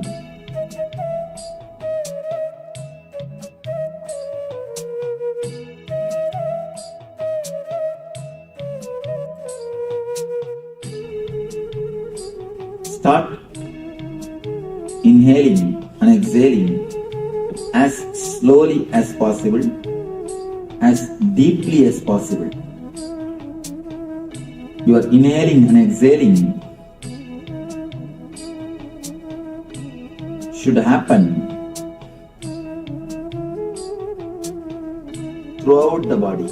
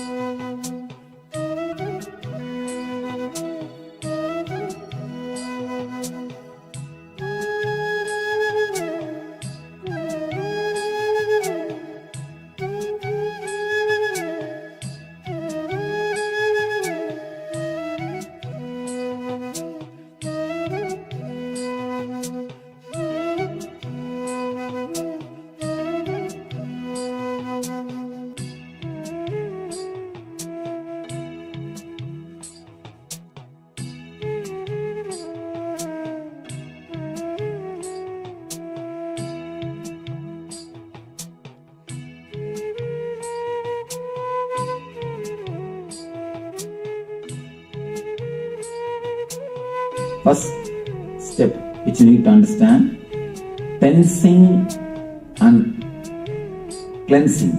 By tensing, you are cleansing toxins and energy clogs.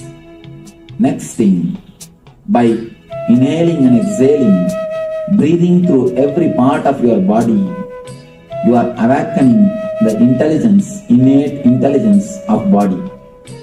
You are awakening innate intelligence of your physical system.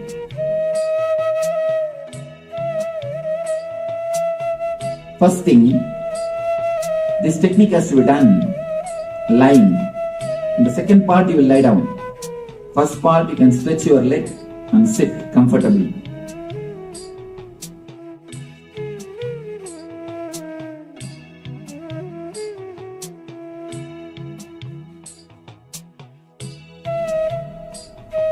Start inhaling and exhaling as slowly as possible, as deeply as possible.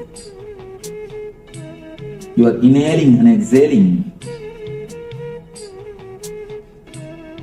should happen throughout the body.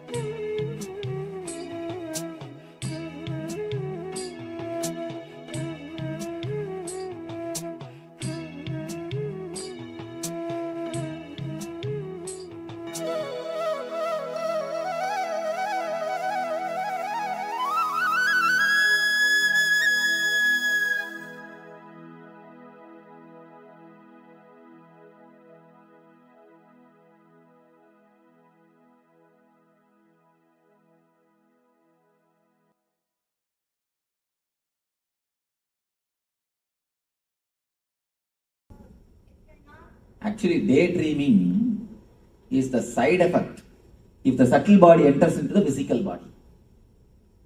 But subtle body means dreaming, night dreaming. Night dreaming is the main subtle body. If it enters into the physical body, daydreaming comes as an effect. I am asking about night dreaming.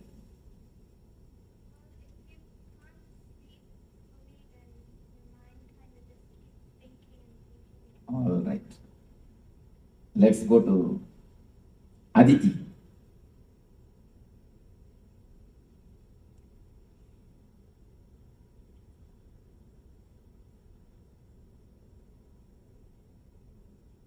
Aditi started experiencing the dream.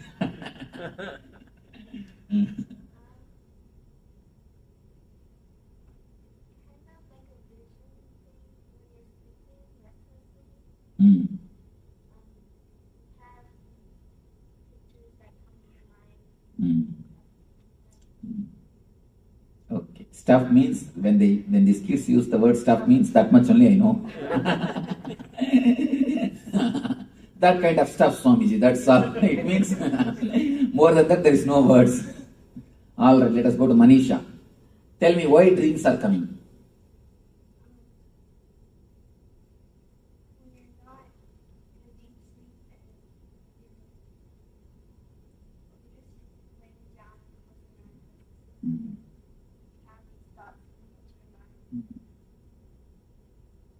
Okay. Some more understanding. We will go to number 6. Yes. Can you pronounce your name? Jackie. Okay. You mentioned earlier something about like a pressure valve letting off the steam. I think that it's processing. That's right. Cynthia.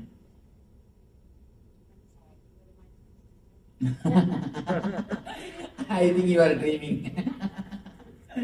Tell me about what you are dreaming, that's all. What is dream? Night dreaming, not daydreaming, night dreaming. How it comes? Any of your idea about dream? How it comes, why it comes, what it is? That it's uncontrolled thoughts going through your mind. Then? And imaginings of, it's all these jumble of thoughts that are forming things. Okay. Swarnapuri. Something subconsciously you are thinking about something. Sleep stages comes back at you. Sunita. Where is Sunita? Dreams are impression of unconscious mind.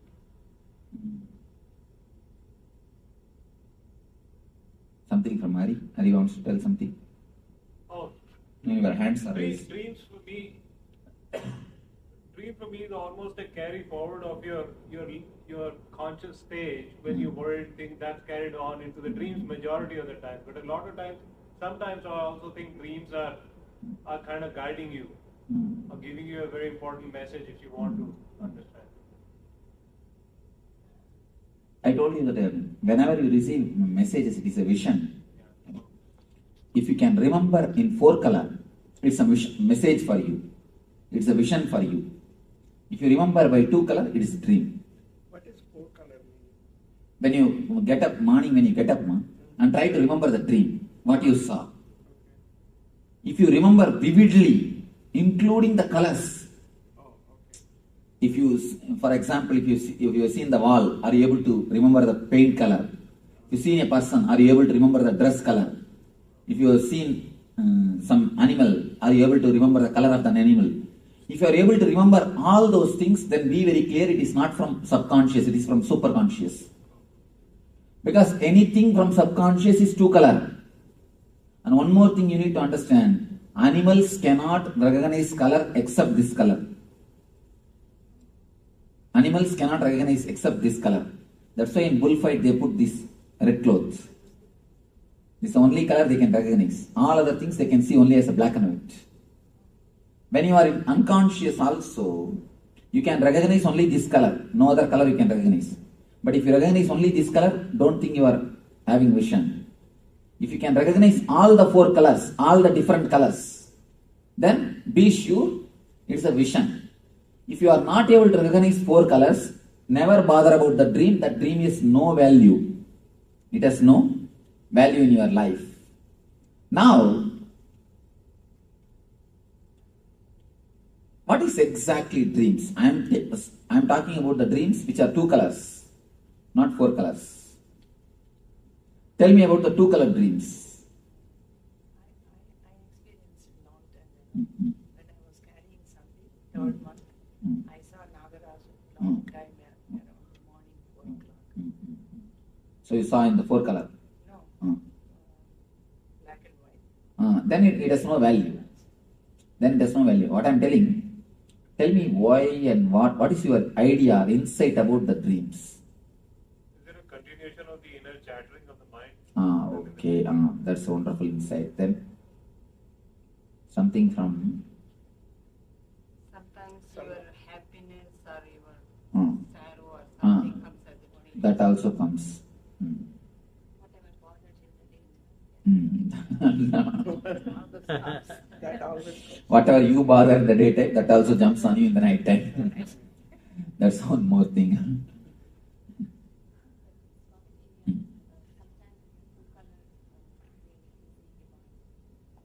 No. 2 color dream divine means just a memory. It is nothing solid.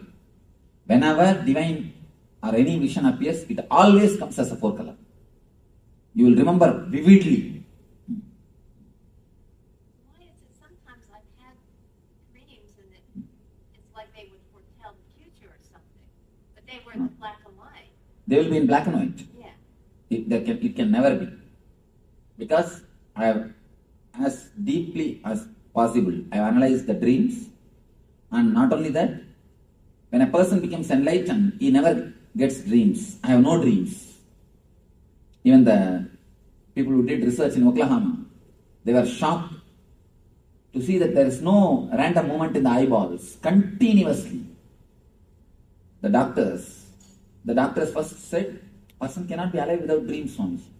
I said, if you want, you can do whatever experiment you want on me, but I am not getting dreams at least for last 4 years.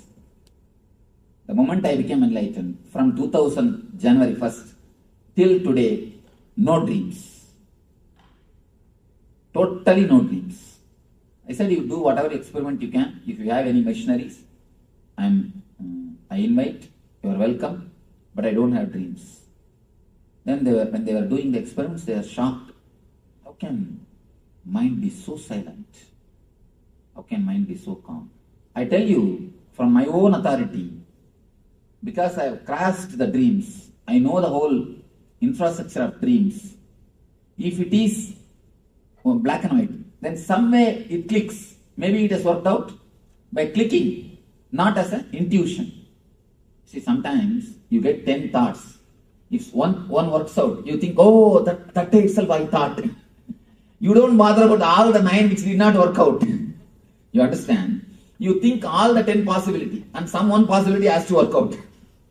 So naturally, what do you think? Yes, that day itself I know. You imagine all the 10 possibility, and if one works out, you connect that with that which worked out, and you say, oh, I had the dream. No. You should understand, all the other possibilities also your thought. All the other possibilities also your design. So if you look at from this view, you connect it and see. Only if it is a clear memory, vivid memory. Let me explain.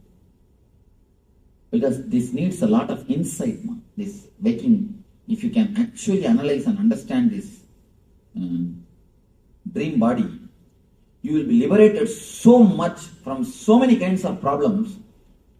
There is a beautiful sutra. The world is made of the same stuff in which dreams are made.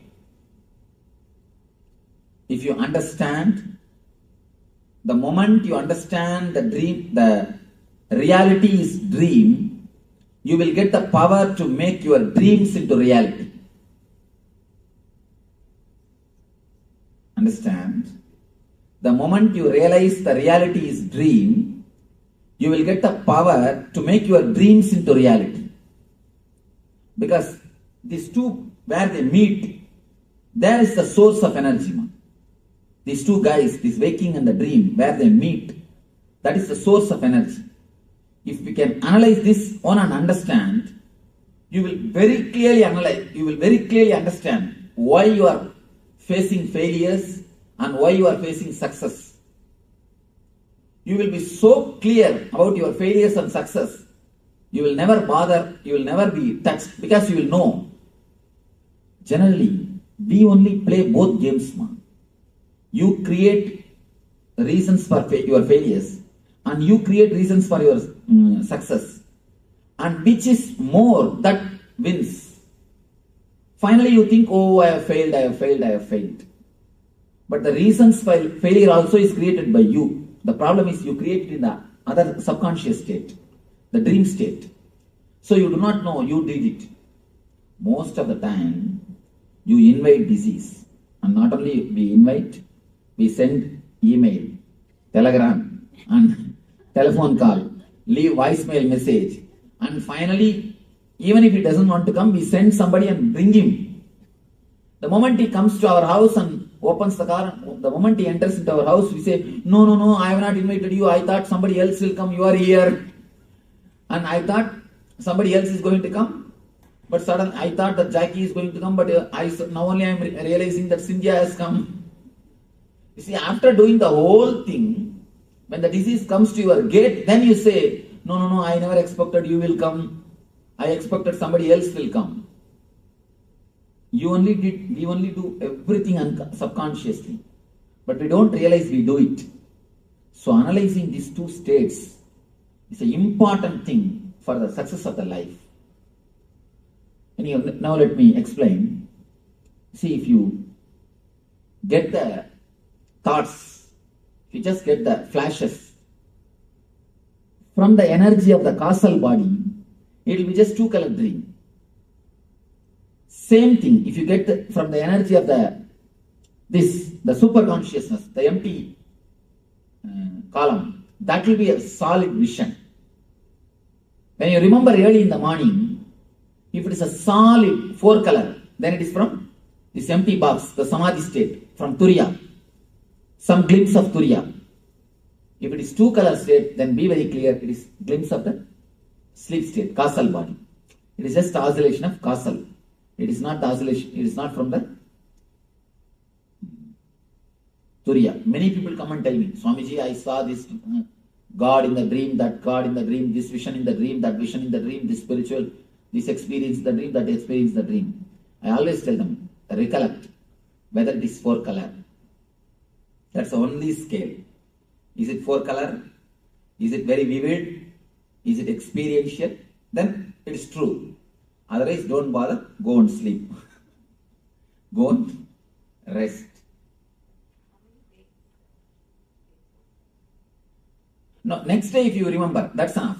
Third day naturally you will not have memory. Not third day, only yesterday dreams, today.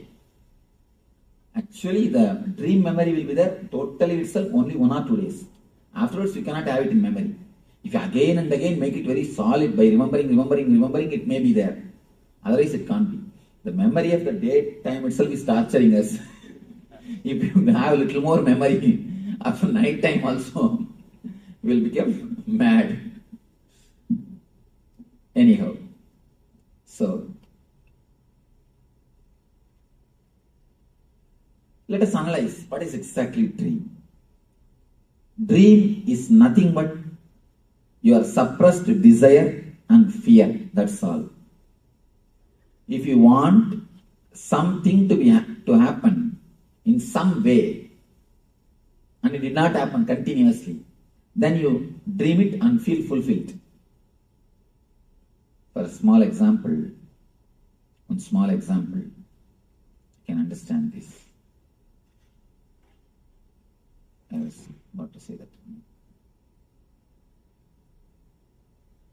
If you are fasting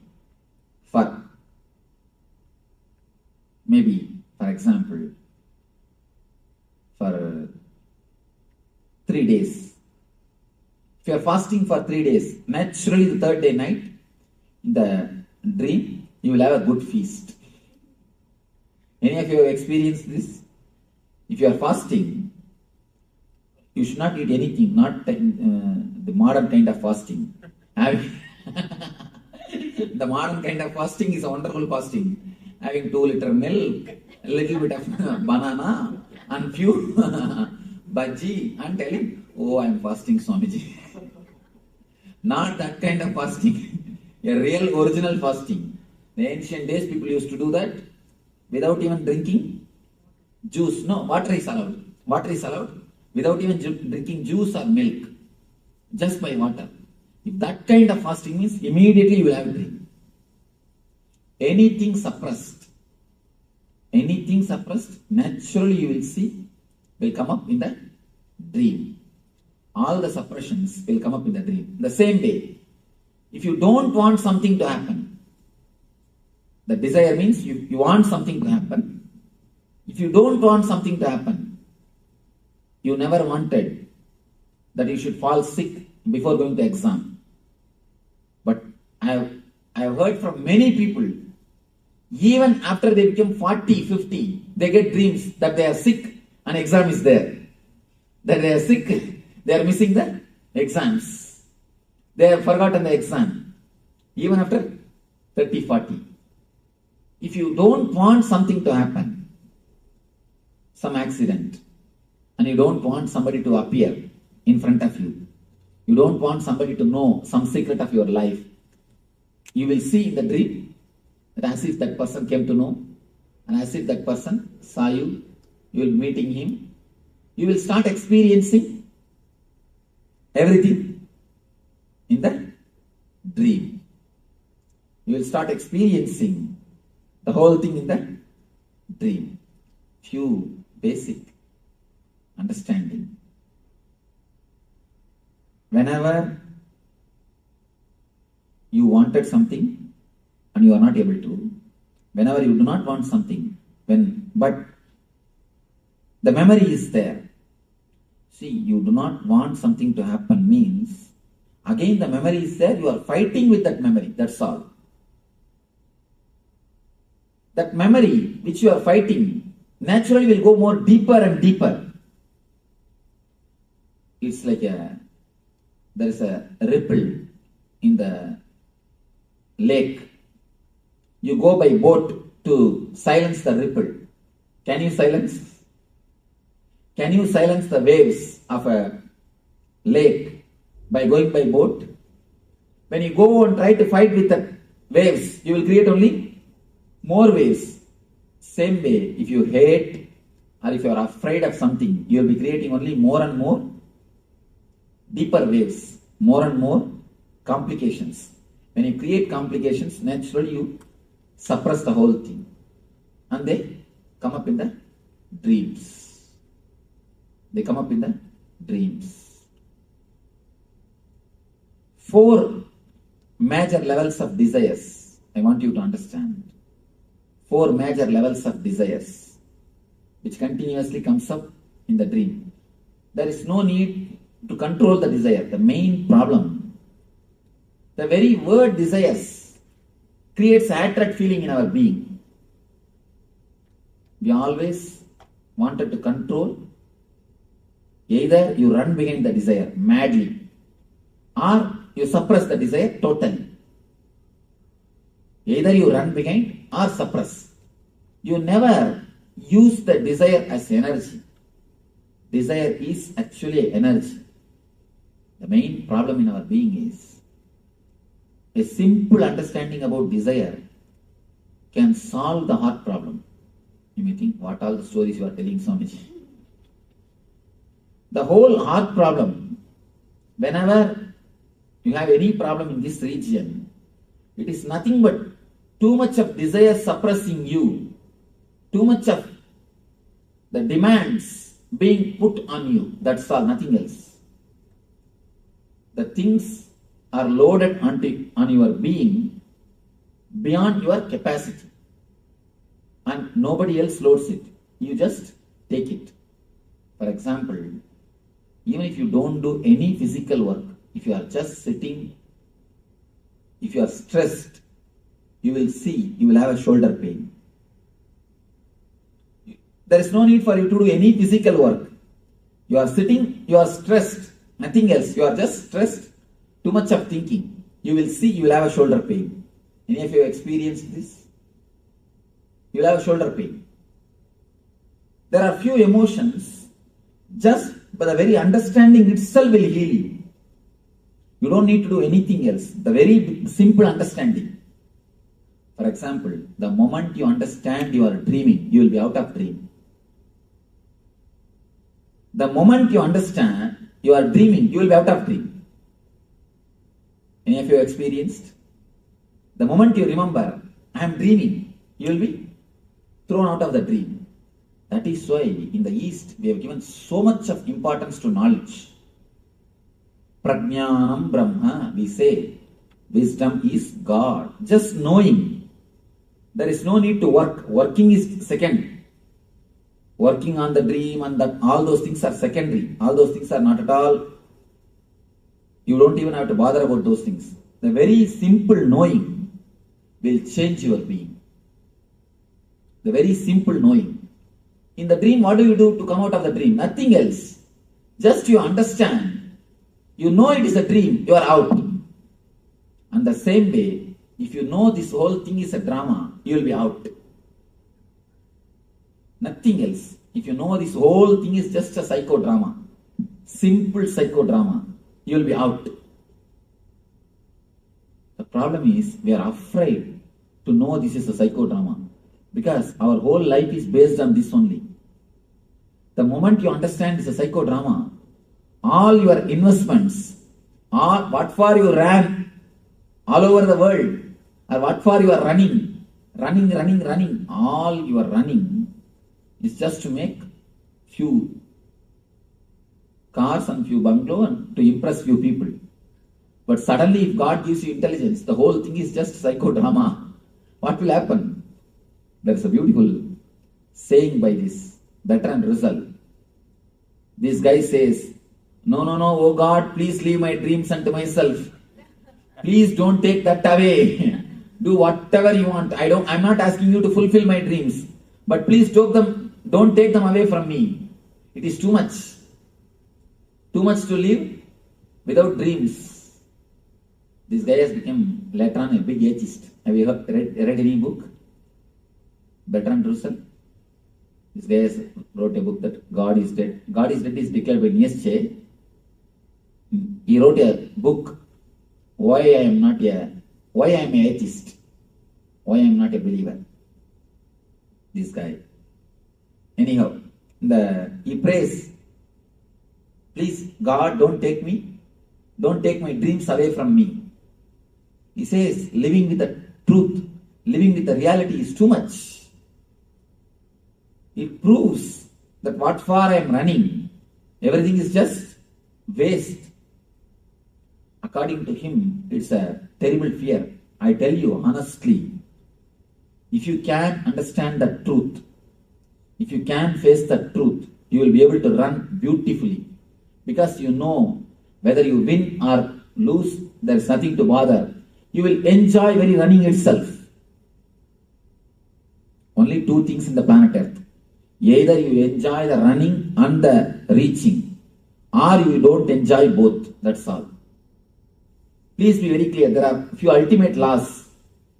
Either you enjoy the path and goal, or you don't enjoy path and goal both. There is no question of enjoying only the goal, not the path. We always think, no. When I achieve that, I will enjoy, relax. Not now. Now let me suffer. Now let me do something. Now let me put up with the situation. Now let me work. Now let me not bother anything. I will enjoy, I will achieve and then I will enjoy. Never. If you are not enjoying the very process itself, be sure you are not going to enjoy the goal. Because the path is made of the same stuff in which the goal is made. The goal is made of the same stuff in which paths are made. So whether you enjoy this and that, or you don't enjoy this and that both. So according to me, look deeply into this and understand dreams are the world, what you call as reality, what you feel as reality, what you think as reality is made of the same stuff in which dreams are made. One small story from Ramakrishna. One enlightened person is living in the householder life. You can sit in the chair if you want. You are not comfortable? Huh? No, you are bending this. I thought. Or you can? Maybe I will. Yes. Or you can sit comfortably, stretching your legs out, nothing wrong. See, she is comfortable. That's what women, you see, they are very comfortable. You see, if you want to learn how to do any work as lazily as possible, you can learn from them. Any work, how to do it without moving much of the body or any other. Because they have to handle too many things now. They have to handle too many things. So small things. They know how to do the work without moving the body much comfortably. They have expertise in moving their husband's body. So you don't agree with that? It means get some ladies and take training. See, actually it's intelligence. One thing, not doing work only is wrong. Doing work with a maximum laziness is an intelligence. Means what? You are finding techniques, method to do the things very right way without taking much struggle, without struggling much, without taking too much stress on you. It's an intelligence. I am praising you, ma. Maybe it's a concentration. We concentrate a lot of the efficiency. You see, only when you concentrate on some work, you will find new techniques. How can this be done with maximum laziness? How can this be done without moving the body much?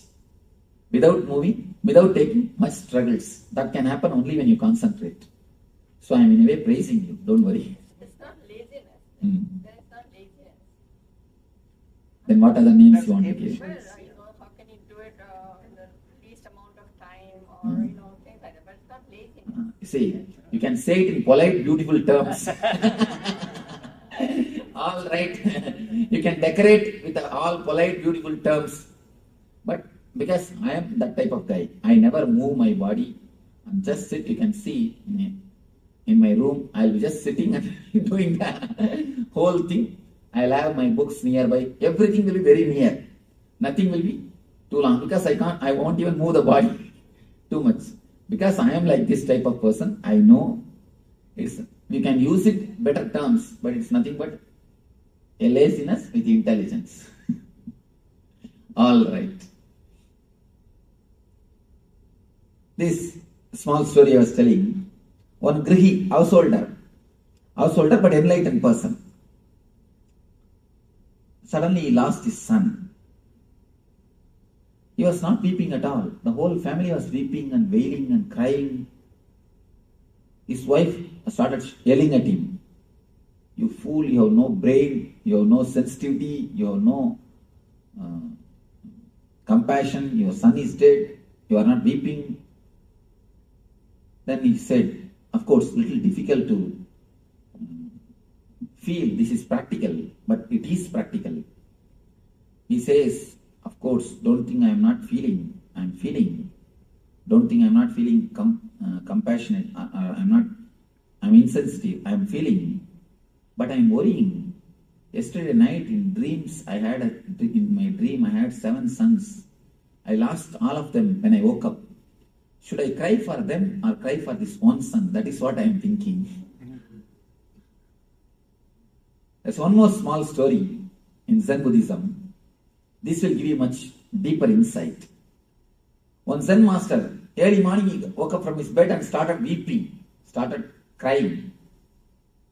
All disciples gathered, "Arey, you are enlightened man, why are you weeping? What happened? You are not supposed to cry. What happened?" He said, "No, I dreamt as if I have become butterfly." This guy said, "What is there? It's ordinary dream. Now you are all right. You are out. Why should you weep for that?" This guy says, No. I do not know whether I dreamt I have become butterfly or that butterfly is dreaming now it has become a master. I do not know what is happening. Whether I dreamt that I have become butterfly or that butterfly is dreaming that it has become me. How to find out? Tell me, what is the scale? How to find out? Cynthia, tell me. Answer this question. Now we are going to have a good time. Tell me, now I give you a theory. I propose a hypothesis that the conversation which is happening between you and me, you attending SSP is a dream, I say. What do you see about? How can you reject? How can you fool this? How can you prove that this theory is wrong? I can't prove it's wrong. You are really intelligent. You escaped. Anybody else? Any argument? Because you're seeing in 4 colors, how can you say this is not reality? When you see the dream, what do you say? What do you feel? No, you asked that, how can you say this is not reality, right? Right now what's happening? When you see a dream also, you see only in 4 colors. You won't remember when you come to this state. When you see it only in the 4 color. Then how can you say that's not reality?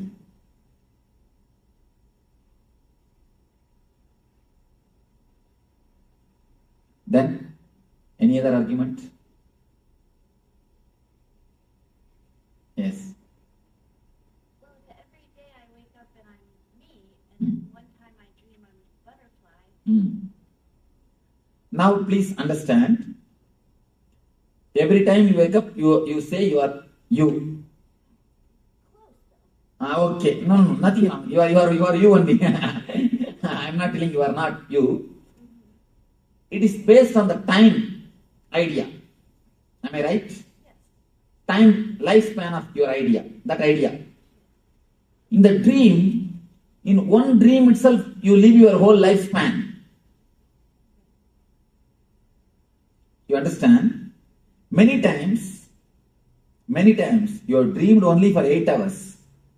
But in the dream itself, you are born, you are growing, you are grown and finished.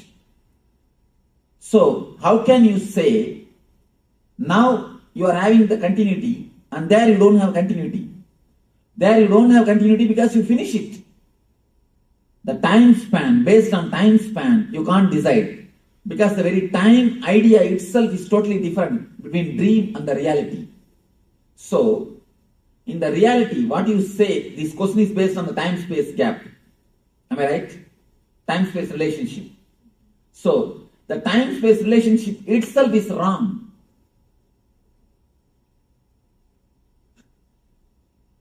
The same thing, if you are near a person who is headache for you, who continuously tortures you, with whom you don't feel happy, comfortable, even half an hour will look like a eternity, long time. Why?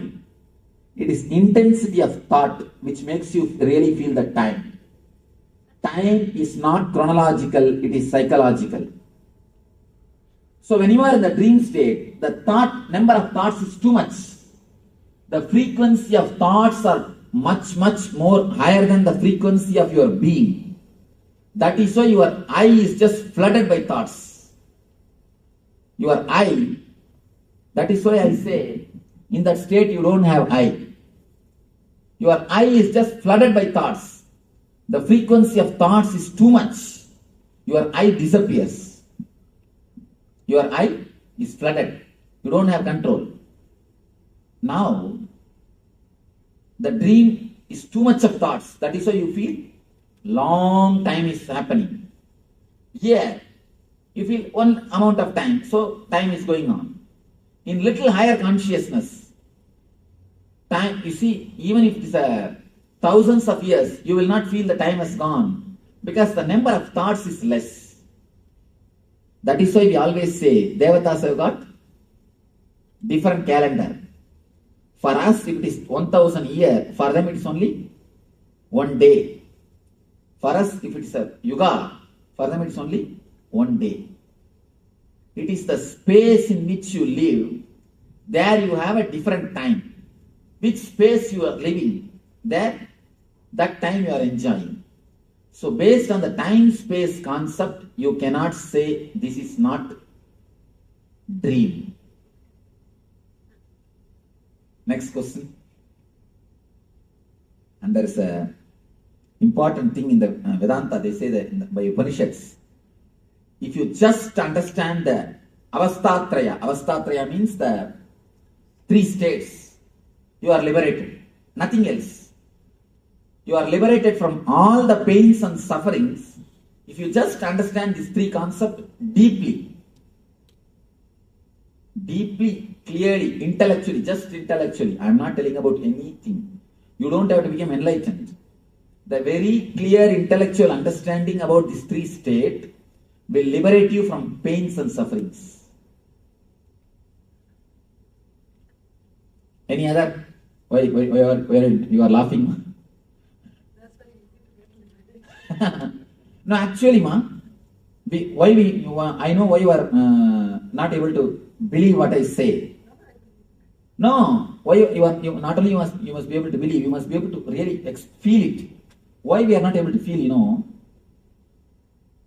the understanding never goes deeper level. The understanding is never taken sincerely. That is the reason. For example, people come and tell me, Swamiji, I know smoking is wrong, but I am not able to drop. But do you say, I know touching the fire will burn me, but I am not able to stop? No. You don't say that. This you understand, but that you don't understand totally. Yeah. This solid way, that you don't understand it. Unless that person gets cancer, even if he gets, he justifies. Maybe this, maybe that, maybe because of that, maybe because of this, as if all the people who don't smoke, they don't get cancer or what. Some logic. You have some logic. You have some misunderstanding. That is the reason you say, I know smoking is wrong, but I am not able to drop. Means with full consciousness, you never understood. Now you understand with full consciousness. All these days, if you are not liberated, please be very clear. There are many people who come and tell me, no, Swamiji, I read enough of books about this avastatraya. I read so many books about this Vedanta philosophy. I am not liberated. Means what? There is some gap in your understanding. If you say that, there is some gap. Now, put your whole effort to understand it clearly and have the courage to go behind this truth. You will see it will be liberated.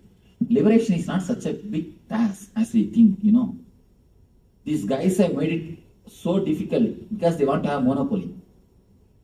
Now really I tell you, these few guys want to have monopoly because of the 2-3 reasons. One is the particular community. Second thing, just to have the prestige from the society. Because of these few things, the concept of liberation has become too complicated, man.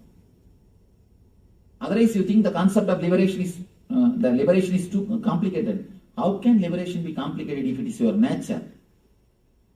If it is not your nature, it is not worth achieving. Forget about it. If it is your nature, why should you achieve? It is your svabhava. It is just a small nut. That's what I am telling you. Enlightenment is not achieved by any big techniques, tapas, meditation. It is just a knack of understanding and living the life. That's all. Enlightenment is a simple knack of using your mind, using your understanding and intelligence in your life. That's all. This intelligence, this understanding, if it can clearly go into your being, if you can clearly analyze only one thing, only one important thing, you should spell out all your doubts. Only when you spell out all your doubts, only when you express all your doubts, it can be cleared. If you are lazy, no, who will ask all these questions? All right, the Swami says means it must be true only, let us leave it. If you are too lazy to spell out your questions, or if you are too bored, all right, who wants all these things? Leave it, Swamiji. Let us go to next subject. If you are too lazy to spell out, or too lethargic to understand, then you have a problem. If you really sincerely look into it. Not lethargic, I think it's the understanding power is not there.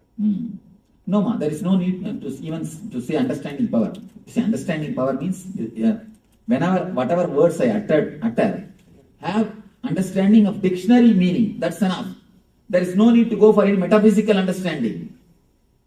That's what I'm saying. There is, you see one thing, don't be afraid at all that there is some metaphysical meaning for my words. I am not talking in any metaphysical terms. Do you understand? You see how straight I am simply opening the things. I am cutting the things clearly. Just understand my words based on Oxford Dictionary. That is enough. Dictionary meaning, not metaphysical meaning. Dictionary meaning is more than enough to give you the intelligence. Where you are stuck, where you are not able to understand, just open up. Put me the question. That's what I wanted. That's what I wanted. See, somewhere if you are locked, somewhere if it is not clicking, that's why in the Vedanta they say, Upanishad means sitting with master, that's all. Nothing else. Just sit with master, express the questions and get the replies, that is enough. You are out of pain. See, 90% of our pains are not physical, they are emotional and psychological. And not only that, there's a thick layer of pain in your being. The thick layer of pain invites more pain. Unconsciously, you do such a kind of activities, you do this kind of deeds, which creates pain for you and which invites pain for others. No, Swamiji, nobody invites the disease or the pain for themselves. When it's there, we recognize it and say, I have a disease. One simple thing, ma. Nobody invites cancer. But if they continue to smoke, what it means? There are some other cancers that doesn't come with the smoking. But those we don't invite them, they come to you. There are many diseases, ma. We may not directly invite. Our food habits invites. That's what.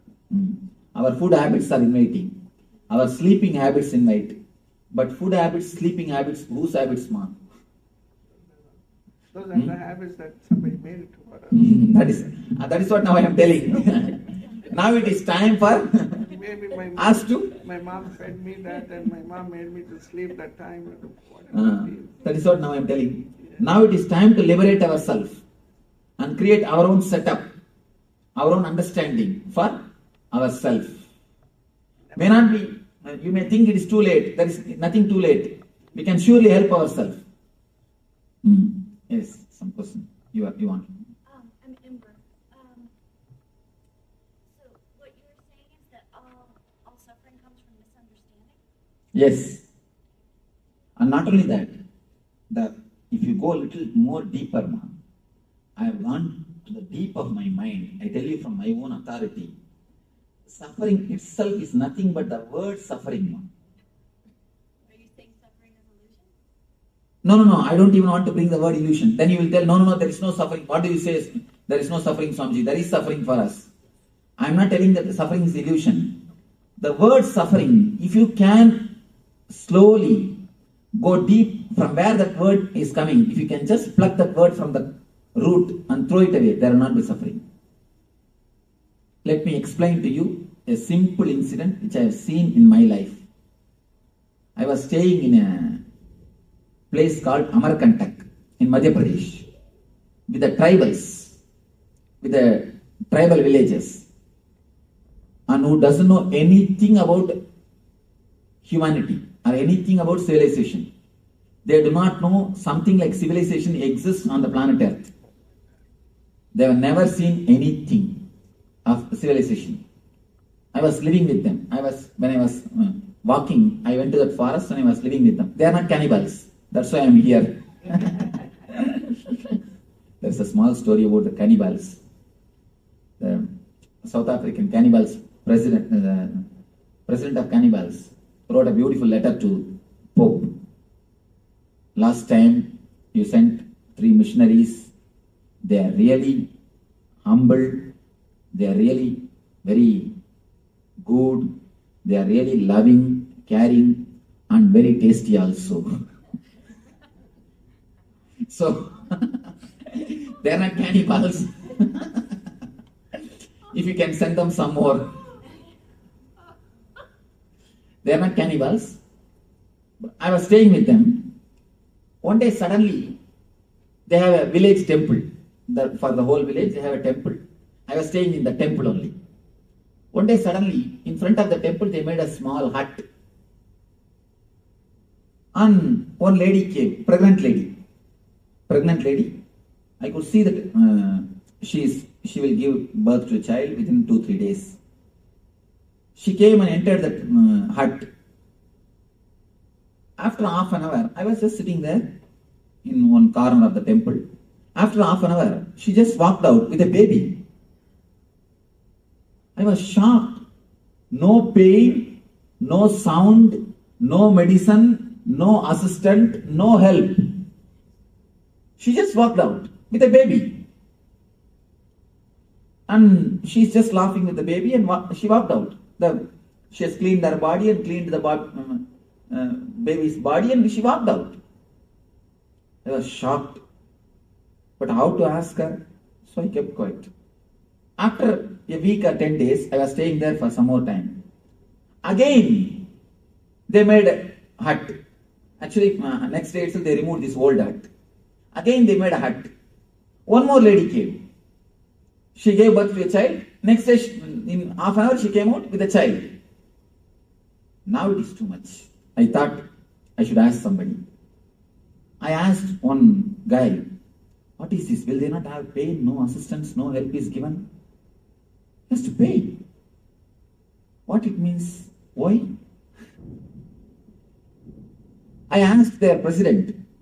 He's little open type. I asked him, what is happening? Why she's not having any pain or no assistance? He said, why pain? Why assistant? This is the way we deliver. She goes and takes care of herself and comes back. Why animals are giving birth like this only? I was shocked. Then, after I became enlightened, I scanned the whole incident. I wanted to understand. I meditated upon that whole incident. I meditated. Actually, in a nearby area only I became enlightened. So after that, I meditated and even went back to the village just to bring that memory and understand the truth of it. Then I realized, if you are not conditioned for the word suffering, you never suffer. You never suffer. Now, then I understood that deep secret. After the age of 7, whatever words is uttered by your mom, dad, friends, you pick up all those words. When they say headache, I'm stressed out, I'm gone, keep quiet, I have a headache, I have this, I have that. You just pick up all those words and you start repeating all those words. The more you repeat those words, the more emotions, energy that word gains. More the word gains the momentum, more it has got impact on you. I was shocked. It is just a rut created by our own being. It is just a rut created by our own being. First, you pick up those words from elders. You start repeating mentally at the age of 7, unconsciously. And When you repeat naturally, you will see the effect of that words in you. When you see the effect, you start believing more that you have pain, you have suffering. More you believe, the more the word gains the momentum. The more the word gains the momentum, more suffering. More suffering, more belief, more momentum. More suffering, more belief, more momentum. The same cycle goes on, goes on, goes on. If you look little deep, that is what now they are doing in the hypnotherapy. In the hypnotherapy, they hypnotize a person and they put a burning charcoal in his hand and they say, you are not getting burned, you are having a beautiful flower in your hand, you are having rose in your hand, you are having a beautiful flower in your hand, you will be surprised. Not only the person never gets burned, when they remove that charcoal, the rose smell is there in the hand.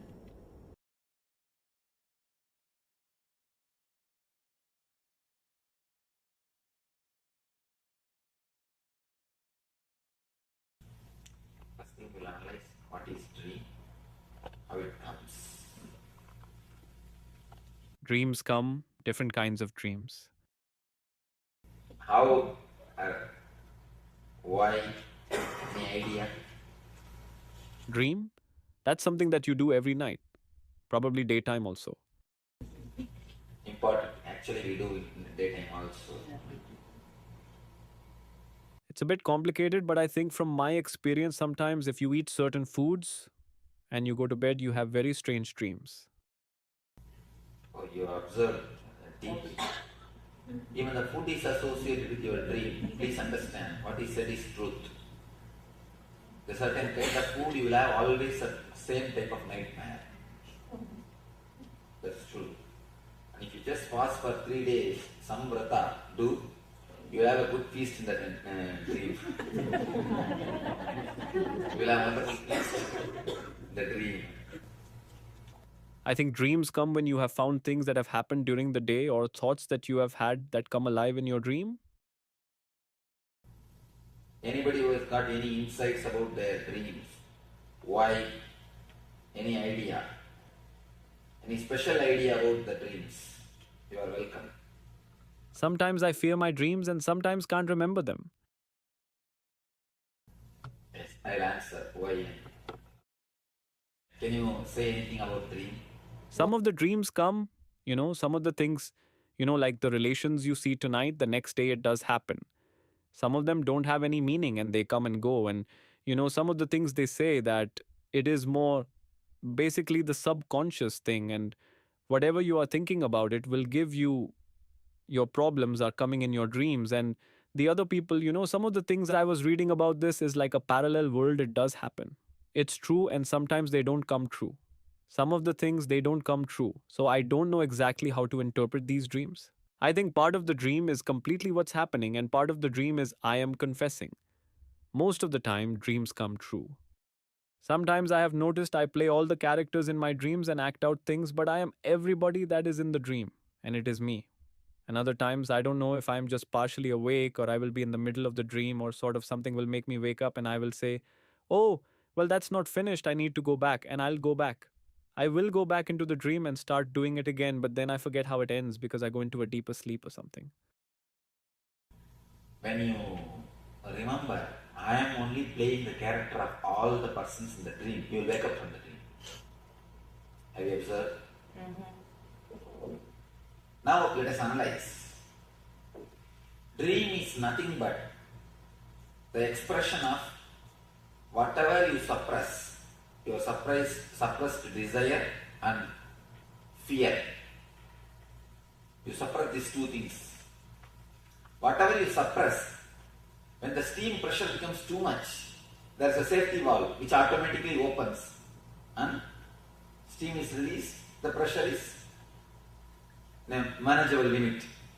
Same way, if your suppressions are too much, if you suppress the desire and the fear too much, it comes out automatically and gets released. First thing about the dream. Next thing, we are all bothered out to find out right dream or wrong dream. An important thing you need to understand,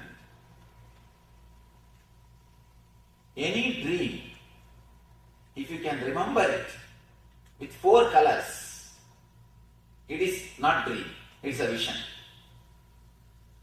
Early morning when you remember, if you can remember in colors, see, this is very subtle technique. When you see the dream, you will always see only in colors. If you can remember the colors clearly, be very clear, it is something related to vision. It is bringing some message. It is the ray of light from superconscious. It is not dream. If you see any divine personalities, master, God, guru, try to remember. If it is in multicolor, then be very clear, it is a vision. But if it is just 2 color or black and white, forget about it. It is nothing to do with vision.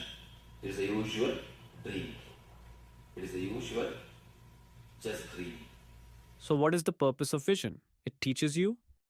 It can teach you, it can bring you intuition, it can give you more clarity or some information about the incident. Anything it can do. Some question. It comes from our own subconscious? If you can remember with 4 color, it is not from subconscious. It is a ray of light from superconscious. If it is just 2 color, when you remember, then it's a subconscious. What do you mean color? Like if I see you in my dream, I remember your orange robe. Is that one color? Not only orange robe. Yeah. Are you able to remember the other things, colors of the other things? Colors of the other things? Are you able to see, are you able to remember just like this 4 color? Then it's a vision. If you are not able to see that, then it is dream. That is the... Do the visions always have to make sense because I cannot remember right now if they are in color or not? But my dreams don't really make... If it is 4 color, surely it will make sense. If it is not, it will not make sense. It has no sense. What if it is not color at all? Then it is just steam going out. Extra steam is getting, you need to less dream. You need to dream less. It is just actually, when the steam is too much, if too much of suppression is there, of fear and the greed, there is an automatic mechanism which opens, automatic safety valve, which opens and releases the steam.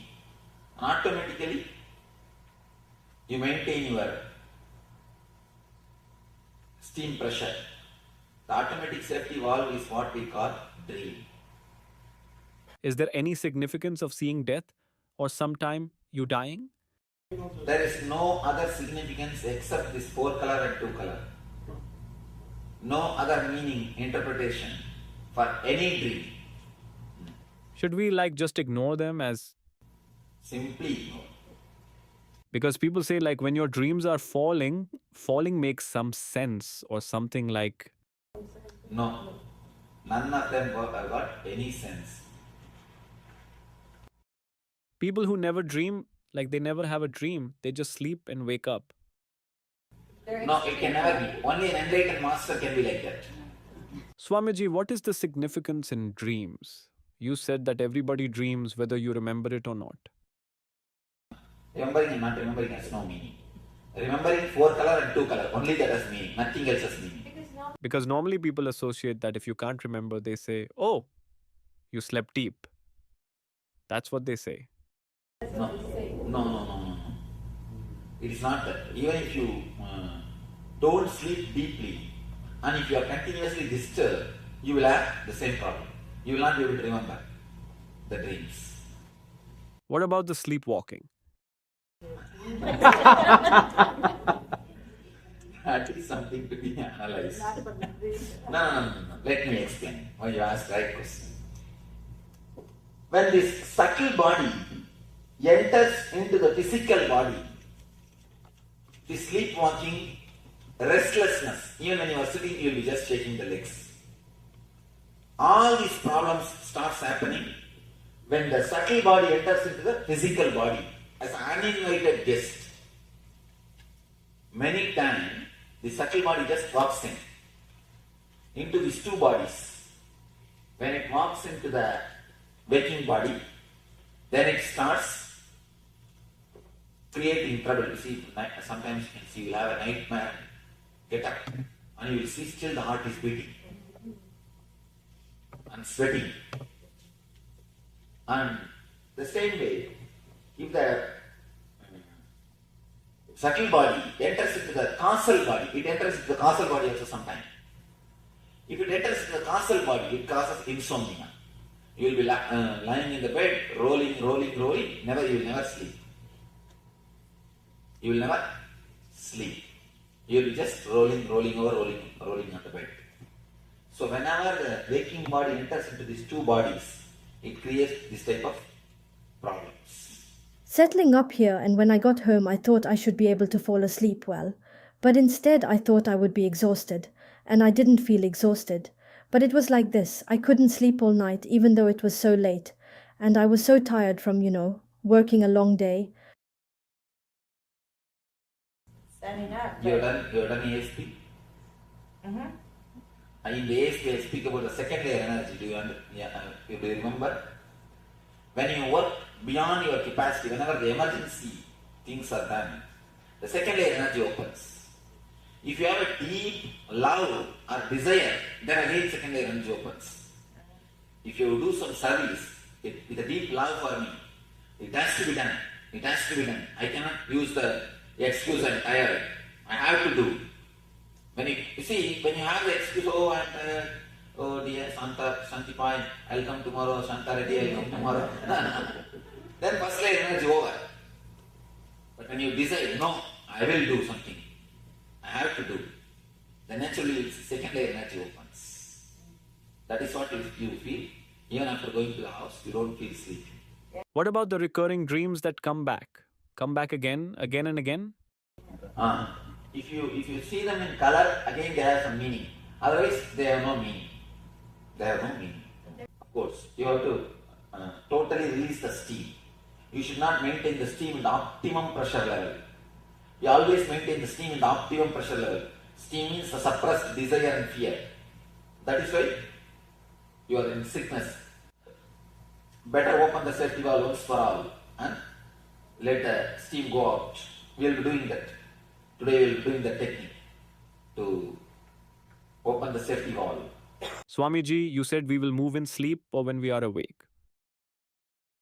Even anytime. The subtle body actually enters into the physical body by force. See, the subtle body enters into the physical body by force. It means the physical body also don't have so much of awareness. It gives place. So people that bite their nails all time, is it the same thing? But what causes that to happen? Like, what are the some things that cause them? Suppressed, that's what you see, the suppression, suppressed desire and the fear. If it becomes too much, it is just on the verge level. Any moment you can become this or that. That is the thing which keeps you in the restlessness. Swamiji, whenever I have a bad dream, why is it that when something undesirable is about to happen, I am able to realize it as a dream and I can either stop that from happening or I wake up? If some bad is going to happen in the waking state, it comes in the dream. You mean? No, when I am dreaming, if something bad like I'm about to fall off a cliff or whatever, in the peak of greed, in the peak of desire and the peak of fear, you wake up. Because desire and fear brings you to your consciousness, brings you to the present moment. The moment you come to the present moment, you wake up. And many times people come and tell me, I had such wonderful dreams on. I was seeing that person whom they want to see. Suddenly they wake up. They come and complain, oh, I woke up. Why some dreams come true, some don't come true? That's what. If you can remember in the fourth color, it will come true.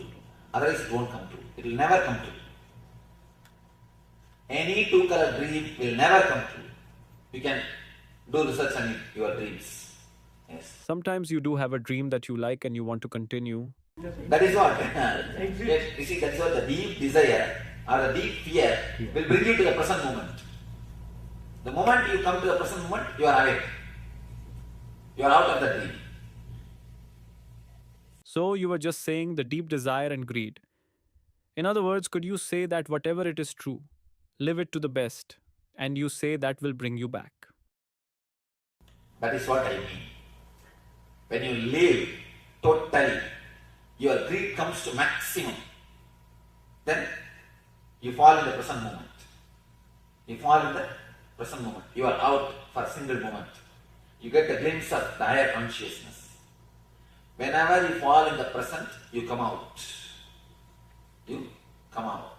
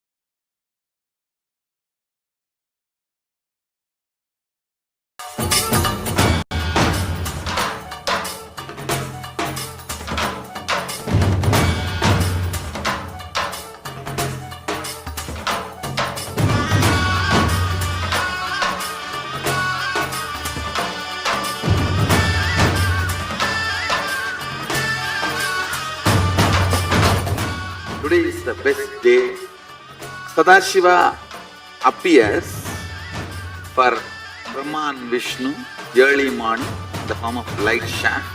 Means the consciousness which is beyond time and space enters into time and space. Sadashiva declares, let me become many to celebrate myself.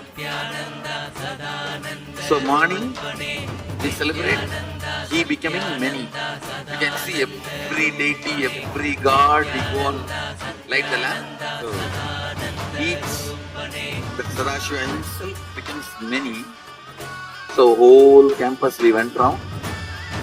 It was such high energy.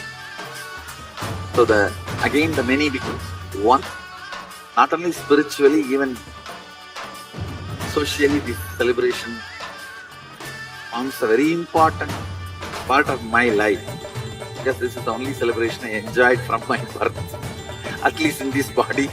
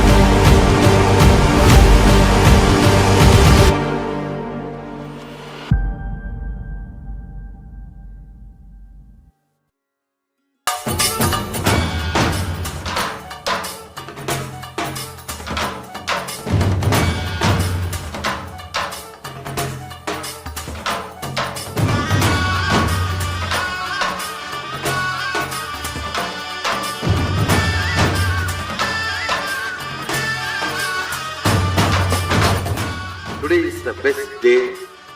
Sadashiva appears for Brahma and Vishnu early morning in the form of light shaft. Means the consciousness which is beyond time and space enters into time and space. Sadashiva declares, let me become many to celebrate myself. So morning we celebrate he becoming many. You can see every deity, every god, we go on light the lamp. So each, the Sadashiva himself becomes many. So whole campus we went round. It was such high energy. So again the many becomes one. Not only spiritually, even socially, this celebration forms a very important part of my life, because this is the only celebration I enjoyed from my birth, at least in this body.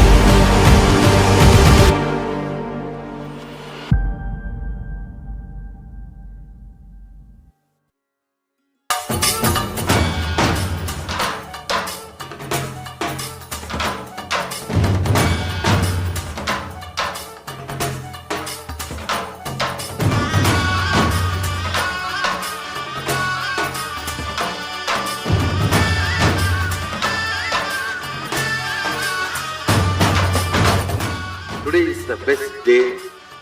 Sadashiva appears for Brahma and Vishnu early morning in the form of light shaft. Means the consciousness which is beyond time and space enters into time and space. Sadashiva declares,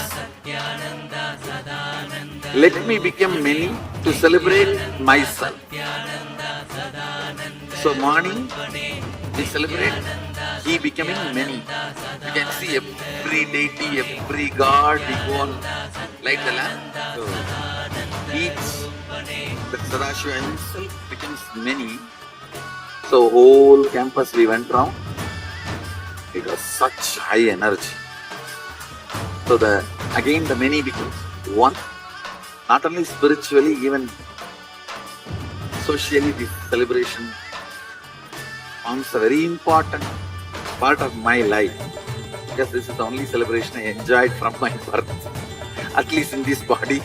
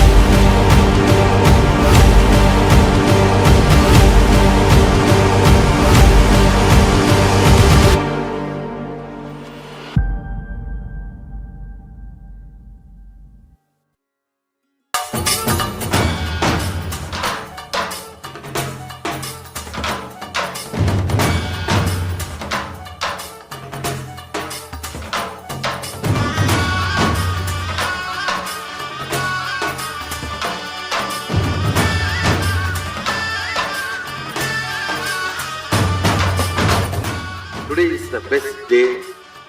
Sadashiva appears for Brahma and Vishnu early morning in the form of light shaft. Means the consciousness which is beyond time and space enters into time and space. Sadashiva declares, let me become many to celebrate myself. So morning we celebrate he becoming many. You can see every deity, every god, we go on light the lamp. So each, the Sadashiva himself becomes many. So whole campus we went round. It was such high energy. So again the many becomes one. Not only spiritually, even socially, this celebration forms a very important part of my life, because this is the only celebration I enjoyed from my birth, at least in this body.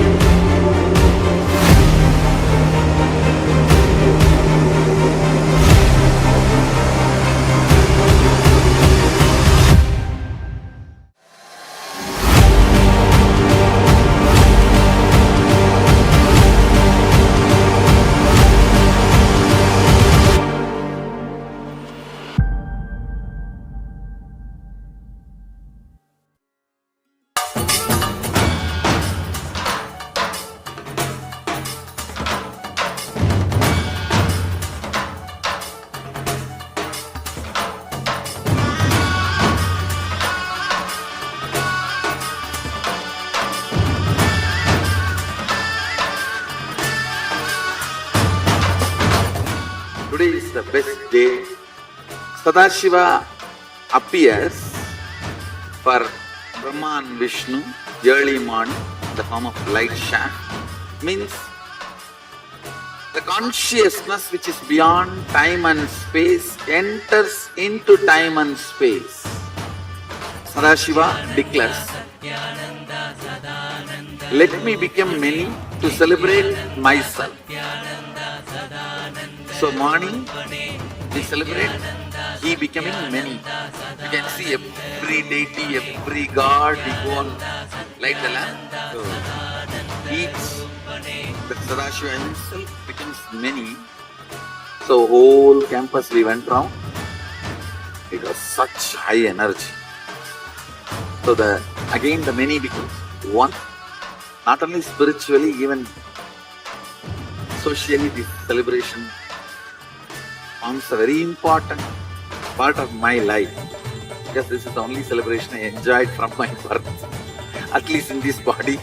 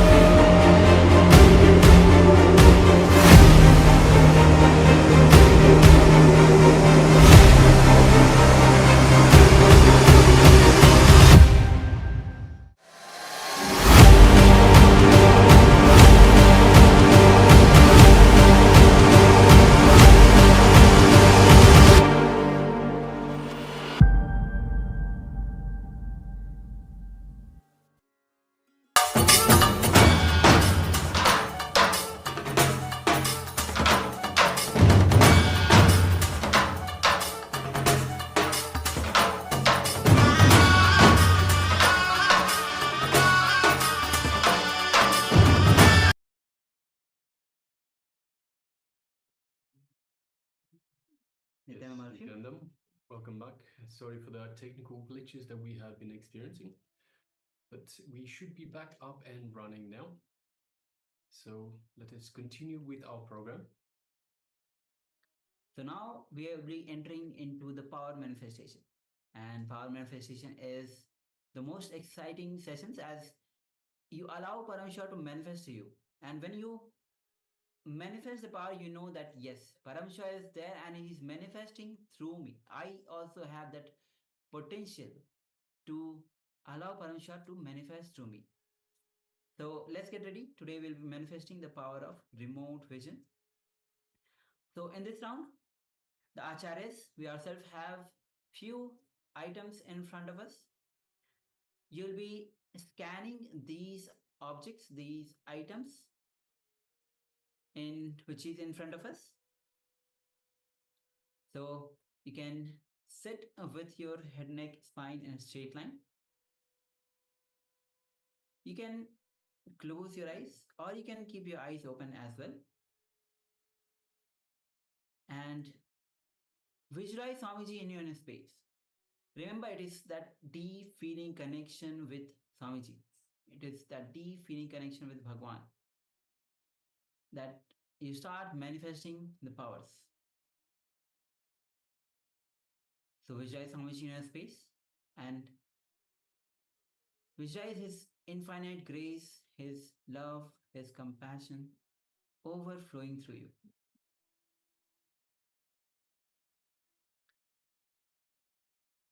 Gently bring your awareness to your third eye, and through your third eye, gaze to Swamiji's third eye and start to unclutch from every single thought. Go on unclutching. whether it is a thought of even to open your eyes or to move from where you are seated or just to move your hand, just unclutch. Unclutch from all the inner and outer identities that you get.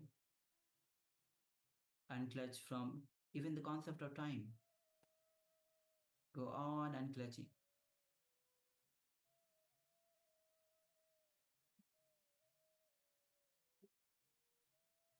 And finally enter into the space of that pure unclutched space, the pure nirvikal samadhi. Now let's start chanting the Mahavakyan. Om Nithyananda Paramashivoham. Om Nithyananda Paramashivoham. Om Nithyananda Paramashivoham.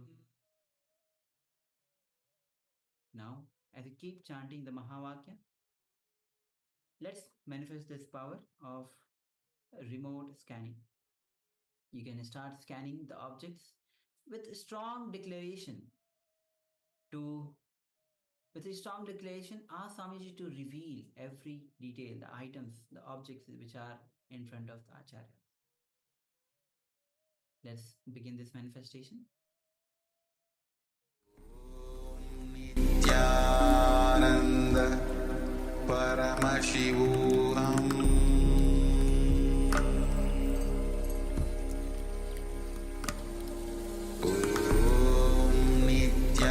Nithyananda Paramashivoham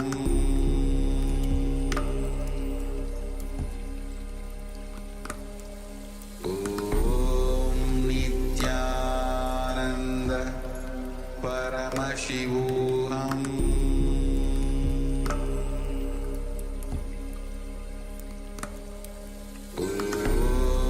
Nithyananda Paramashivoham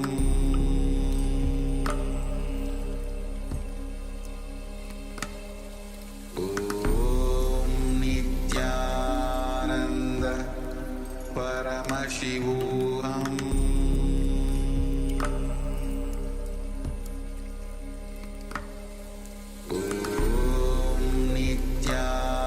Nithyananda Paramashivoham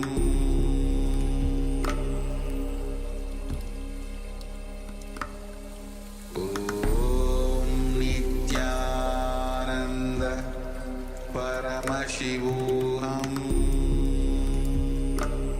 Nithyananda Paramashivoham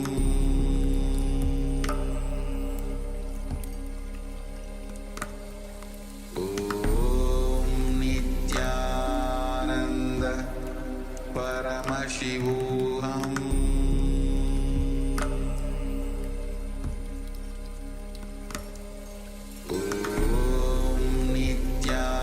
Nithyananda Paramashivoham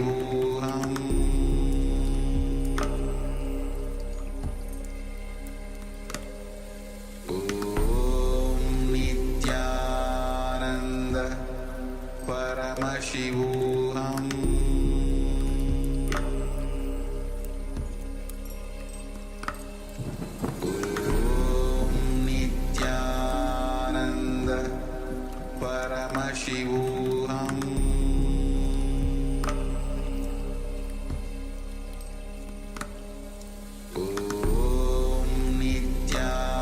Nithyananda Paramashivoham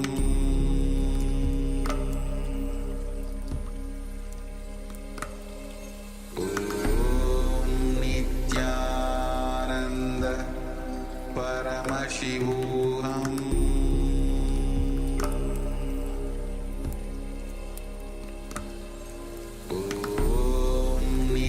Nithyananda Paramashivoham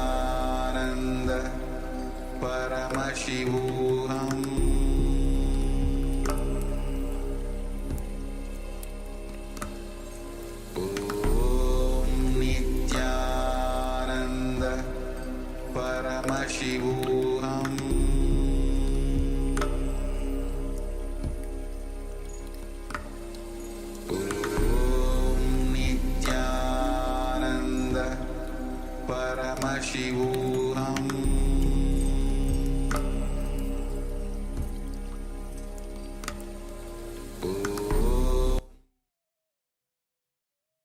Now, slowly, you can relax and take a moment to share what was revealed to you as you were scanning the acharyas, the ourselves, the object or the items that we have in front of us.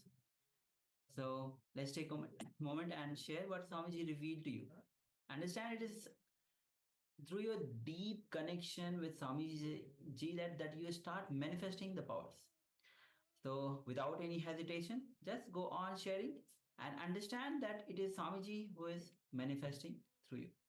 So any hesitation that you feel, you feel that whether it was wrong, right, do not hesitate to share.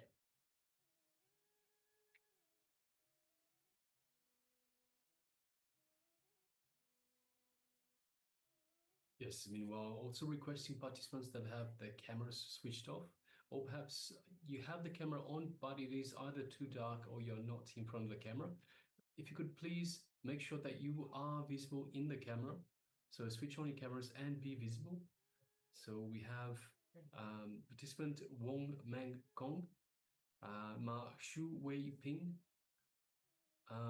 He An Ki, Wang Han Yu, Ma Kaylee Wang. So requesting everyone, please switch on your cameras and make sure that you are available in the camera frame itself. Yes, we have one sharing. We have Ma Ananda Gorarupini that says keys and books. Yes, thank you very much for sharing, Ma. So requesting everyone, if you have taken part in this power manifestation, please do take a moment and share with us what was revealed to you in your third eye. So as you are scanning the acharyas ourselves, of the objects that we have in front of us.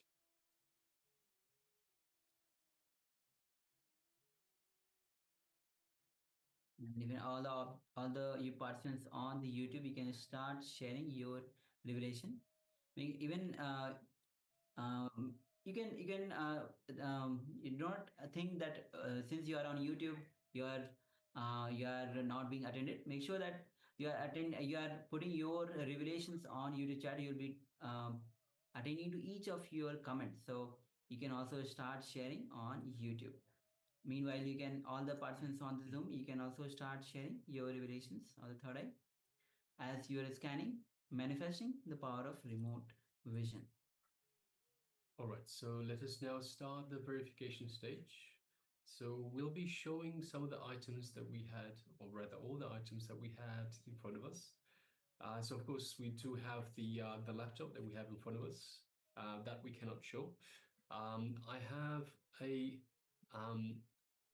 glasses case. So this is one case for the glasses. We have one mouse, as you can see. And we have some earphones as well, and perhaps also a hard disk. So these are the objects that we had in front of us. So yes, Mananda Garupini, we didn't have any books or keys this time. So yes, thank you very much for manifesting this power. And thank you all of you, those who have taken part in the power manifestation, even those who have not yet shared.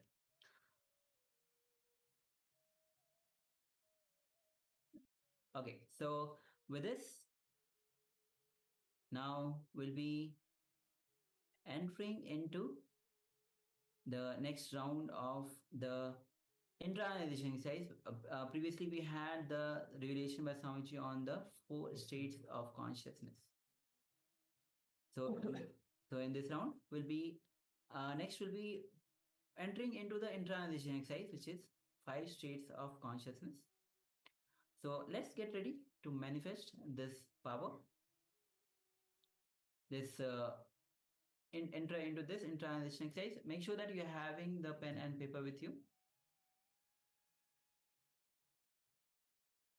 Yes. So Swamiji beautifully told us there were 4 states of consciousness. We are adding one more. Actually, Swamiji is adding one more. So there are actually 5 states of consciousness that Swamiji is teaching about. But let's start off with the first four, and then we'll go beyond these first four to the fifth one as well.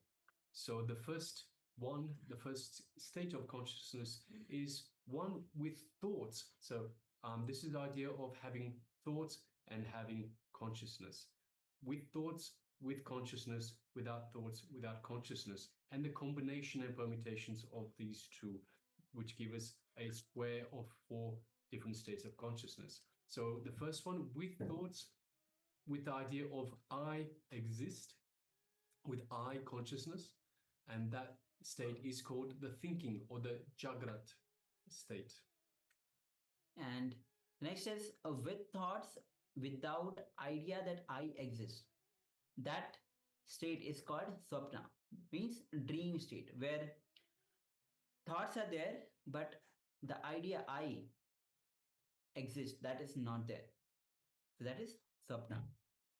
The next one is the state where neither the idea of I exists, so no identity, nor the idea of thoughts exists. So no I and no thoughts. And this is what is called Shushupti or deep sleep state. So in deep sleep, there are no thoughts and there are no idea about I consciousness.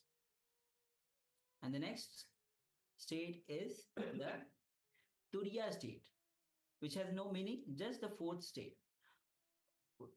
In this state, the idea I exists, but there is no thoughts. So without thoughts, only the pure idea that I exist. That is the pure state, the Turiya state, the fourth state. Yes, and then we move on to the fifth state that Swamiji has told us about, which is Turyatita, which is beyond the fourth state. So Turyatita means not only that you are awake, but you are alive. You can move anything you want through consciousness. So that is the Turyatita, or the fifth state of consciousness. So we'll be just projecting these 5 states: the waking state, which is Jagrata state; Sapna state, dream, which is the dream state; the Shushupti, which is the deep sleep state; Turiya, which is the state of consciousness; and the fifth one, which is the Turyatita. So that you can have a reference for yourself. Even if you want, you can pen down. And so just take a moment and pen down these 5 states of consciousness.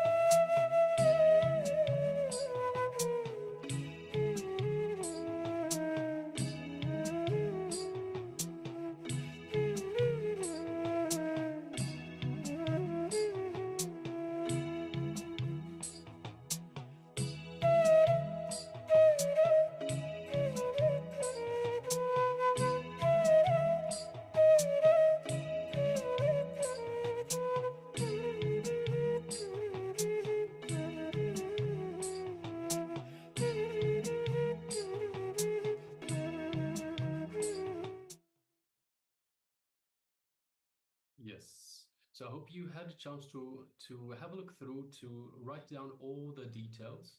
And what we will do is, it is asking us to create a diagram of these, a table of these 5 states of consciousness. Of course, we have 2 by 2 for the eye consciousness and with thoughts, and without eye consciousness, without thoughts. But it's a little bit tricky in terms of the 5th state. How do you show a 5th state in the table format? So we have drawn these for you. So we're just going to display these in a table format for you, so you can pen this down. So let us continue.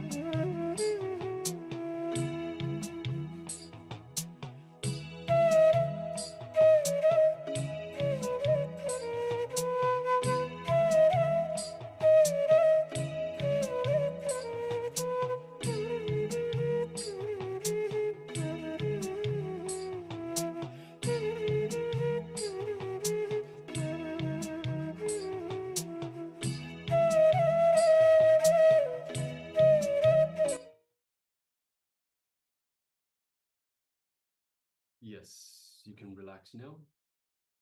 So this diagram that you've just seen, it represents the 5 states of consciousness in a table format, as Swamiji has told us. So once again, you have with thoughts and with I identity, that is the waking state or the Jagrat. Without thoughts and with I identity, that's the conscious state of Turiya, the 4th state. You have with thoughts but without I identity is the dream state, the Swapna. Without thoughts and without the I identity is the deep sleep state, the Shushupti. And of course, the 5th state, which is beyond Turiya, beyond the 4th state, is the 5th state, and that is the Turiyatita, which is the state where which allows us to do anything, to move anything just through our consciousness.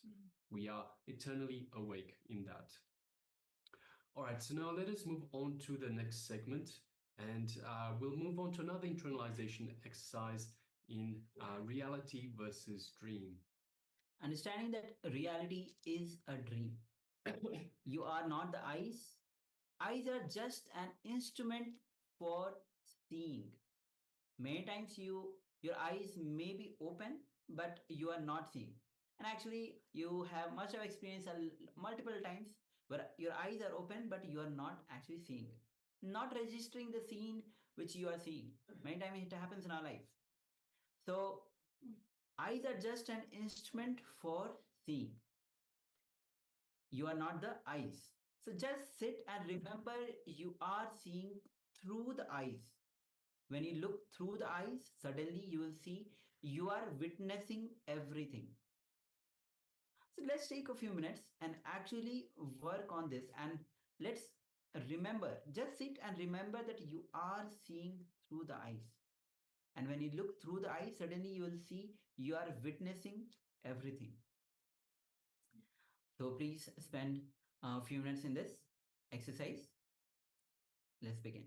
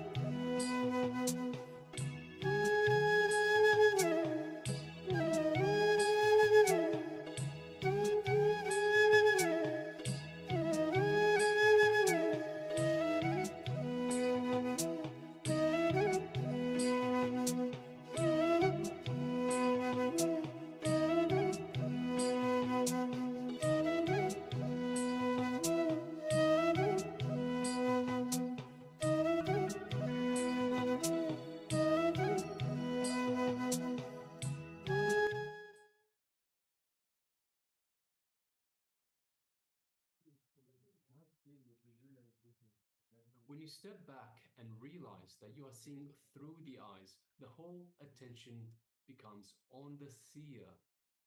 That is innocence.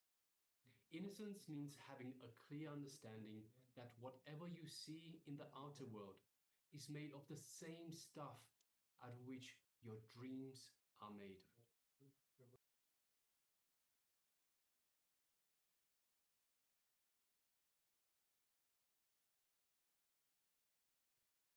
Cognizing reality is a dream.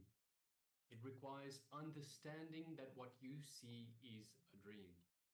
Having the Shakti, the energy to change the dream, and having the buddhi, the intelligence to know it is a dream. So there is no need to change it at all. So an important truth that you should know is that dreams are made of the same stuff out of which this waking world is made. So once again, the world is made of the same stuff in which the dreams are made, and dreams are made of the same stuff of which the waking world is made. So if you think dreams are ordinary, this world is also ordinary. If you think this world is fantastic, your dreams are also fantastic. And it works both ways. So again, once again, the important truth you should know, dreams are made of the same stuff which the waking world is made.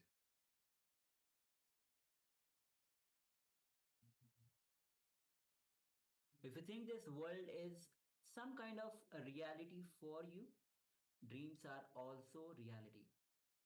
Understanding this truth will give you the energy to make your dreams into reality, and it will give you the intelligence to understand that whatever you think as reality is nothing but one more dream.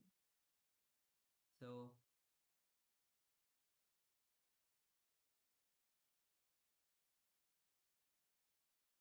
again, if you think this world is some kind of reality for you, dreams are also reality. Understanding this truth will give you the energy to make your dreams into reality.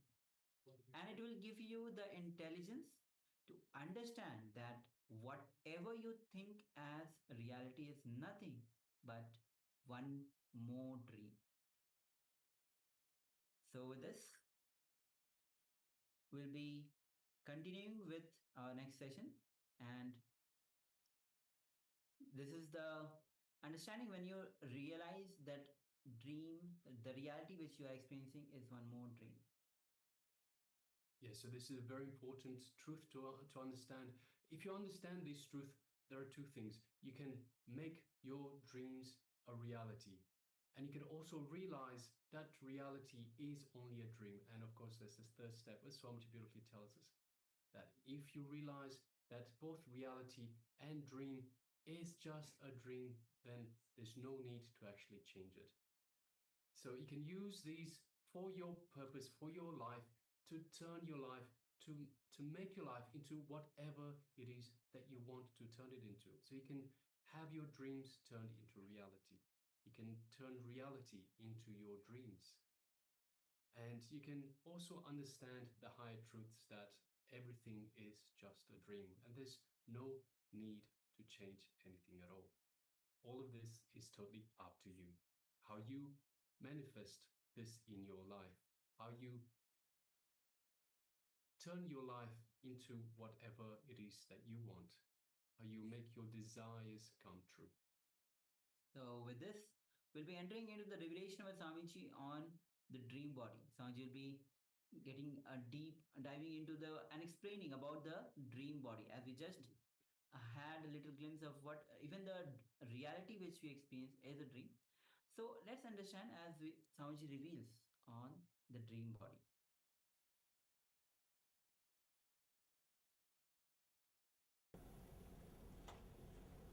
We will enter into the second session, which is related to dream body, which is subtle body. Let you understand few things. Whatever you suppress, whatever you wanted to happen, and whatever you don't want that to happen, whatever you want to happen, whatever you think that it should happen, whatever you think it should not happen, both happens in the dream. Whatever you think you want to happen, the desire, the greed, whatever you think it should not happen, the fear, which you suppress, both comes up in the dream.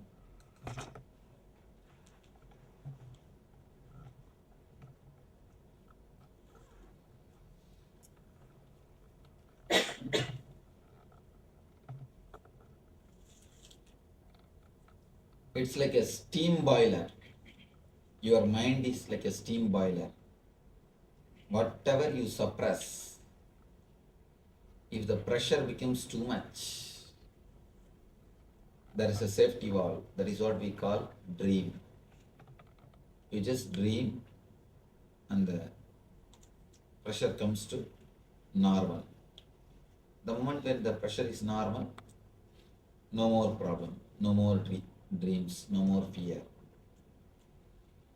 You run your life normally.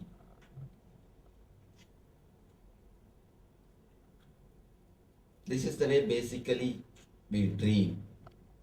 This is the way basically dreams happen. There is one more thing. If just dream comes and goes, there will be no problem. But this dream body doesn't keep quiet. If dream comes only in that time, in a particular time, if your dream body is active and your extra steam or extra pressure is released, as long as that happens, no problem. Things go very smoothly. But it is not that only this happens. Something more happens. There starts the whole trouble. This dream body unnecessarily starts entering into the waking body and deep sleep body. When the dream body unnecessarily enters into the waking body, that is the time you get restlessness. You will be sitting physically in one place, but mentally you will feel deeply restless. It will be moving here and there, here and there, here and there, this side to that side, here and there. Second thing,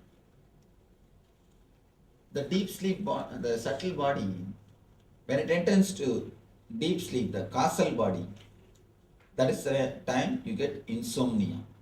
You will be lying, but you will not be able to sleep continuously. You will be thinking.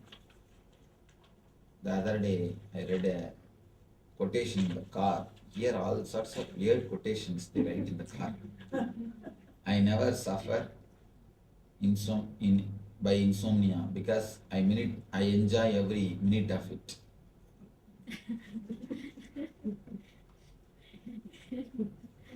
I think the guy not only is having insomnia problem, must be having insanity problem.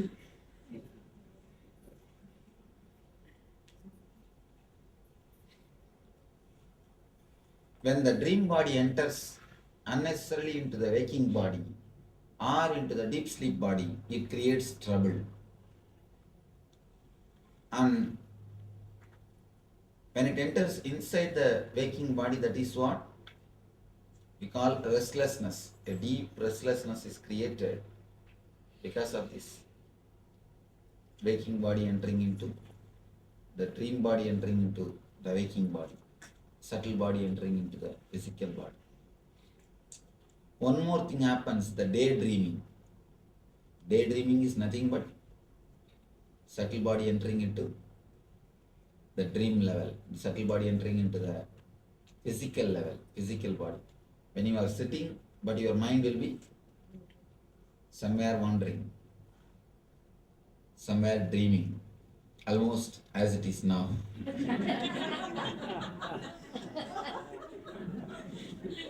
Almost as it is now. Because, be very clear, none of us experience the total waking consciousness.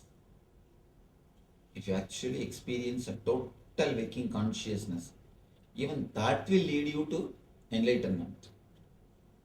But we never experience a total waking consciousness. We always keep a certain amount of dream body, so that any time enlightenment comes, we can escape. Any time suddenly super consciousness starts happening, we can escape from it. It's like you keep a continuous shield. Any time super conscious starts, you start moving towards super conscious, or super consciousness starts moving towards you, you keep that buffer and escape. Continuously, one portion of you goes on thinking, daydreaming. If the height of the daydreaming is too much, then depth of the night dreaming also will be too much. The amount which it interferes with the physical body, the same amount it will interfere the deep sleep level. If you have too much of daydreaming, you will naturally have too much of night dreaming. Only these two, three important things, if you know about the dreams, that's enough. First thing,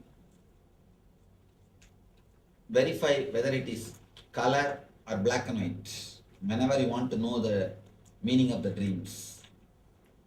If it is 4-color, understand, then it is a dream from superconscious, dream from samadhi, not from conscious or deep sleep. Whenever it is just a 2-color, you don't remember the dream at all. You don't remember anything, just some vague pictures are seen. 2-color, black and white. Then be very clear, it is from conscious state, waking state. Whenever it is just words, if you are introvert, you can understand, not even 2-color, just few words will be coming up. You will be dreaming in words. Whenever it is words, it is just from causal body. You need little more sleep, that's all, nothing else. You need little more sleep. Don't bother at all about that type of dreams. These two dreams has no base. There is nothing to know, nothing to bother. Only these 4-color dreams has got some meaning in your life. These 4-color dreams has got some vision, some intuition in your life. One more thing.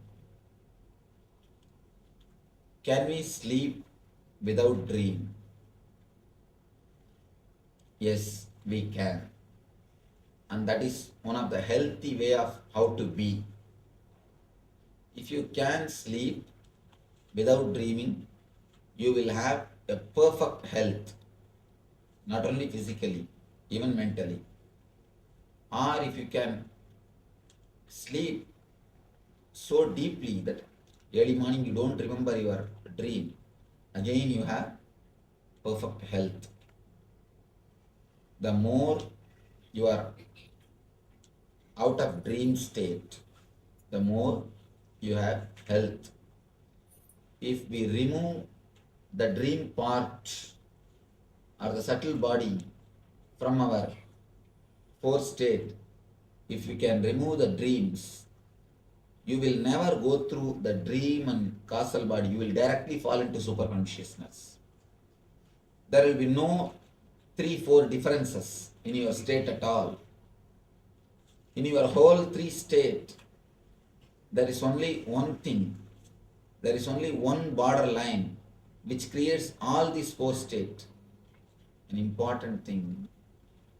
The 4th state is not created by 2 lines. No, it is created by just one line. It will be difficult to understand because always mentally 4 means you need at least 2 lines to create 4 level. Above, center and below, and at least 3 lines you need to create 4 levels.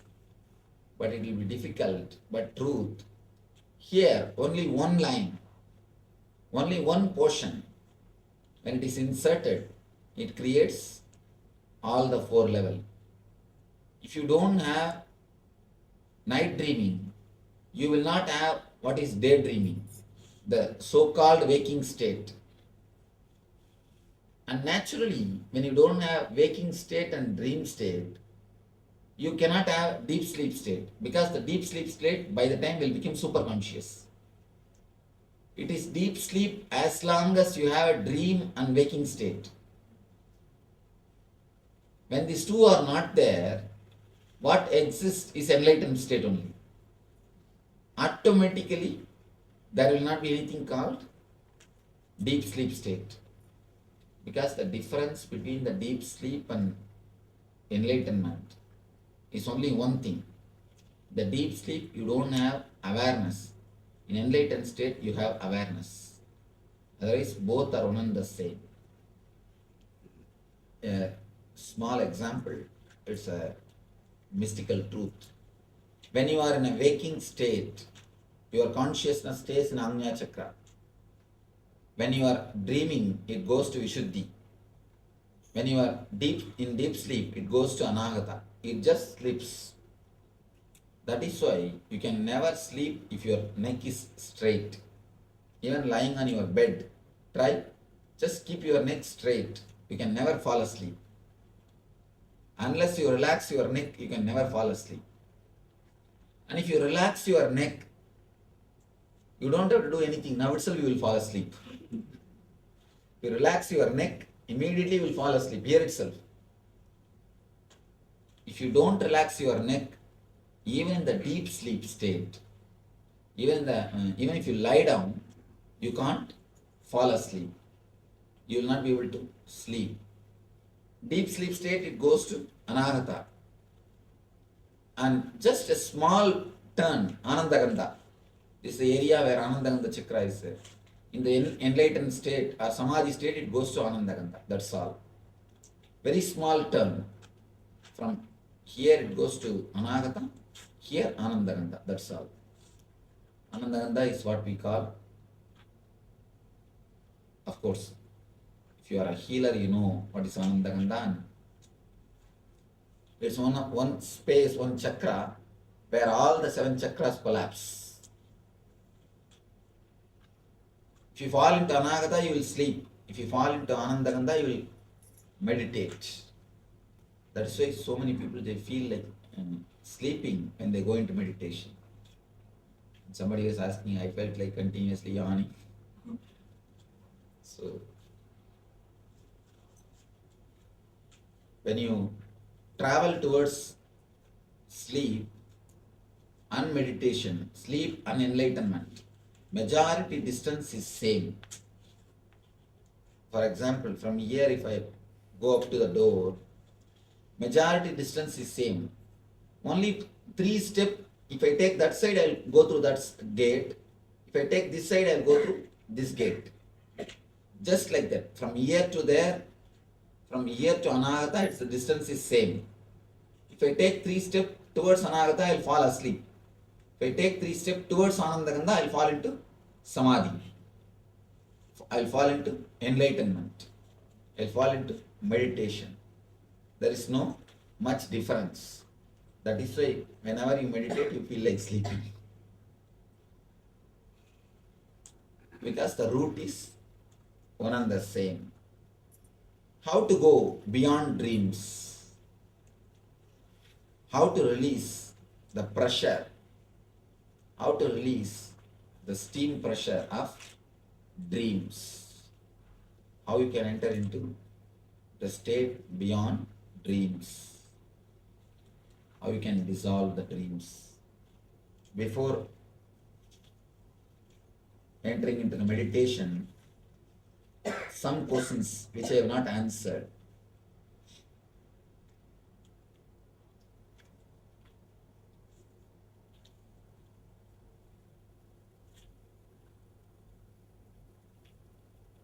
Some questions worthy of answering. I'll try to.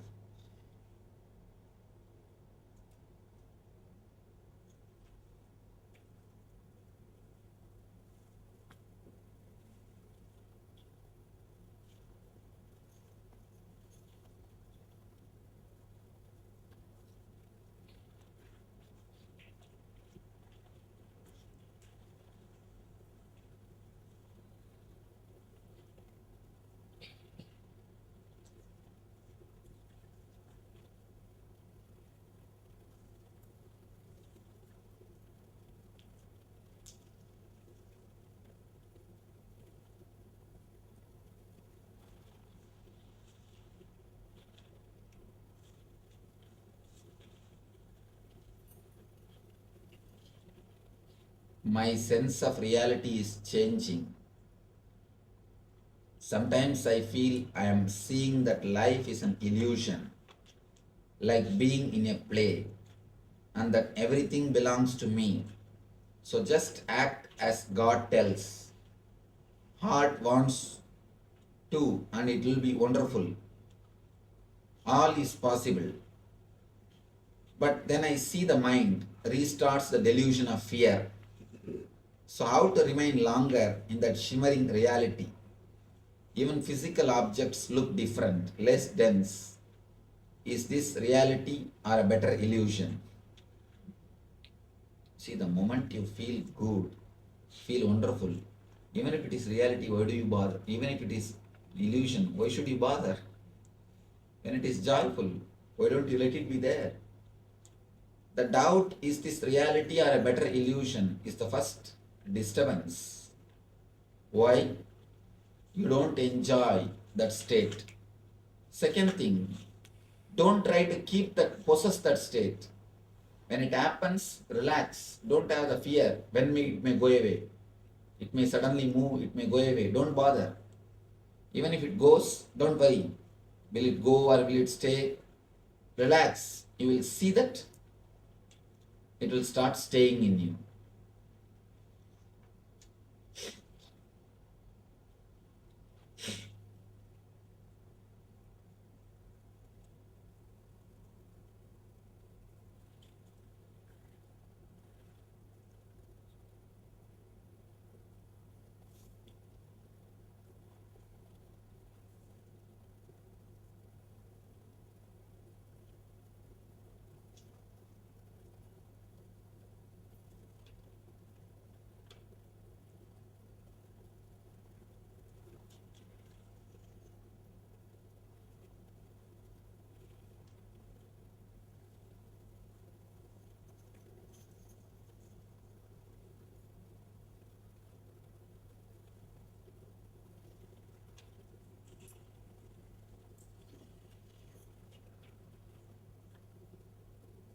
Here are these questions. Sometimes I wonder, how do these people live with their head and logic? See, the same question, the question starts with one logic, by the time it comes to an end, the logic turns and they contradict themselves. I am surprised. There are few questions. You can't answer that question. You have to answer the questioner himself.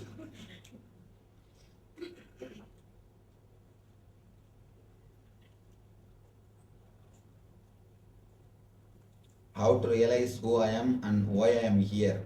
Ask the next person, he will tell you. This question has to be asked to you, to yourself, who am I? Not to somebody else.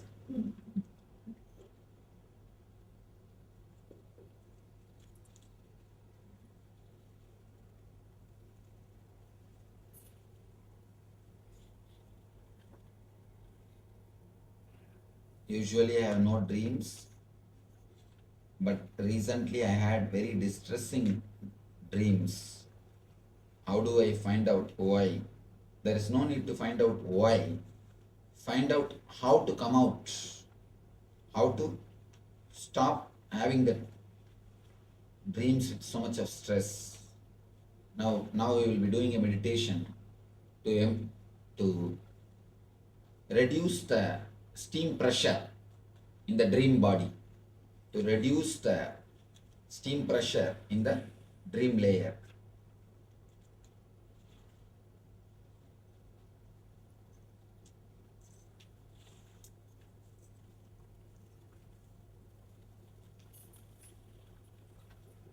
Is a deep fear cause for repetitive dreams of animals biting me? Yes, that is true. It's a deep fear only creates a repetitive fear, animals biting you.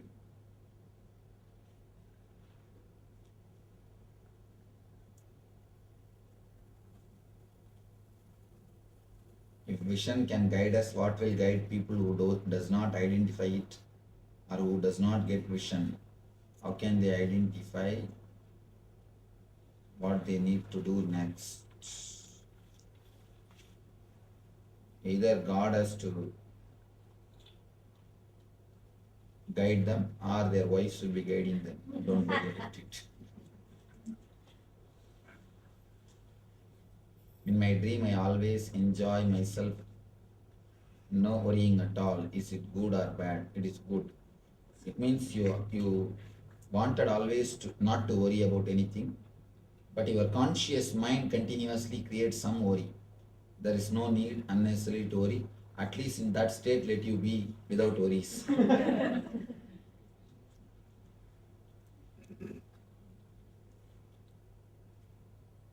Our waking life is also a dream, then are all these people just illusions, including you? Yes.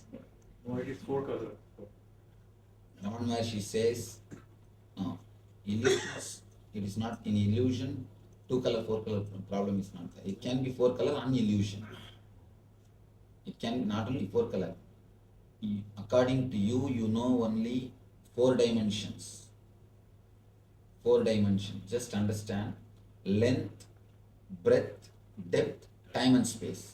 That's all. Only the 4 dimensions you know. According to mystics, there is a 10 dimension. 10 dimension. For example, you can leave the length of this mic and breadth of this mic and just teleport the depth of this mic from here to here. Length and breadth will be here, just depth can be teleported. It means you will put your hand, nothing will stop your hand, but you will see the mic form. Nothing will stop your hand. And you can leave the depth and just teleport length and breadth. Nothing will be seen. If you put your hand, it will hit. Something will be stopping you. So there are 10 dimensions. You know only 4 dimensions. That is what you call reality. It is not reality. Reality is 10 dimensional.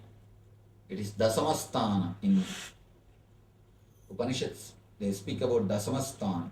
There are multi-dimensions which you do not know to the reality. You know only this 4 dimension. So understand, surely including me, as you understand, is just a dream. Ramana Maharshi says, somebody goes and asks Ramana Maharshi, including you is a dream, then how seeing you helps us? Then what is the use of seeing you? Ramana Maharshi says, if you see a lion in your dream, you just wake up from the dream. Just like that, when you see me in your dream, you wake up from your dream. If you see me in your waking state, it's like a Simha Sopana. You are made to wake up from this state. Seeing the master in the waking state wakes you up from the waking state. You move to the superconscious state.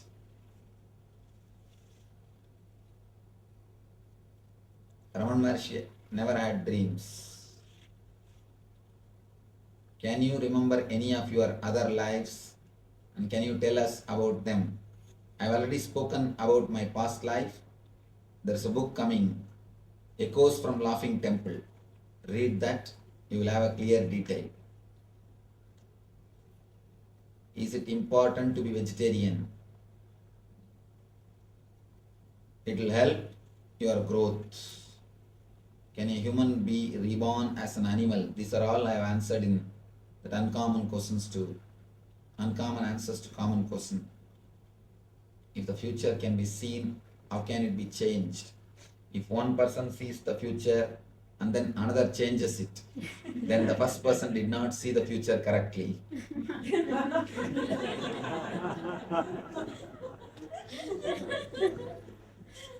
Future, as on now, see, future means you project from the past actually. If you just see somebody's past, almost you can identify his future, how it will be. Because future means you don't create from somewhere else. You create the future from the same stuff which you call as past. That's why you create the same rut, undergo the same trouble, same thing. Nothing much will be different. Only when a master interferes in your life, he changes the whole thing. So if you go to an ordinary person, when he predicts only the real future. But when a master comes, he just changes it. It is like a time shaft. If you go to an ordinary guy who does prediction, he sees the time shaft, what is printed, and he says. And if you suddenly meet a master, and if he erases, how can the person who predicts can be responsible? So he is not responsible for it. Can drugs be useful for a spiritual person? No way it can be useful. It can only be harmful. Can sex be useful? It can be used when it is used with the proper tantric techniques. But as on now, it is very difficult to get a proper tantric techniques. All the tantric techniques available now and all the tantric masters at least available now are like astrologers. Astrology is great shastra, but astrologers are, just like the tantra is a great shastra, but the tantrics have spoiled it. Can you see auras? Do you see unusual things? I can see auras, but I don't see unusual things. I see usual things. You see actually unusual things. Only you see unusual things. I see only the usual things.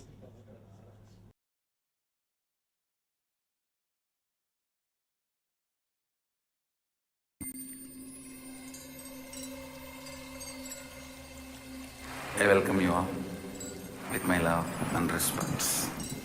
Let you all open all your three eyes. Om Nithyananda Paramashivoham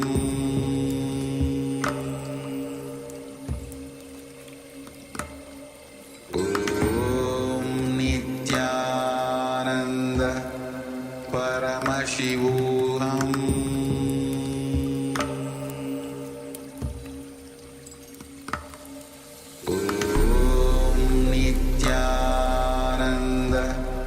Paramashivoham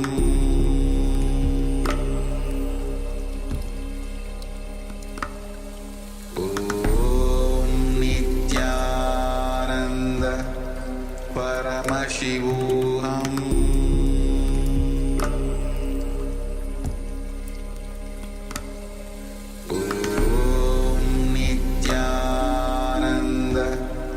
Paramashivoham Paramashivoham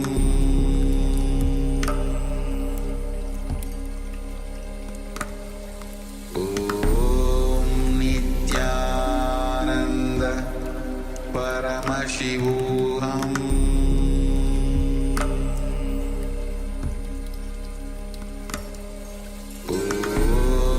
Nithyananda Paramashivoham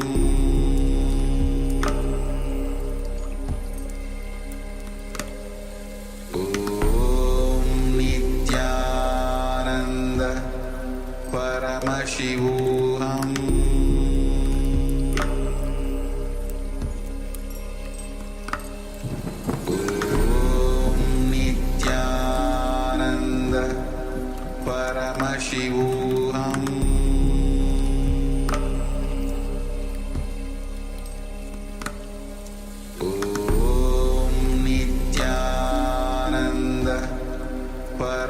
Paramashivoham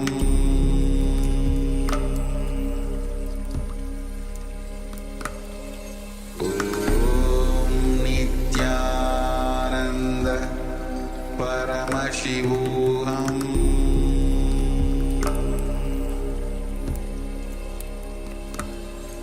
Om Nithyananda Paramashivoham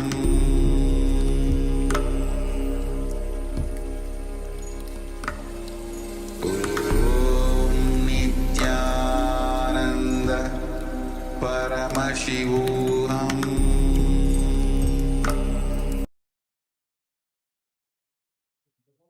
Yes, Nithyananda, all of you.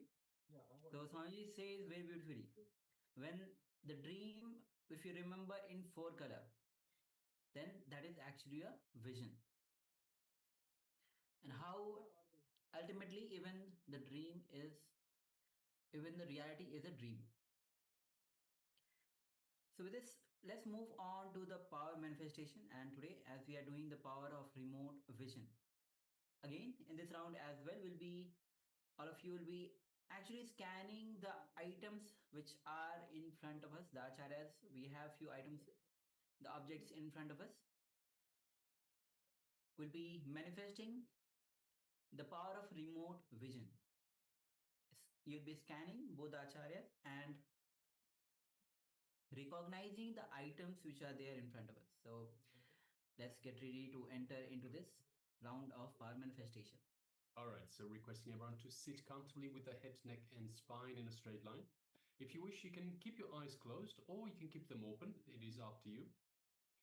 But it is important to keep this straight line with the head, neck, and spine to allow for the Shakti, for the energy to freely run through your body, for the Kundalini Shakti. So once again, requesting everyone, let us sit comfortably with the head, neck, and spine in a straight line.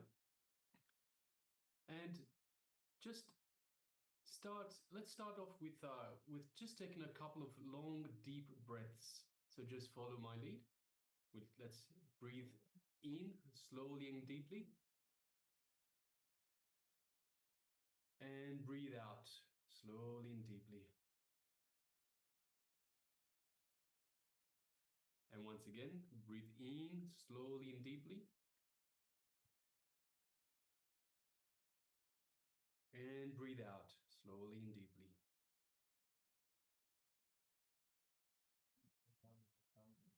One more time. Breathe in slowly and deeply. And breathe out slowly and deeply.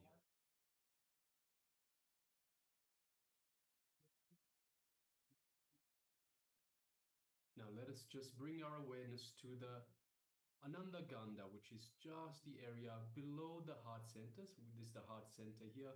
Just below the heart center, we have the Ananda Gandha region, which is our inner space.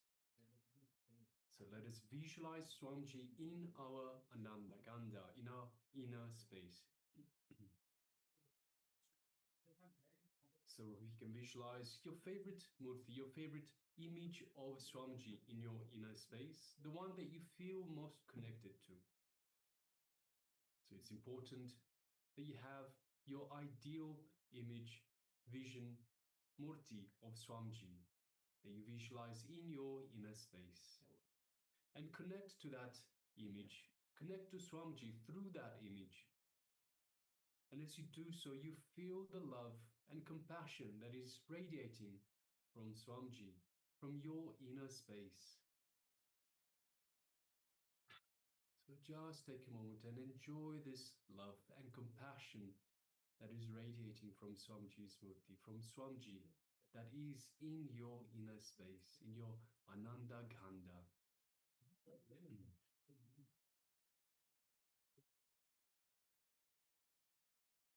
Feel the superconscious energy radiating from Swamiji that is permeating throughout your entire body.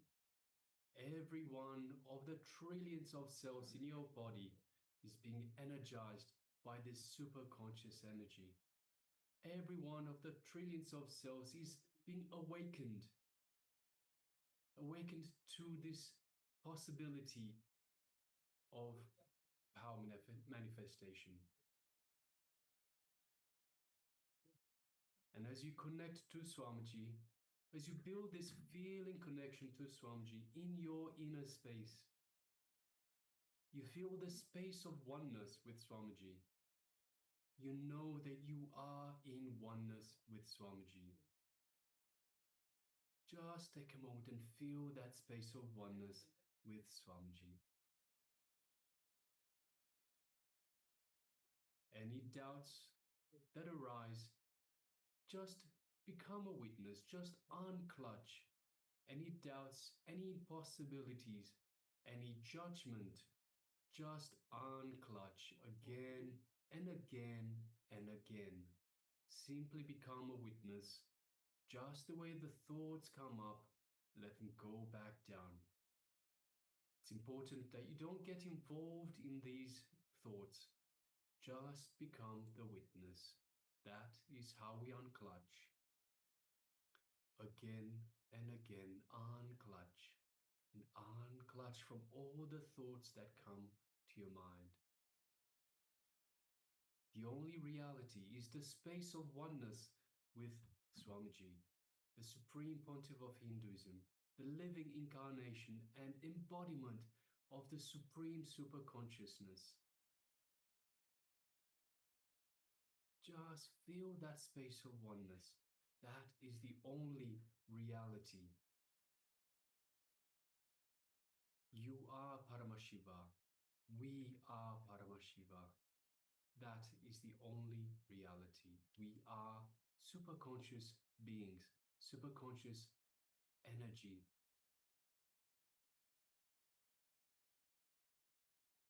Now let us just move our gaze to the third eye between the eyebrows, the Anya chakra. And just gently, don't concentrate, just gently look through the third eye into Swamiji's third eye. So visualize Swamiji in front of you and just gently look through your third eye into Swamiji's third eye. As you do so, you feel an energetic connection from Swamiji's third eye into your third eye. A connection that is vibrating, that is energizing your third eye, awakening your third eye, activating your third eye. So just take a moment and feel that energy in your third eye, in your Anya chakra, the area between your two eyebrows. Again and again, any thoughts that come up, just unclutch from these thoughts. Just be a witness. Don't get involved. The only reality is the space of oneness with the divine.